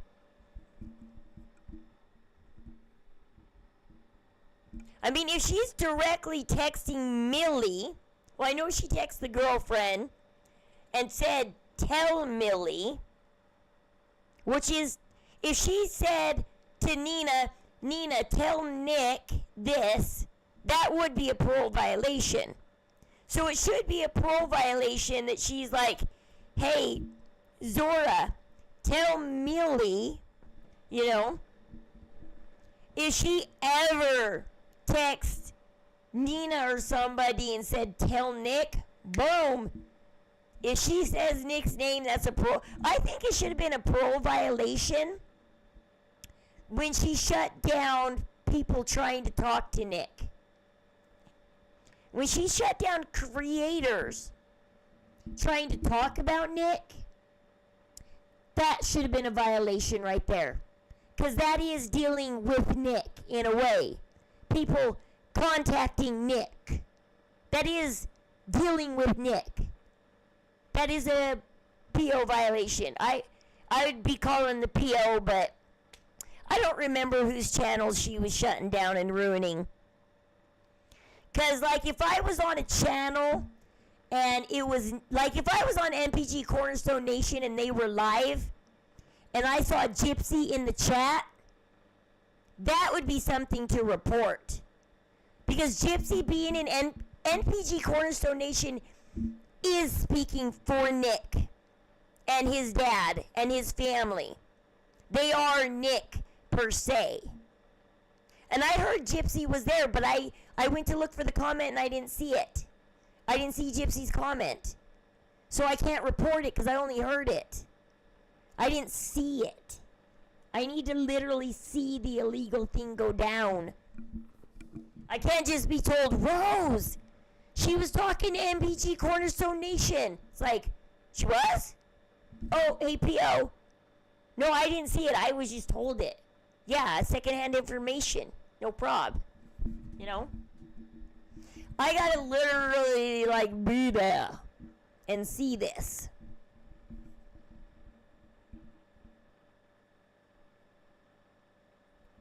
Watch out if you see Sugar Sunday in any chat. That's supposedly Gypsy if you see Sugar Sunday. I think Starlight is the one that busted that too. That Sugar Sunday is Gypsy. Like Starlight's on top of this crap. Like she's on top of it.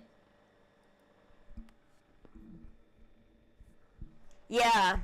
Like Starlight's on top of everything. She's like, boom. Gonna get y'all.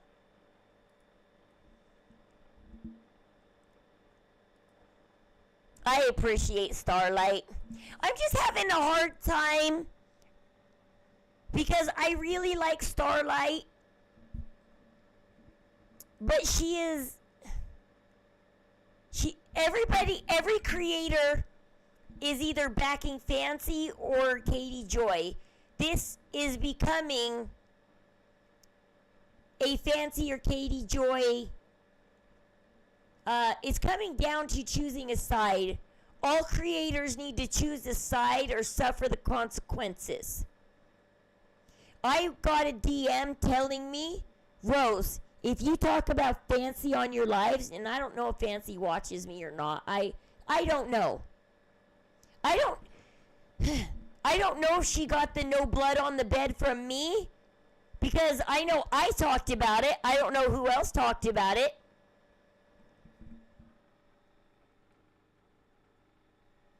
Same here, Sarah. I don't back either of them.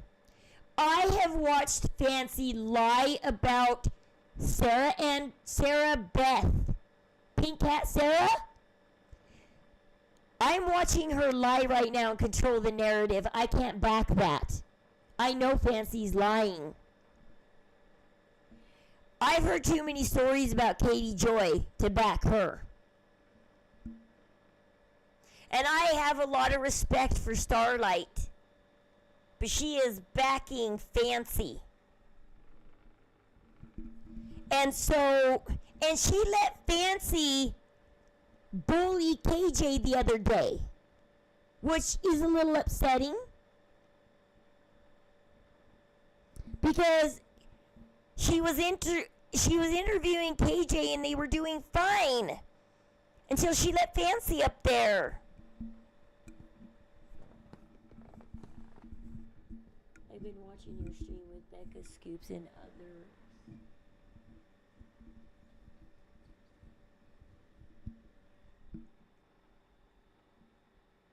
Yes, we can go over that. So I got it from Candace Starr. Let me show you where I got it and why me and Candace Starr are tight on this. Me and Candace Starr believe this. I will show you. Okay. Yeah, it's right here. Okay. This is crazy. All content creators saying changes it around to make it seem. Well, that's what I feel Fancy's doing right now with the no blood on the bed. Did she get it from me? Because how many creators are talking about the no blood on the bed? I've been talking about it for at least 4 or 5 months now. And I think I might have mentioned it on Morbid's panel. Everything I mentioned on Morbid's panel, I gotta watch out because people are stealing my shit. And not I don't care if you like what I say, just please credit me. Please credit me. Be kind and courteous enough to credit me. Don't just share what I say. Please credit me. I credit you guys. I never, JSM4's asked me a question. I'm Car. No one will let you finish. I know, that's why I just got off, because they were worshiping Becca Scoops. If Becca Scoops was interested in what I said, I wouldn't have had to leave panel. However, Becca Scoops didn't back me. Morbid didn't back me. So therefore, I had to leave panel. But here we go. I will show you where I got it. Here we go. Oh yeah, it's me and Candace Starr. Me and Candace Starr somehow are mentioning the same things, and I don't always get it from Candace Starr. Like, me and her have the same intuition. We see the same things. I'm like right on board with Candace Starr.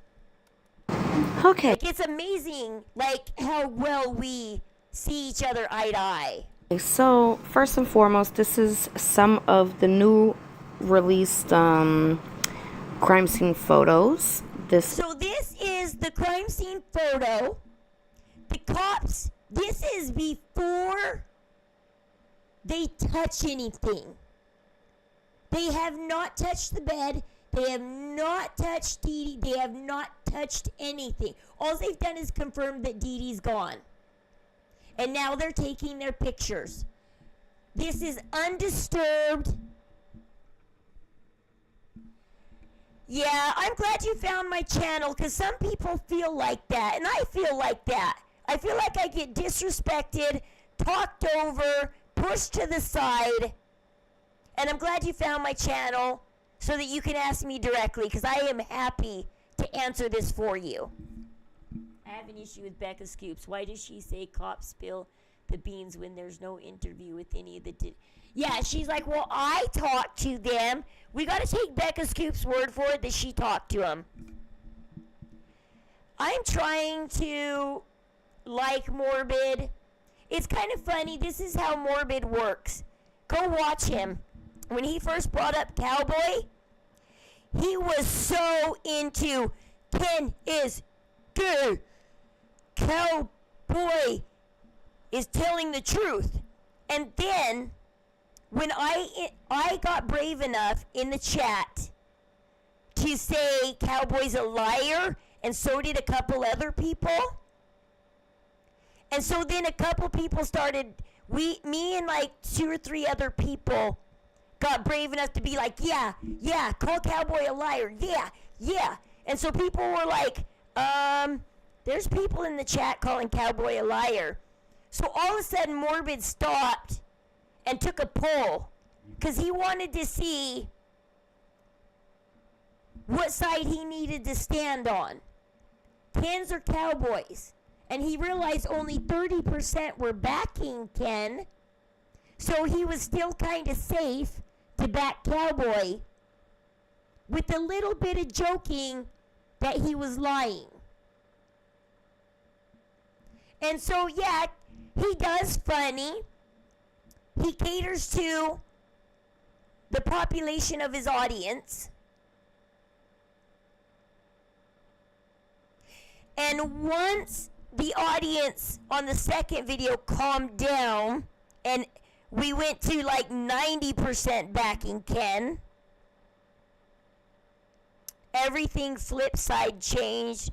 Everybody started gaslighting, saying, well, I never really believed Cowboy from the beginning. It was just fun to bring him up here. And it's like, bullshit. You guys were so on board with this. if it wasn't for, like, me and Granny and a few other people in the audience that got brave enough to stand up against you guys, you would have never took that poll, and this stream would have gone a totally different way. You're welcome, no problem. I try and get bold and get up there and say it, and here we go. Not for Let's children. do This is my opinion. It's not fact. Implausible situations using logic. Okay, so here we Yes, have. we're using logic, guys. I'm gonna blow it up a little bit. Hold on. Because I tried to explain this to Morbid. I'm not going to say anything about her little teddy bear and everything and talking to ghosts. It's not my place to tell her if it's right or wrong. But when she uses logic like this, I so back Candace Star. Like, I can see everything she is trying to tell everybody. I'm like, oh, holy shit. I think I did already. No, I didn't. Yes, I did. Okay, so. So see these blankets. So Dee Dee was murdered. I think they might have changed the nightgown or just pulled it up. Because it's awfully clean, too. It's only got a couple blood drips on it. On the chest. Probably from her nose or something. And so they put the pink... They took the pink, silky comforter and put it over Dee Dee. And that's good enough for remorse. That is. They covered the body. They put the Barney by the head. That's good. What the hey are these extra blankets? And now Candace Star is going to explain to you, what are these extra blankets? What? Because this is overkill on the blankets. These weren't covering Dee Dee's body. They were beside the body. So they had nothing to do with remorse. Because they were beside the body. Here is the crime scene, okay? So, look, you can see the pink comforter over Dee Dee. And then there's one blue blanket right here. One blanket right here. See these two extra blankets on top of the body? Extra blankets. One right here, this white one underneath the blue. There's extra blankets. There's barely any blood on the bed. What I think her body got dragged to the bed because her body is laying a little bit diagonal. I think they tried to throw the body on the bed, and the neck got a little bit of blood on the bed, and then Gypsy needed to... I don't know how long they left the body on the bed because when they rolled Dee Dee over...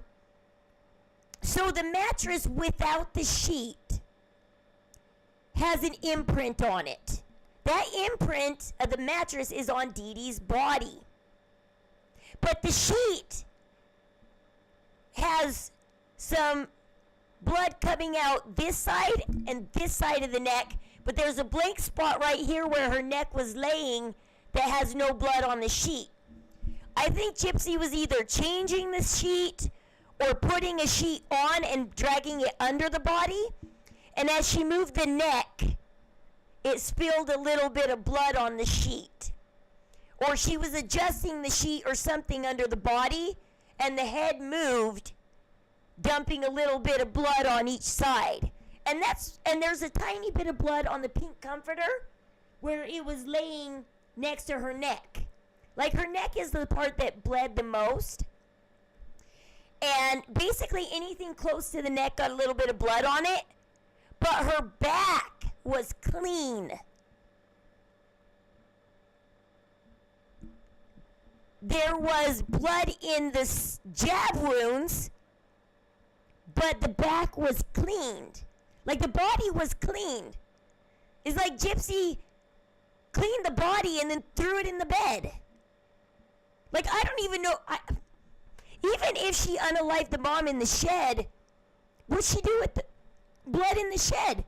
Because there's no blood on the grass or the driveway where she would have hosed it off.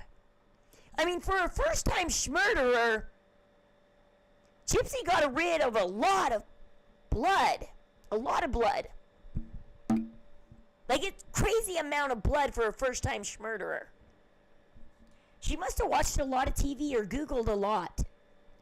Because this crime scene is mind-boggling. The lack of blood. And if you zoom in, you see two. One blanket. One. Two blankets. See, okay. When she zoomed in, you can see that there's a little bit of blood on the back of her head and on her shoulder. But as for, like, who knows? Yeah, Nick was in the taxi for 45 minutes. Starlight has verified that. Maybe that's when the Barney doll got put in. Maybe she laid with her mom's body for a minute talking to it. Maybe her mom still wasn't gone yet, and she did the final blow or something. Said goodbye to her mom, and that's where her mom's like, "Don't hurt me, Gypsy, I'm not dead yet." And she's like, "Sorry, Mom. I gotta get in the taxi. Nick's waiting." I mean, it's mind-boggling. That's why this case is so interesting, because it's mind-boggling. When did Dee Dee pass? The 8th, the 9th, the 10th? How long was she being tortured? When was her nose broken? How long before she passed away was her nose broken? Oh yeah, that doll was placed. We know for a fact that this woman's daughter was into BDSM and a lot of weird kinky things, okay? And we know this because it was provided in her own text messages. This is not me making stories up. But what I want to take a closer look at is this blanket, and this blanket. Ooh, this one's interesting too. The one on the side of the bed. I mean, they were all over that room. Floor, bed. I mean, why? Why would you? Where am I getting at? Why Okay, would you prop a hold on. blanket against a shelf like that? Why? You know? Well, I mean, it's questionable. Well, maybe the pillow fell off the bed and just fell like that. Well, why is there a blanket perfectly under it too, where somebody would lay down? This is insane. These extra blankets don't need to be there. For remorse, you just needed to put on the pink comforter. Let's go to my handy dandy drawing board. Okay, so if we blow this up a bit, you can see that this blanket was placed there obviously after the fact. Okay, why? Because this right here is on top of blood splatter. See, exactly. This blue blanket, and later when they take a picture of the blue blanket on the floor, I mean, it's pretty clean of blood. There is no blood on this blue blanket. It was placed on top of the body so that they didn't get blood on them. Okay. This is what I was trying to explain to Morbid. Now, Candace is going to explain to you where I think she's saying Gypsy was laying on her back. I think she could have laid on her back, no problem. But she has carpet burns on her knees. So I wonder if she also turned over and was like, more like this on the bed too. And this is where she gets the carpet burns. Is she's leaning on the bed like this. And that's how you get the grab marks on the pillow. You get the wrinkled blue blanket, and you get the carpet burns on your knees because you're sitting there bent over like this on the bed. Now, if you really take a look at this, it's wrinkled here like a knee. It's wrinkled here. And like I said, she could have laid with mom's body for a minute, put the blankets down, laid with her mom's body so she didn't get blood on her, and maybe they didn't have smecks. Maybe she just laid next to her mom for a half an hour and talked to her mom. Dead or alive, I don't know. Is this, when did she do the finishing blow? When did the finishing blow happen? Did it happen by Nick? By Gypsy? When Nick got there, was Dee Dee half alive and she was tortured and half alive? So did Nick finish it? Or did Nick contribute, but Gypsy did the final? Maybe she brought the Barney doll and saying, I love you, you love me, we're a happy family to her mom as she gave the final blow. I don't know. I mean, this case is so insane. There's 20 ways this could have been done. Just look at the crime scene photos and study that. Candace Starr, it's like she just stares at these pictures and just sits there and goes, okay, tell me. She just sits there and is like, all right, Dee Dee, tell me what happened. And she just stares at these pictures as it comes to her, and she's just like, tell me, Dee Dee, what happened? Tell me what this picture means. Like a knee, okay. And even if you zoom into the pillow, oh, hold on. Is Emma's death on June 9th or 10th or something too? I heard something about that.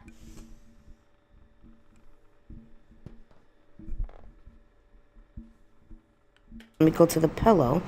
You'll see where I'm getting at. Hold on. I'll pause this so I can find it. It's wrinkled. Oops, hold on. In a way.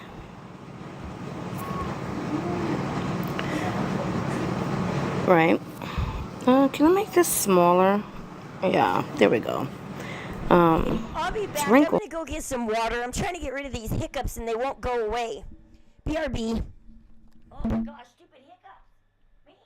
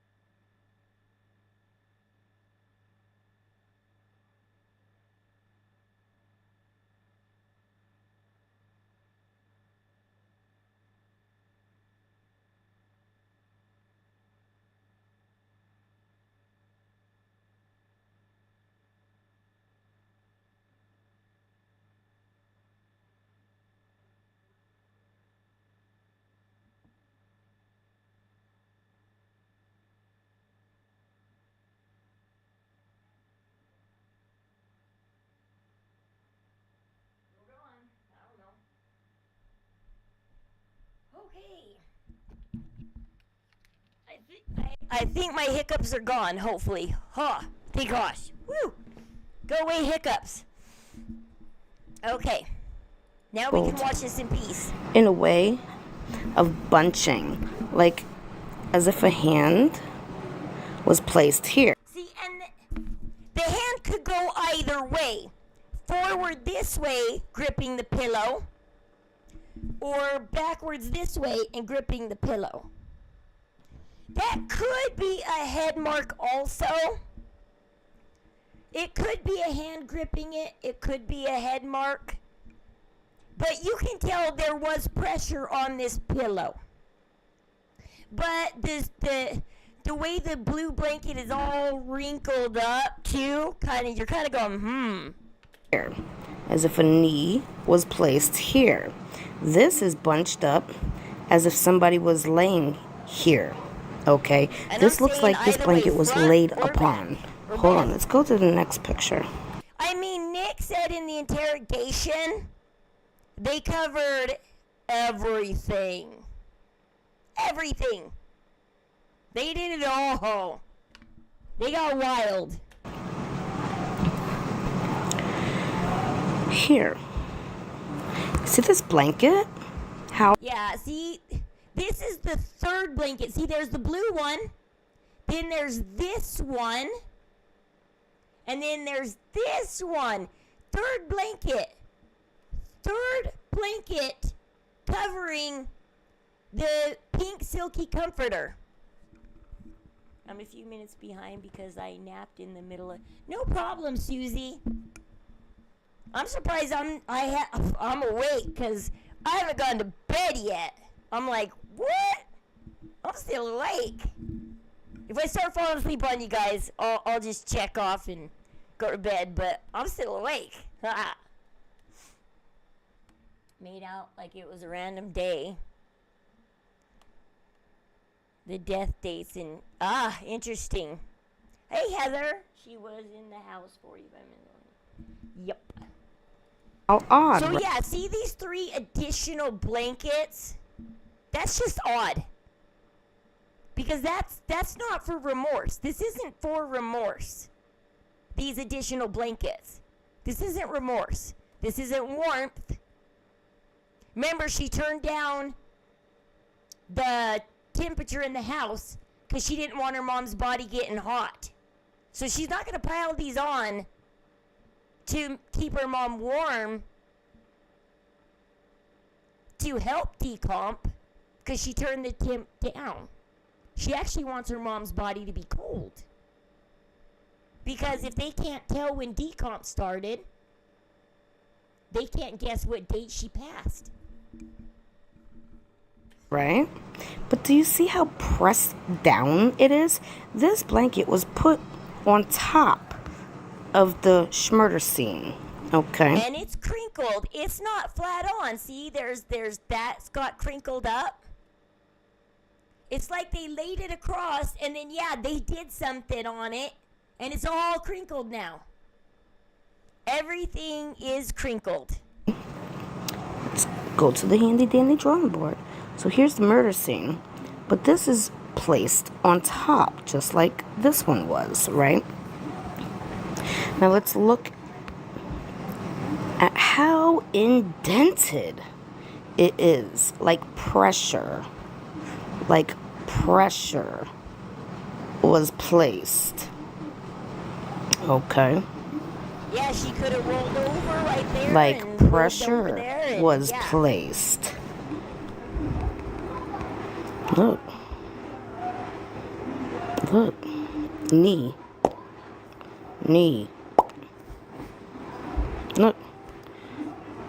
Look at the pressure there. Look at the pressure there. Look here. Okay? Look here. I mean, this is why I started joking with Morbid going, have you ever had sex? Do you know what a bed looks like after sex? I was like, I got so frustrated with him that I was just like, I was just like, I was trying to explain this, and I didn't know how to explain it except for to just, like, take a dig at him.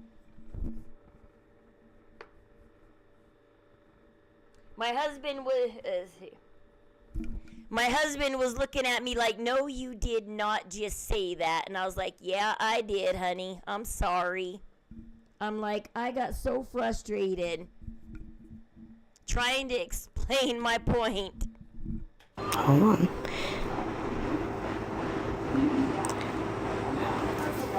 Okay. Now look. Like a hand here. Okay. Crunching up the blanket. Okay. Here. So, I mean, you can imagine when they laid the comforter over Dee Dee, it was probably pretty flat. And they could have just, remorse is laying the comforter over and then just leaving. But now there's 3 additional blankets and crinkles everywhere across them. Like a kid jumped on the bed and romped across it. Like, seriously, romping was on this bed. Things were romping up and down. This is crazy. Hold on. Oh, I didn't mean to save that. Ew. Hold on. Now, let's look on the side of her bed. Okay, Fancy, if you're watching my video, I have the answer for you. I was watching your playback, and you were saying, what is this? The cops move things, by the way, Fancy. So if you're watching my video here, I'm going to give you the answer. You remember that weird thing that looked like, fish tank scooper or something? God knows what it is. It's right here in the crime scene photos, right here. The cops picked it up and moved it and took a picture of it. But this is where it originated. I don't know why it's there, because they might have had schmecks there. Have no idea. But, there it is. That weird little thing that nobody can figure out what it is. I couldn't figure it out either. I was stopping and staring at it going, mind blown. It's right here.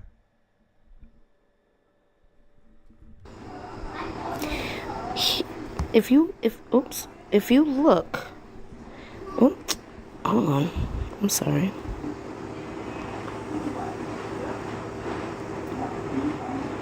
Okay, if you look here, there's no wrinkles. It starts getting wrinkly a little bit here. Hold on. A little bit here, right? Starts getting wrinkled here. Okay, and this looks like it's being pushed this way and this way, like a hand crumble when you crumble something in your hand. Yeah, so they're saying they're laying down there. You have a towel here, a blanket here, and a pillow. And why? Grabbing onto the bed. Let's see. Or he's on top of her and he's pushing onto the bed. One or the other, like, or both. They're grabbing onto the bed. I mean, they got wild. It could go like this with the leg. It would make crinkles here where there are crinkles. Crinkles here because the hand might come down and grab this. Do you understand what I'm showing you? This is sicker than we thought. And personally, I don't think this was, if this would be the daughter, the other person on here, I don't feel like it would be Nick. I don't. See, I think somehow an argument comes up between Gypsy and Nick about, is necrophilia going to happen or not? Instead, the body gets covered, and then all these blankets get put on top, because Gypsy's like, no, we changed our mind. Because they had the mom with the nightgown pulled up. She was half nude. They had her in position. They had her body just, it was sitting diagonal in the bed in position, ready. And then they decided, no, never mind, Nick. How about you just, we'll just cover my mom up and you just, grate me instead, But if you grape me beside my mom, it might feel like you're graping her. But instead of being with an unalive person, it's a live person, so it's not necrophilia. But it might feel like necrophilia, like you can imagine, just imagine. Because we do know a conversation or something happens between Gypsy and Nick on, well, what do we do with my mom's body? Do we play with it or not? And I think maybe Gypsy, I don't dare say remorse, people probably attack me for that word, felt some kind of remorse or something over her mom's body and just decided, no, turns out that's not a good idea. I don't want to have that done to my mom. When it came down to that moment. But the interrogator kept asking Nick, did you kiss her? Did your thingy touch her butt? Did it touch her face? Did it touch her body anywhere? Did you touch your thingy anywhere to that body? And Nick kept saying no. So it tells you, did they find schmexual fluid? Because they kept asking Nick, are you sure you didn't touch the body? Are you sure? Not with your lips, not with your dingy? And so I'm sitting here going, I'm looking at what Candace is saying. I'm looking at what Dee Dee and Nick have said. I'm looking at the interrogation talk and going, maybe Candace is on board with something because there was talk about necrophilia. There was talking about graping Gypsy instead. The cops were asking Nick, come on, are you sure you didn't touch that body? Are you sure? And Nick stood his ground and said, no, I didn't.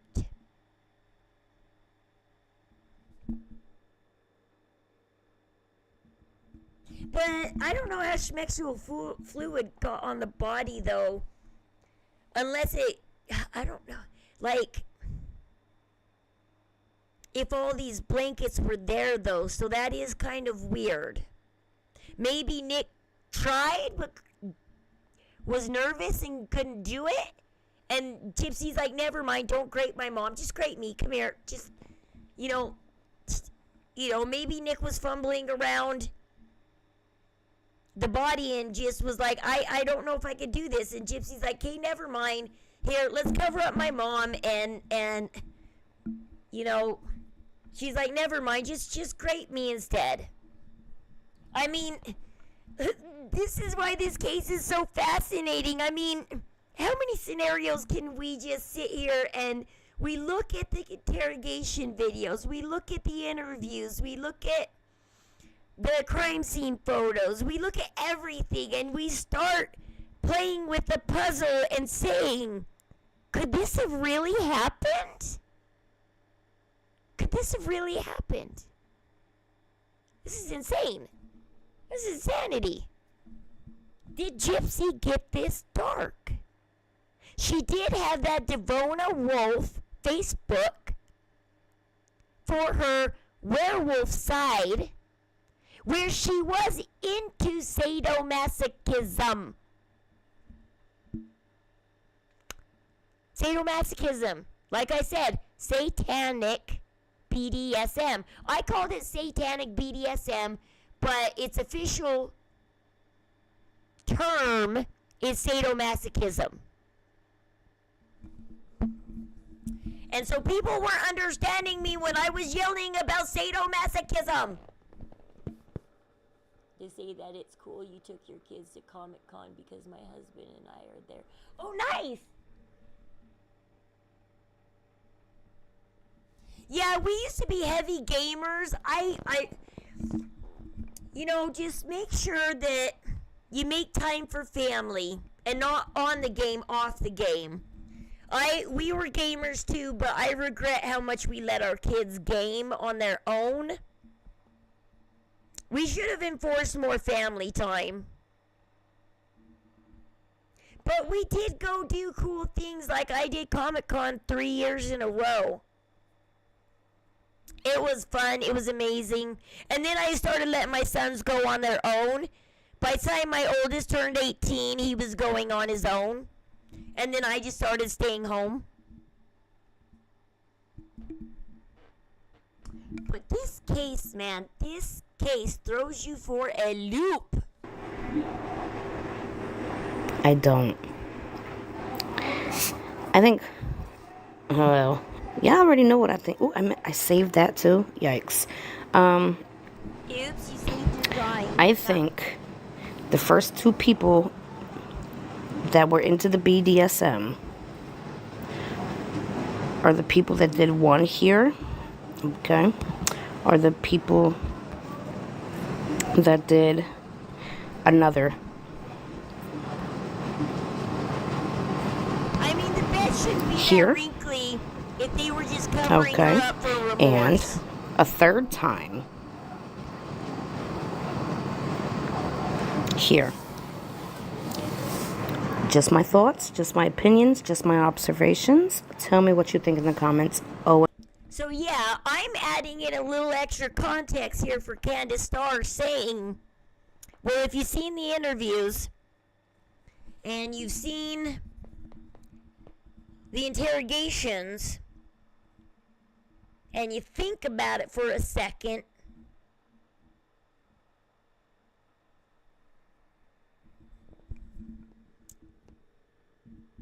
you never know.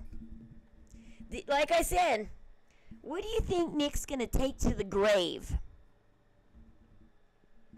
What is so bad Nick is taken to the grave? I'm sitting there going, this could be that secret. Ryan Lee agrees with me. Nick, just tell the secret you're taking to the grave. If you just say it, Nick, you might get your appeal. Silence is just going to keep you in prison. Everybody's watching you, Nick. You got millions and millions of people watching you. Just say it. Just do it. Just schedule an interview. Just do it, Nick. Just say it. Just say it. Just say what you're taking to the grave. Because you know what? Nick's silence, his appeals are getting denied left and right. The only way Nick is getting out of prison is not silence, it's public opinion. It's your turn, Nick. Throw Gypsy under the bus. Quit having Cornerstone Nation tell everybody you're not dumb, that you did the schmurder. That ain't getting you out. Oh my gosh. That was one of the stupidest videos they could have made. Oh, Nick's not dumb, you guys. Dee Dee was completely fine and alive.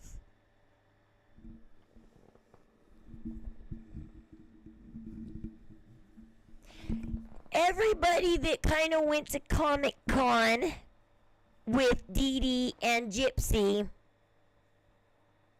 yeah, they think David Blanchard and all them guys, because one guy, and it probably wasn't Dan,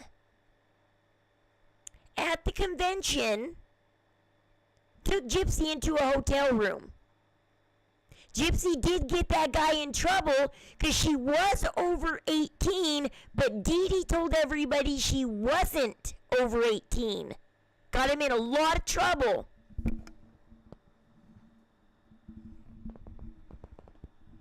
Yeah, I wish Morbid would just have pulled up this video because he got interested for 2 seconds before he doubted me and shut me down. He entertained it for 2 seconds in his brain. I thought, here we go. Pull up the video, Morbid. Just pull up the video, please. And then he instead turned around and shut me down. And I was like, never mind. Whatever. I was like, I had to get off before I started crying. Because I was like, listen to Candace and let's have a conversation. Gypsy's one dark bee. Yatch. Not only did she plan this murder for over 2 years, buy the knife and play with it and lick it and dream about this murder for 2 years. Because earlier we were talking about, no, this wasn't a heat of the moment thing, guys. Gypsy dreamed this and planned this for 2 years. I know, he's more interested in what Morbid, in a way, is a troll. He's kind of a troll. He trolls gossip and the truth. Like, he likes to mess with it. Well, and look at everybody in Morbid's stream. What do they tell him? Thank you, Morbid. This was a great night. You entertained us again. He's an entertainer. But he pulls true crime into it. And so it's really hard, especially on some of us more serious people. Because I'm not quick-witted. I don't know how to joke around. I'm not good at that stuff. I'm good at the facts and whatnot. I'm good at reading between the lines and you know, trying to pick things out and talk about things. I'm not good at the comedy. And I'm not, and that's fine. Morbid's good at the comedy. But look what happened. I mean, he entertained everybody for 2 nights in a row. But it turned out Cowboy was just a troll. That was a bust. Cowboy trolled you for 2 nights in a row. But you got your interview with Ken. You got Ken to pop up on your panel multiple times. So, success, right? Trolling was a success. Ken popped up on the panel. So, trolling does pay off. You know? Ken's not jumping in on anybody else's live streams. So, I mean, it's hard. Like I said, the question is, what would you do to get monetized or stay monetized or whatever?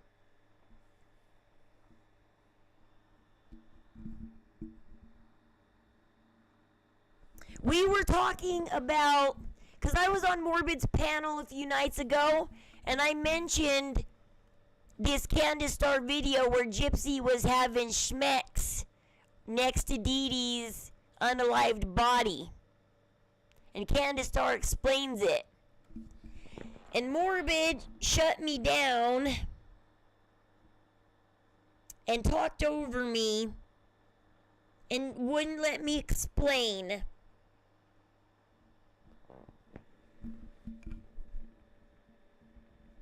Yeah, I don't want to say some of the people's names on panel. Like, I felt like when I first started going up on panel, there was this one person that only went up on, well, these 2 people that only went up on panel on days I went up on panel. And they constantly talked over me. And then I wouldn't show up on panel, and I'm like, are they going to show up? Are they going to show up?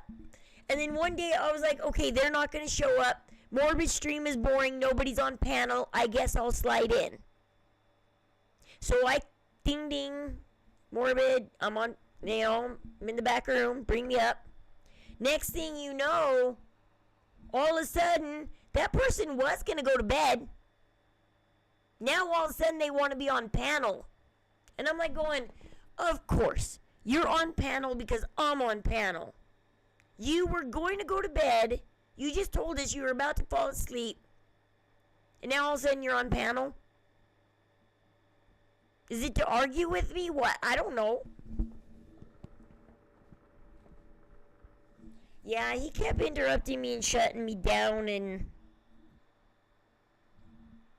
they liked me at first, the first little while I was up on panel, but now Morbid goes with the popular opinion. I went up there when Becca Scoops was up there. That was probably one of the worst times to go up there and lay down something.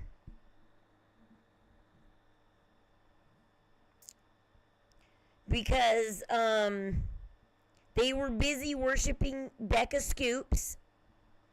So that was a bad time to decide to go on panel and talk. Because I can't compete with Becca Scoops. I can't.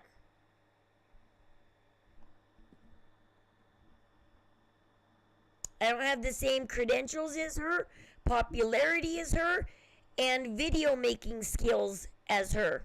I don't have the same skills as her. I can't compete.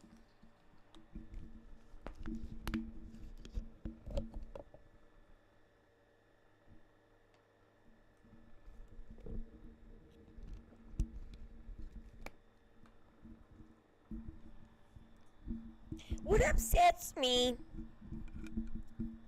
is if you go back to my first 4 or 5 streams I streamed about Gypsy, I noticed Anxious Aunt, Toddy One Skip, and even Becca Scoops. Look at the dates. I noticed them before everybody else did. I was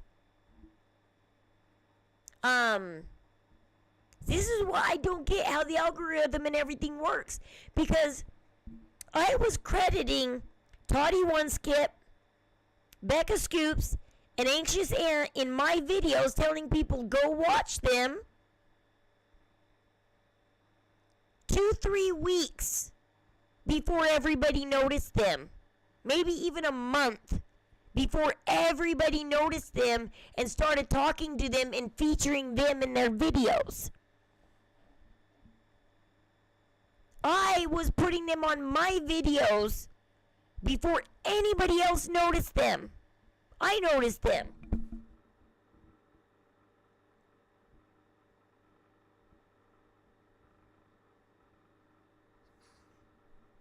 I try and keep up on the 411 on this case so I can answer everybody's questions when I get up here on stream. Except for I'm not close to the family, so I can't answer what's going on with Gypsy right now. I don't know if she's at her PO's office right now. I don't know if she's at the hospital right now.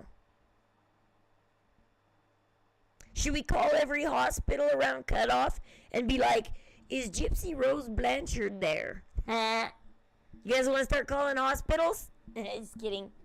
Be like, is Gypsy Rose Blanchard in there? Is it the ER or labor and delivery or I don't know.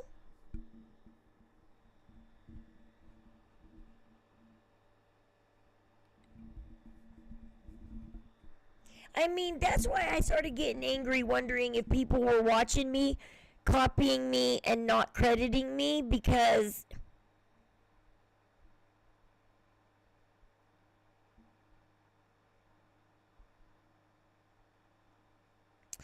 I was getting 400 or 500 views. I mean, that's not a lot, but that's a good amount.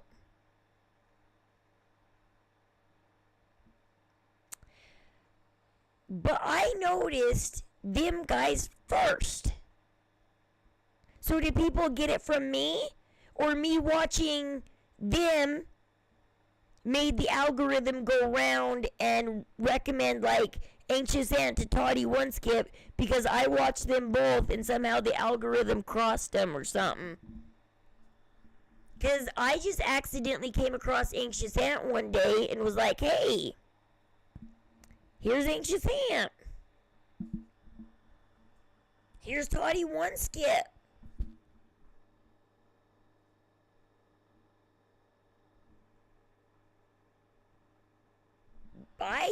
I saw Becca Scoop's video 1 right after she brought it out. Somehow my algorithm made me hit Becca Scoops right as she put the first video out. And then I was like, dude, you guys, you gotta check this chick out. It's like, oh my gosh, she's saying the cops are all mad at Gypsy. I'm like, check her out, guys. By her third video, everybody finally started noticing her. But I had already been watching her first two videos before anybody else said anything.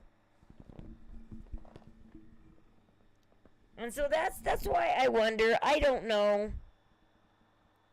Or maybe people are watching me and going, oh, Rose is talking about anxious aunt. I'm going to go email Toddy. Because I know somebody was in my comments that watches Toddy and they caught on to my channel. Because it was in a video where I recommended Toddy. And they said, oh, I'm going to tell Toddy about this, blah, blah, blah. Fancy to Toddy, hello Starlight, Stir Morbid. Yeah, I went from like Toddy, hello Starlight.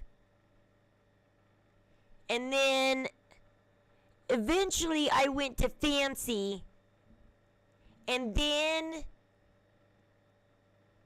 it took a while though for Sir Morbid to come up, but I think I've been with Sir Morbid since one of his first 1, 2, or 3 streams on Gypsy. Like, I've been with Sir Morbid since almost the beginning.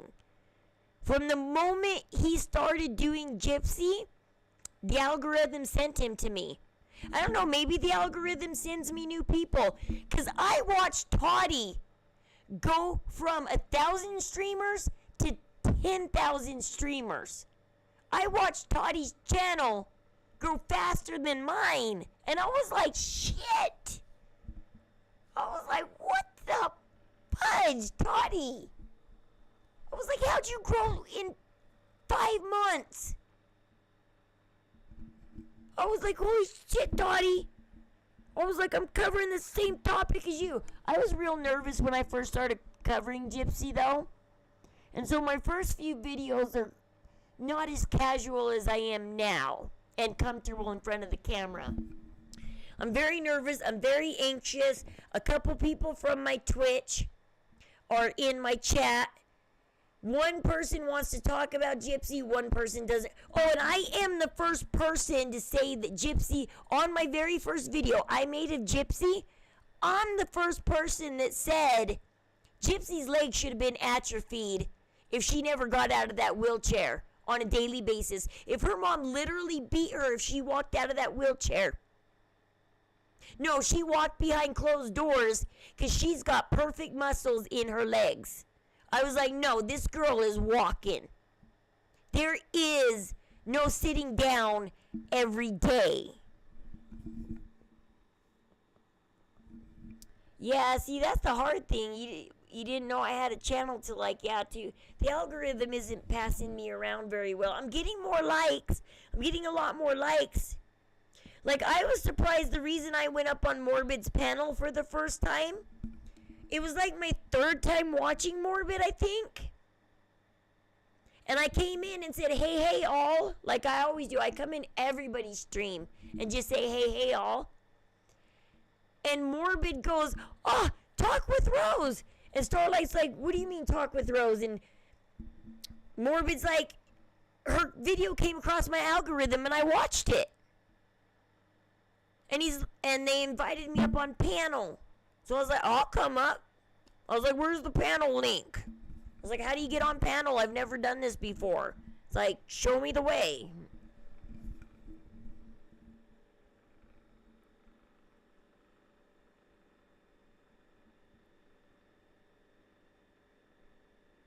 Well, I'm trying to get around out there because, I don't know, I need to quit worrying about it because sometimes it just feels exhausting.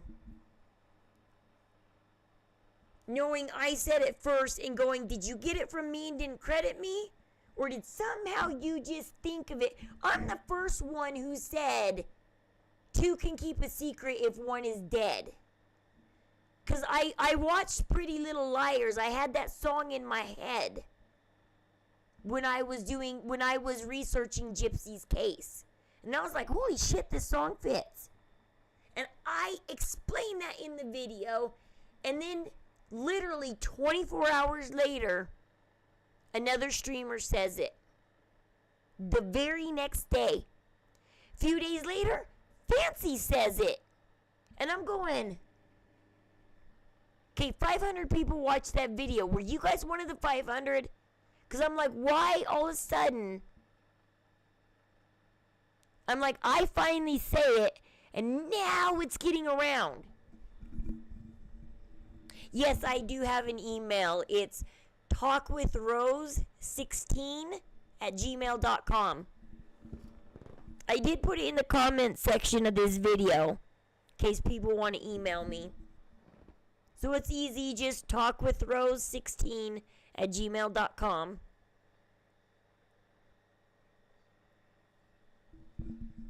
But yeah, I don't know. I need to just quit worrying about it, do my videos, and just tell people, please, if you get it from me, just come on, throw me a bone.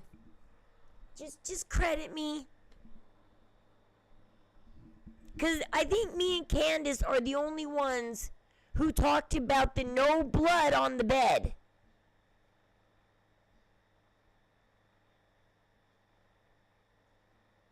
I'm like, did I mention it on my stream, Morbid stream, both? When did I mention that? I tried looking at my videos the other day going, Rose, when did you mention that? When did you start saying there's no blood on this bed? Because that's the first thing I thought. Fancy had these photos for 5 years. I had them for 5 minutes. And said, I expected, because before I ever saw the first crime scene photo, I heard Fancy and Ryan Lee describe the blood spatter didn't match, blah, blah, blah. And I was like, what blood spatter? I kept looking in the photos going, what blood spatter? I'm looking. There's nothing. It's clean. The whole thing is clean. I thought you guys said the blood spatter didn't match. There is none. It's like, no ceiling, no walls, no blankets, no bed, no. It's like, you guys, what blood spatter are you talking about? Because there is none. You can't tell where the violent crime happened. And apparently they didn't spray enough luminol. Unless that's in Gypsy's discovery. Did they spray luminol all over the house? All over the shed? And I told everybody. And Fancy just announced this too. But I've been saying this also from the beginning. There's 3 sheds on that property. I told people, look. There's 3 sheds on the property. I don't know why there's so many sheds on the property. But I'm like, there is sheds everywhere. Like, I don't know. Did nothing with the information. Yeah, exactly. And that's what one other creator said. She said, Fancy had these medical records. And until Colleen, she had no idea what she was holding. It's like holding a deck of cards, standing at the table, putting down a bet, but not knowing what kind of cards you're holding. You're looking at your cards and you don't understand if you should trade in, what you should trade in, or what you keep or what. You're just standing there dumbfounded looking at your deck, but your bet is down. You put your bet down, but you don't understand what you have in your hand. Is it good or is it bad? Gypsy was on the... I wonder if she knew how to do the dark web.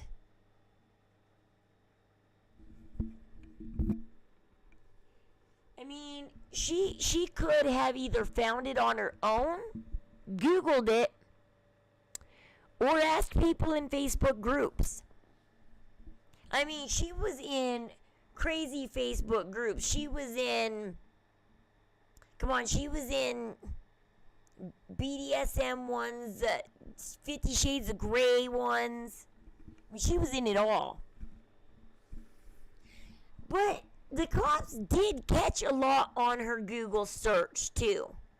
I mean, she was dumb enough just to Google everything outright and then smash her laptop thinking, ha, cops won't get you now. No, Gypsy, you gotta throw it in water. And then that might not, I mean, they still might be able to get at the hard drive, but better chance if you just, because if you smash it,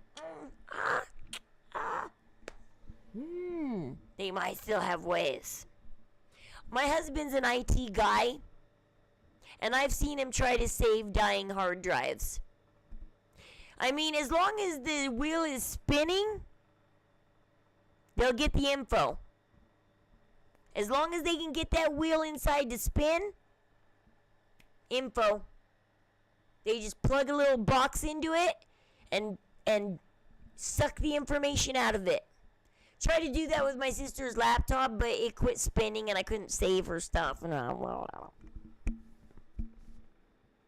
She was always shaving. She's like, head, legs, lady parts.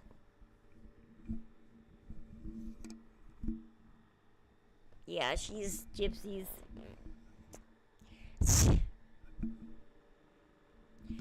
I call BS. I mean, if you look at all these pictures, Anastasia Steele and all of this, and her mom let her do her makeup, just very shitty job. Because if you look at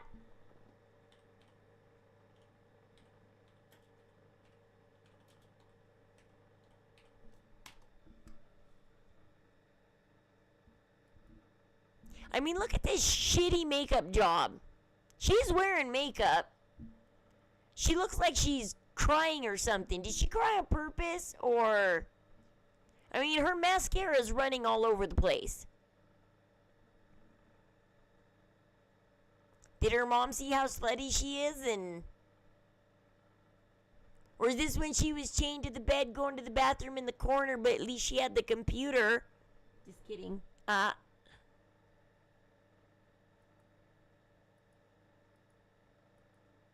Let's see.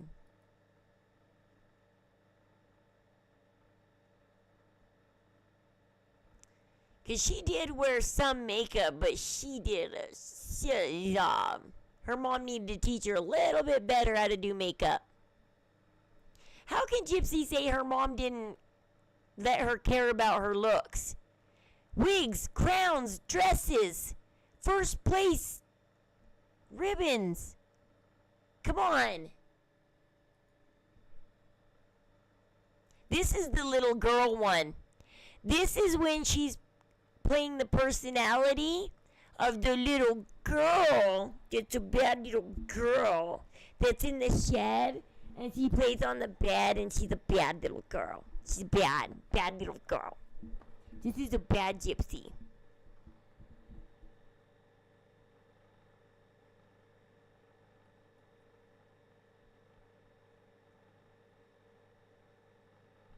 I don't know what the name is of the bad little girl persona.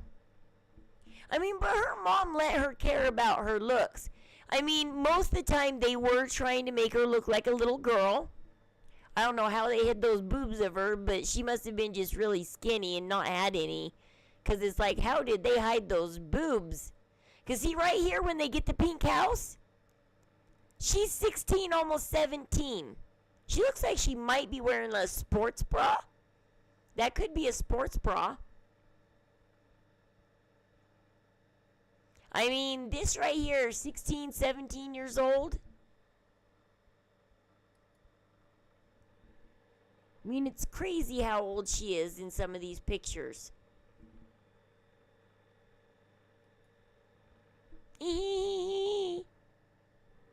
What picture is this?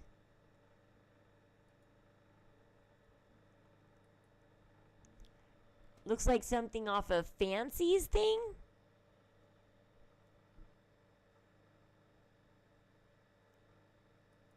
Who's this put out by? Oh, Oxygen True Crime? I thought Fancy had a series named Gypsy and Nick. I love to kill for first. What? Hold on. Hold your horses.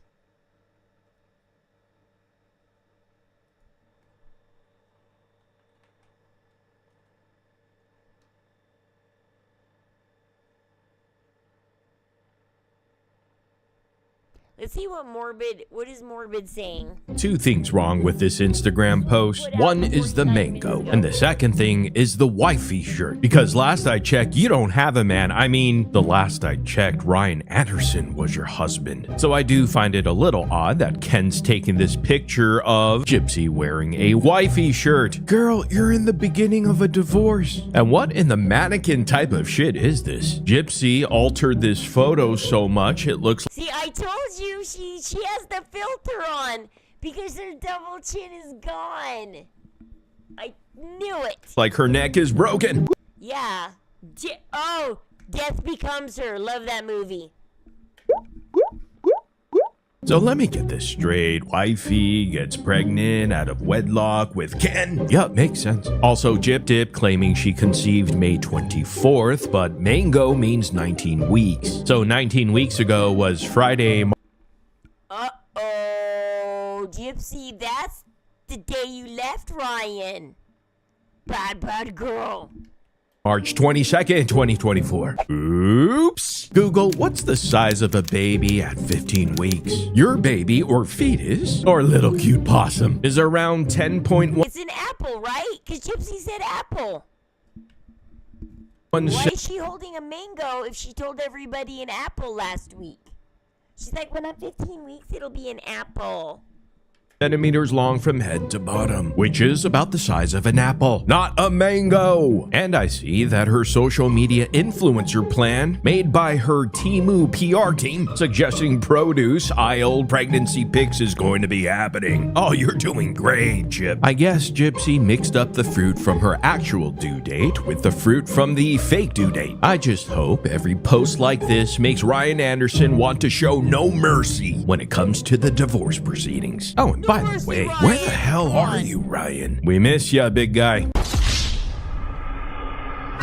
Everybody do a welfare check. No, I'm just kidding. Dead or alive. I'm on it. Dead or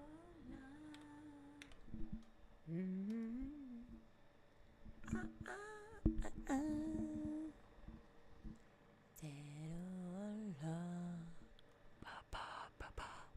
What is Fancy's series called again? Fancy made a series.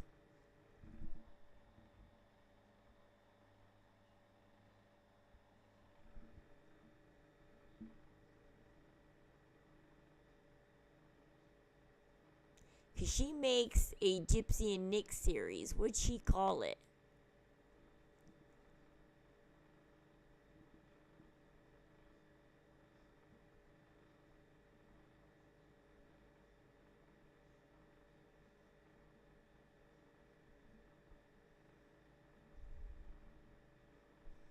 Well, technically, it's Colleen's Evidence. Just kidding. Yeah, the first time I ever heard of Natasha Cooper, I watched Katie Joy's video too. The first time I ever heard of Natasha Cooper was when I found out about Fancy 3 months ago and saw this video. I never knew who Natasha Cooper was until I saw this video.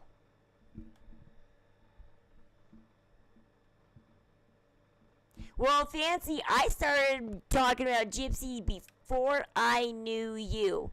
Toddy says the same thing, too. Not everybody used you right away. We smartened up without even knowing who you were. But yeah, now we troll you. Okay, it's called...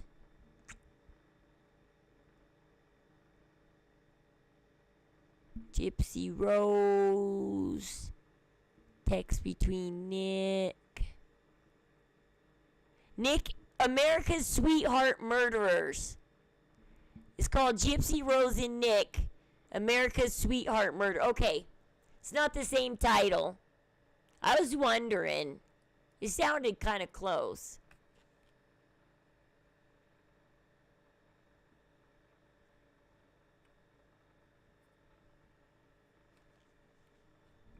So yeah, the name kind of sounded like familiar. It's like, what? Sounds just like it. Yeah, see, Gypsy and A Love to Kill For first act. The different sides of Nicholas Godich. This might be interesting to watch. There's the interview with the dad. See, I've seen people play these interviews. I just never knew where to get them.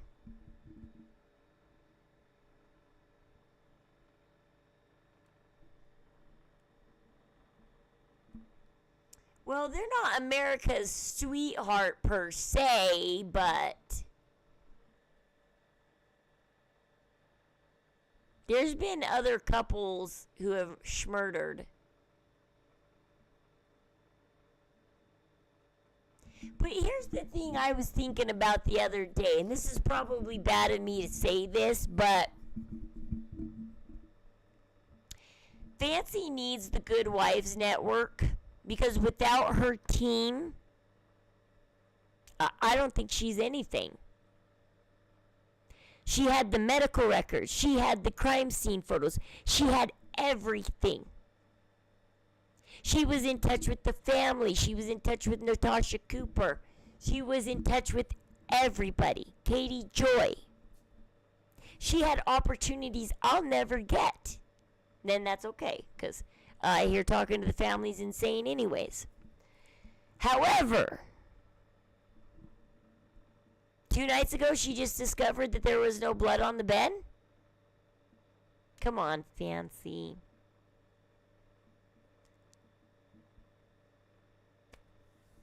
She didn't discover the microdeletion. Colleen did. She handed Colleen the medical records. She tells the story. She handed Colleen the medical records. Said, here you go, Colleen. Have the medical records. Tell me what they mean. She found the word microdeletion in there and then studied it. Studied the medical records and came back to Fancy with a full report. And said, here's what I got for you, Fancy.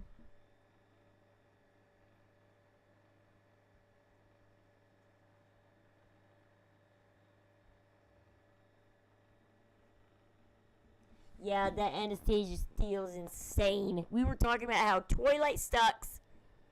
It caused 50 Shades of Grey to be written.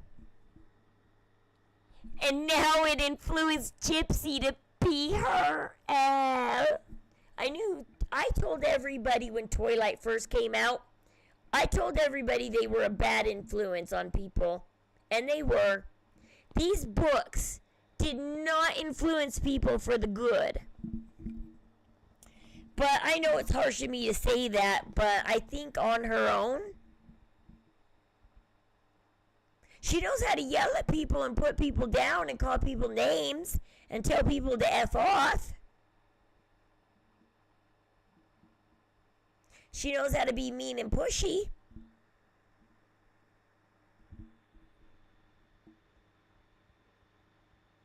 I mean, it is a lot to cover. But she's also had 8 years.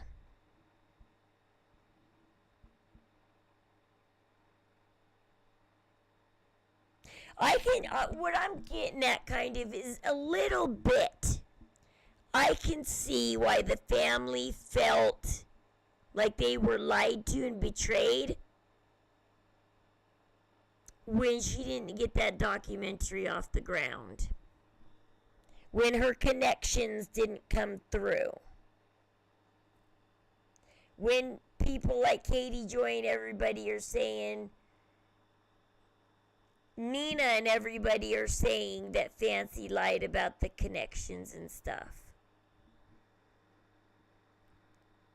I'm just also wondering what's going on in creator world right now. Like I said, I've been hopping in people's lives that I thought were lowly streamers that I knew about, and I didn't know if anybody else knew about them. Because nobody else talks about them. Nobody else credits them. Nobody else says their name. All of a sudden, Fancy's in their streams. And it turns out they're backing Fancy. Whoa. I'm like, wait a sec. It's like, I thought hardly anybody knew these guys. She's just gathering up streamers right now, piling them against her.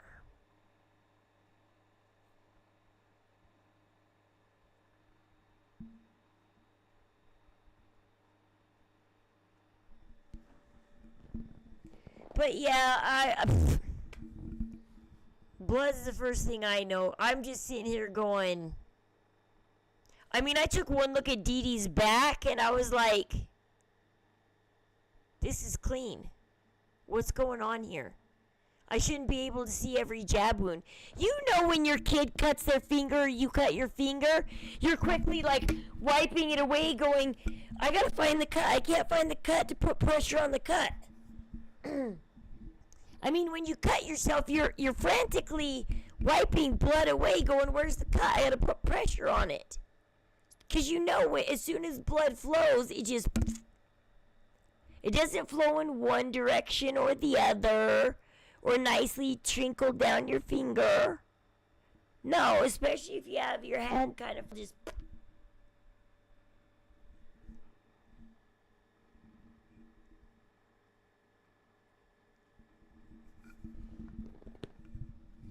I don't know. Just, it's like, I don't know. I don't like how Kate told me something was going to happen in a week. And I waited a week. And what I saw happen was Katie Joy leave the family. And creators started taking sides.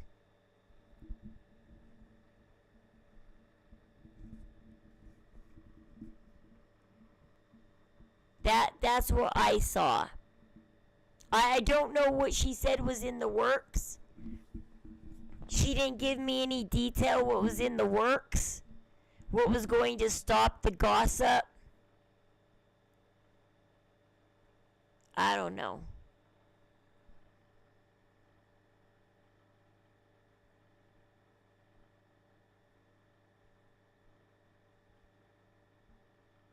So yeah, I don't know.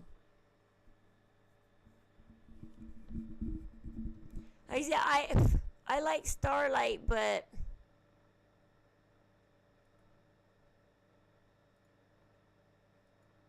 I can go to Ryan Lee's live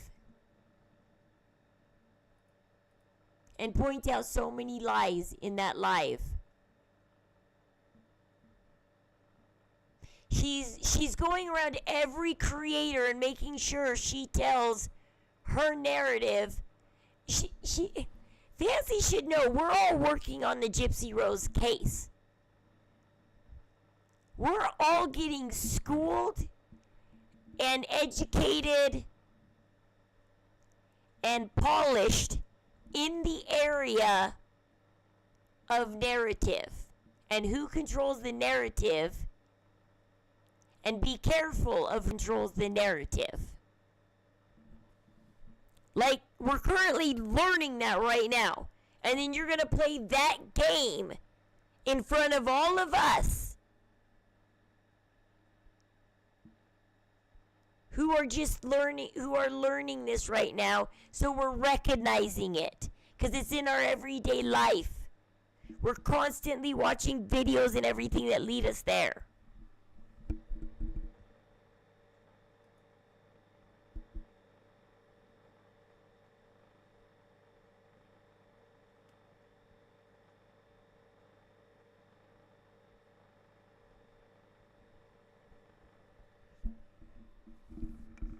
So I don't know.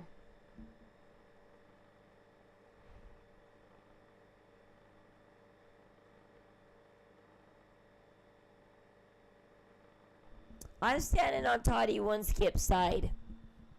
Maybe even the cutting board side. I'm going that way. Not Fancy. Not Katie Joy. I'm joining Toddy and Dawn from the cutting board. I'm like, there's a third option when you vote.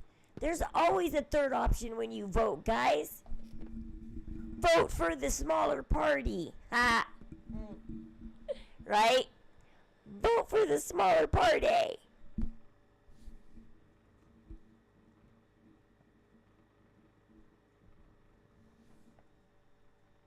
Okay, 5 months ago.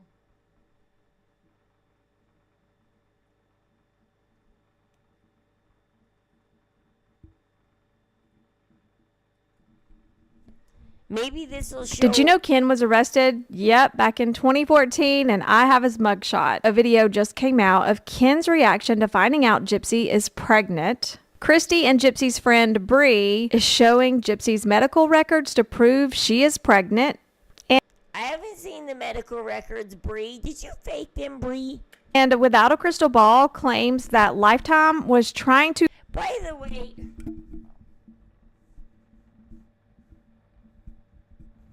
I don't know if I should tell you guys this, but I can't stand to look at Katie Joy.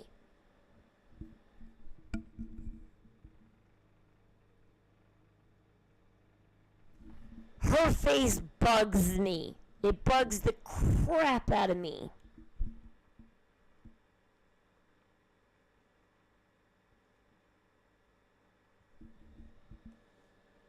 To push Gypsy to get pregnant so they could use it as a teaser for season 2 and a cliffhanger for season 1. Katie Joy from Without a Crystal Ball says she's been talking to Little Miss Lithium, aka Zora. Posted this TikTok. I packed my bags and left my Munchausen by proxy. And that's what I'm saying too, Sarah. I'm right there with you. Gypsy is doing too much to prove this pregnancy. Way too much. She's going way overboard. Just announce your pregnancy and walk away. Gosh dang it. Wait till you're like 7 months along and then plan your baby shower. You don't plan a baby shower in your first 2 trimesters. You plan it in your 3rd. You know, just go take a nap. Go sleep. You're tired. Just go. Proxy abuser without committing a blank. Gypsy and Zora had a falling out, and Ken actually said the other day on live that Zora is an addict. Zora was recently on TikTok Live, and she addressed what Ken said about her. Is that piercings in her cheeks? Just makes her look really weird. And more. It's 3 months and she's scared. Her. Gypsy and Amelia were best friends. And I would like to introduce you to one of my very good friends. This is Amelia Bird. She was only 16 years old when she was... In this video, Gypsy is at the doctor and finding out she's pregnant, and Christy calls Ken to let him know that she is pregnant. So we're seeing Ken... Christy looks more pregnant than Gypsy.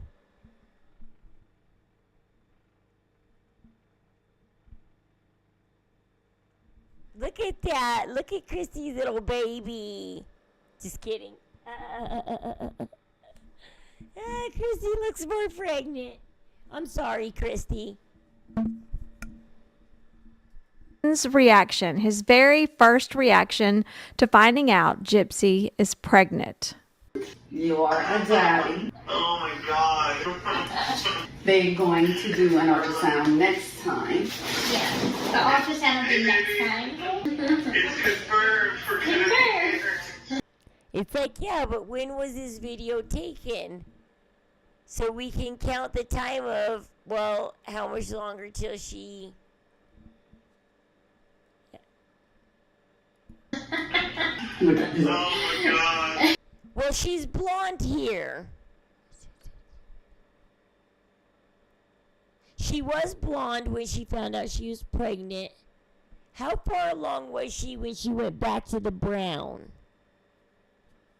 Does anybody know how far along she was when she went back to the brown? Because she was blonde. She was blonde at least in the first couple of months, or month and a half.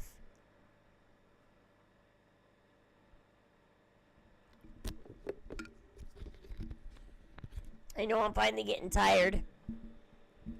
Get a wet towel if you feel like you're gonna pass out. Okay. See, It's I don't. Let's look and see when they get the nurse in there real quick.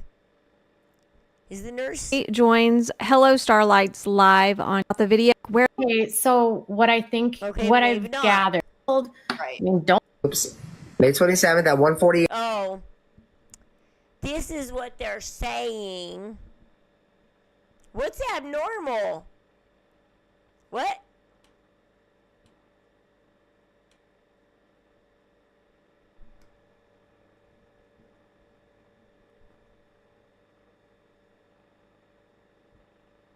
Oh, proof she wasn't pregnant on April 5th. Because that's the nose job. Okay, wait, I want to see these real quick. Show the proof. Say that's what she said. But Now, right, and now let's look at the next one. This is May 27th. That's Gypsy.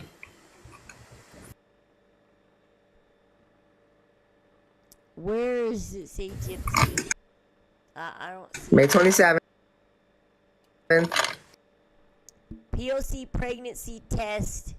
Why is it abnormal? What does abnormal mean? It's either positive or negative. Why does it say abnormal? Exactly, Sarah. What the hey?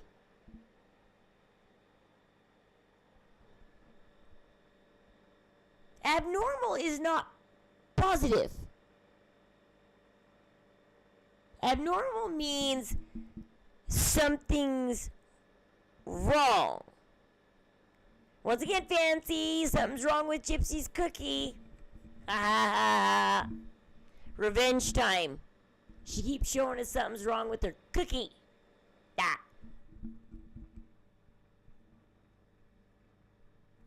It could be. I have 5 kids.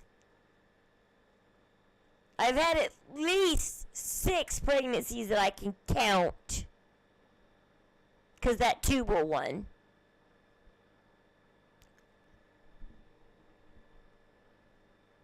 I didn't know there was an abnormal place to check off. Let's finish looking at this record, I guess. Oops. May 27th. That's the day she says she found out. May 27th. 27th at 1:48 p.m. And she's pregnant. Wait. Urine pregnancy? Okay, hold on. Let me Google this. You know, we're going to Google this. Okay. It's a POC pregnancy test, right? POC. Yeah, mine did too. My second son, when I was pregnant with him, I took a pregnancy test at 3 weeks before I missed my period.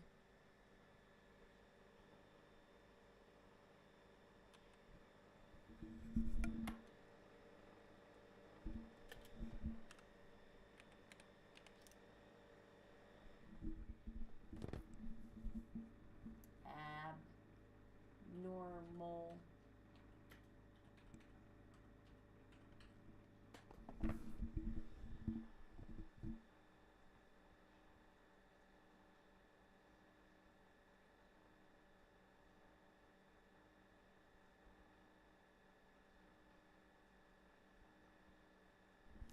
Well, looks like it's what you're saying. It might be a false positive. Abnormal results from a point of care false positive, false negative, ectopic,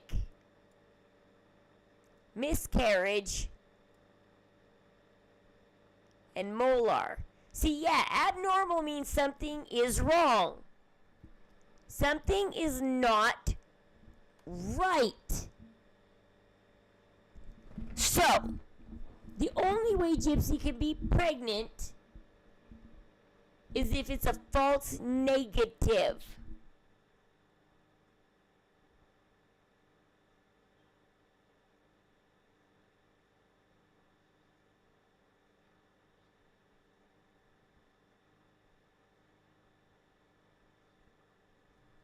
Because unfortunately, like,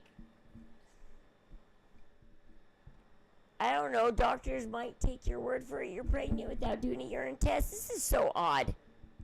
So you're right. It could be a false positive. Abnormal on a POC pregnancy test. False positive. Good job. Good job, Sarah.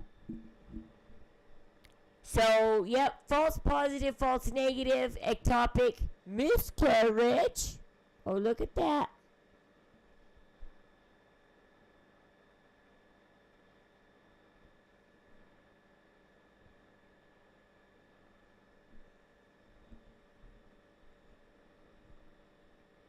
No, it's going to come out that she's miscarried or something. Maybe I'll go take a little nap and we'll wait for the news and we'll see what happens. Here, I'll give you my phone number. Call me if the news breaks. No, I'm just kidding. No. Be like, call me if the news breaks and we'll talk about it. I've waited all the way up to 2:30 in the afternoon and no news has broken out about Gypsy.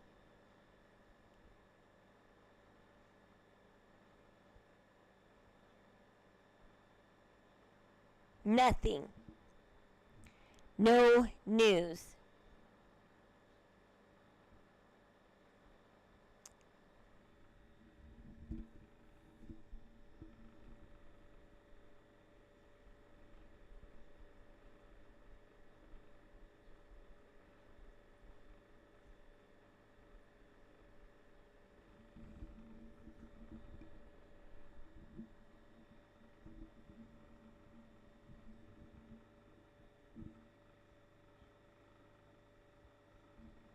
Let's see, trying to think.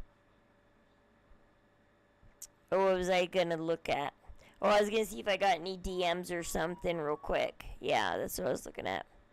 See if anybody is DMing me. Nope. Nope, no DMs. So yeah, that's crazy. Look, proof Gypsy's pregnant. Look, it says abnormal. Okay, abnormal does not mean you're pregnant, by the way. Sorry, Gypsy. If that is a real, honest to God doctor's report, literal doctor's report, not lying, not faking, not trolling, abnormal isn't good. Abnormal doesn't mean positive. Abnormal doesn't mean there'll be a baby in 9 months. Abnormal means something is wrong, and one way or another, you're most likely going to lose that baby. It's not ectopic, it probably would have. Well, everybody's different though. I told you guys I'm skinny. Ectopic pregnancies, most people don't notice them till 10 to 12 weeks. Towards the end of their first trimester. And then, like, something goes wrong or something, they go in for a checkup and they find out it's ectopic. Me, I found out at 6 weeks because I got a tiny little body and my tiny little tubes were so tiny that they just, under the weight of the egg and the sperm, they just blew. Not highlighted abnormal, was highlighted in yellow. Yeah, it said abnormal. I saw it, see? abnormal, which means one of these 5. Molar pregnancy is a rare condition where abnormal tissue grows inside the uterus. It's weird.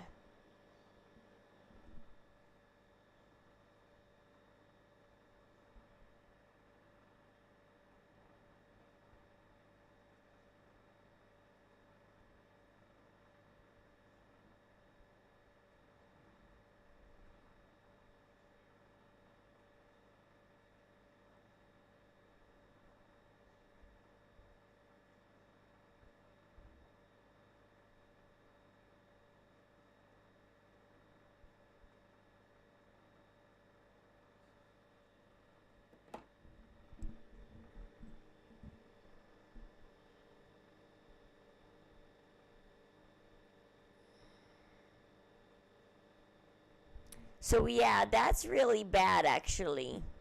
That's just bad. Bree, you just showed everybody Bree, you keep trying to do good stuff for Gypsy, but you just keep ruining things. It's Gypsy.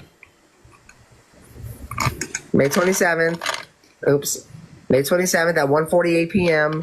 And she's pregnant. Next, Katie Joy and Hello Starlight start talking about the role Christy played in bringing Ken back into Gypsy's life. And everyone wants to put it on Christy, like Christy's the one that brought Ken back, but it's not that simple because he was never gone. How do you bring someone back that isn't gone? He played a huge part in the death. From the beginning, I was like, I fought Nina on it. And even when I woke up and saw the stupid pregnancy news, I was like, this can't be real. It's like I said, I just don't have enough confidence to like double down on that. Maybe now I do with the abnormal pregnancy test. Be like, dude, just double down on it, Rose. You know it's right. She's not pregnant.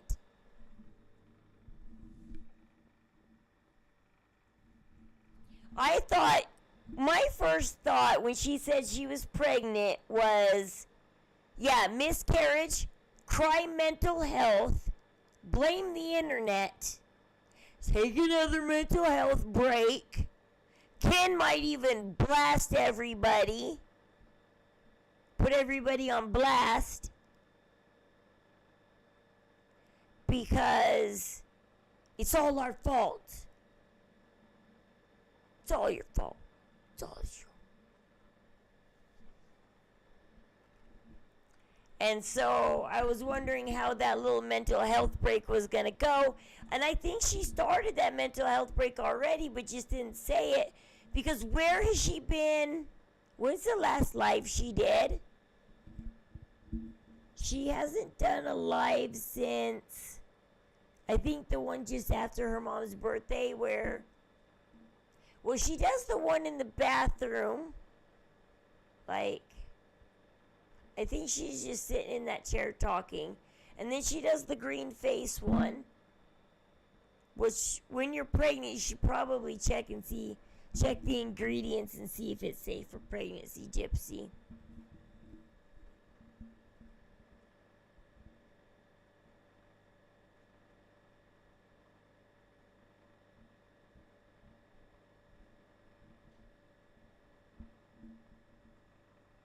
Alright. Well, I'm going to go take a nap, I guess. Let's see if some news breaks today. Is she in prison? It's like, notify me, guys, if you see her in handcuffs before I do. Be like, ding me all over the place. Be like, Rose, she's in handcuffs. Or is Christy or Ken, or both, gonna come out on social media and say, you guys, we would like your respect at this time. It's a very hard time for Gypsy right now.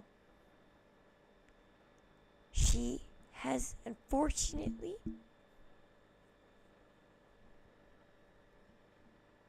miscarried that baby.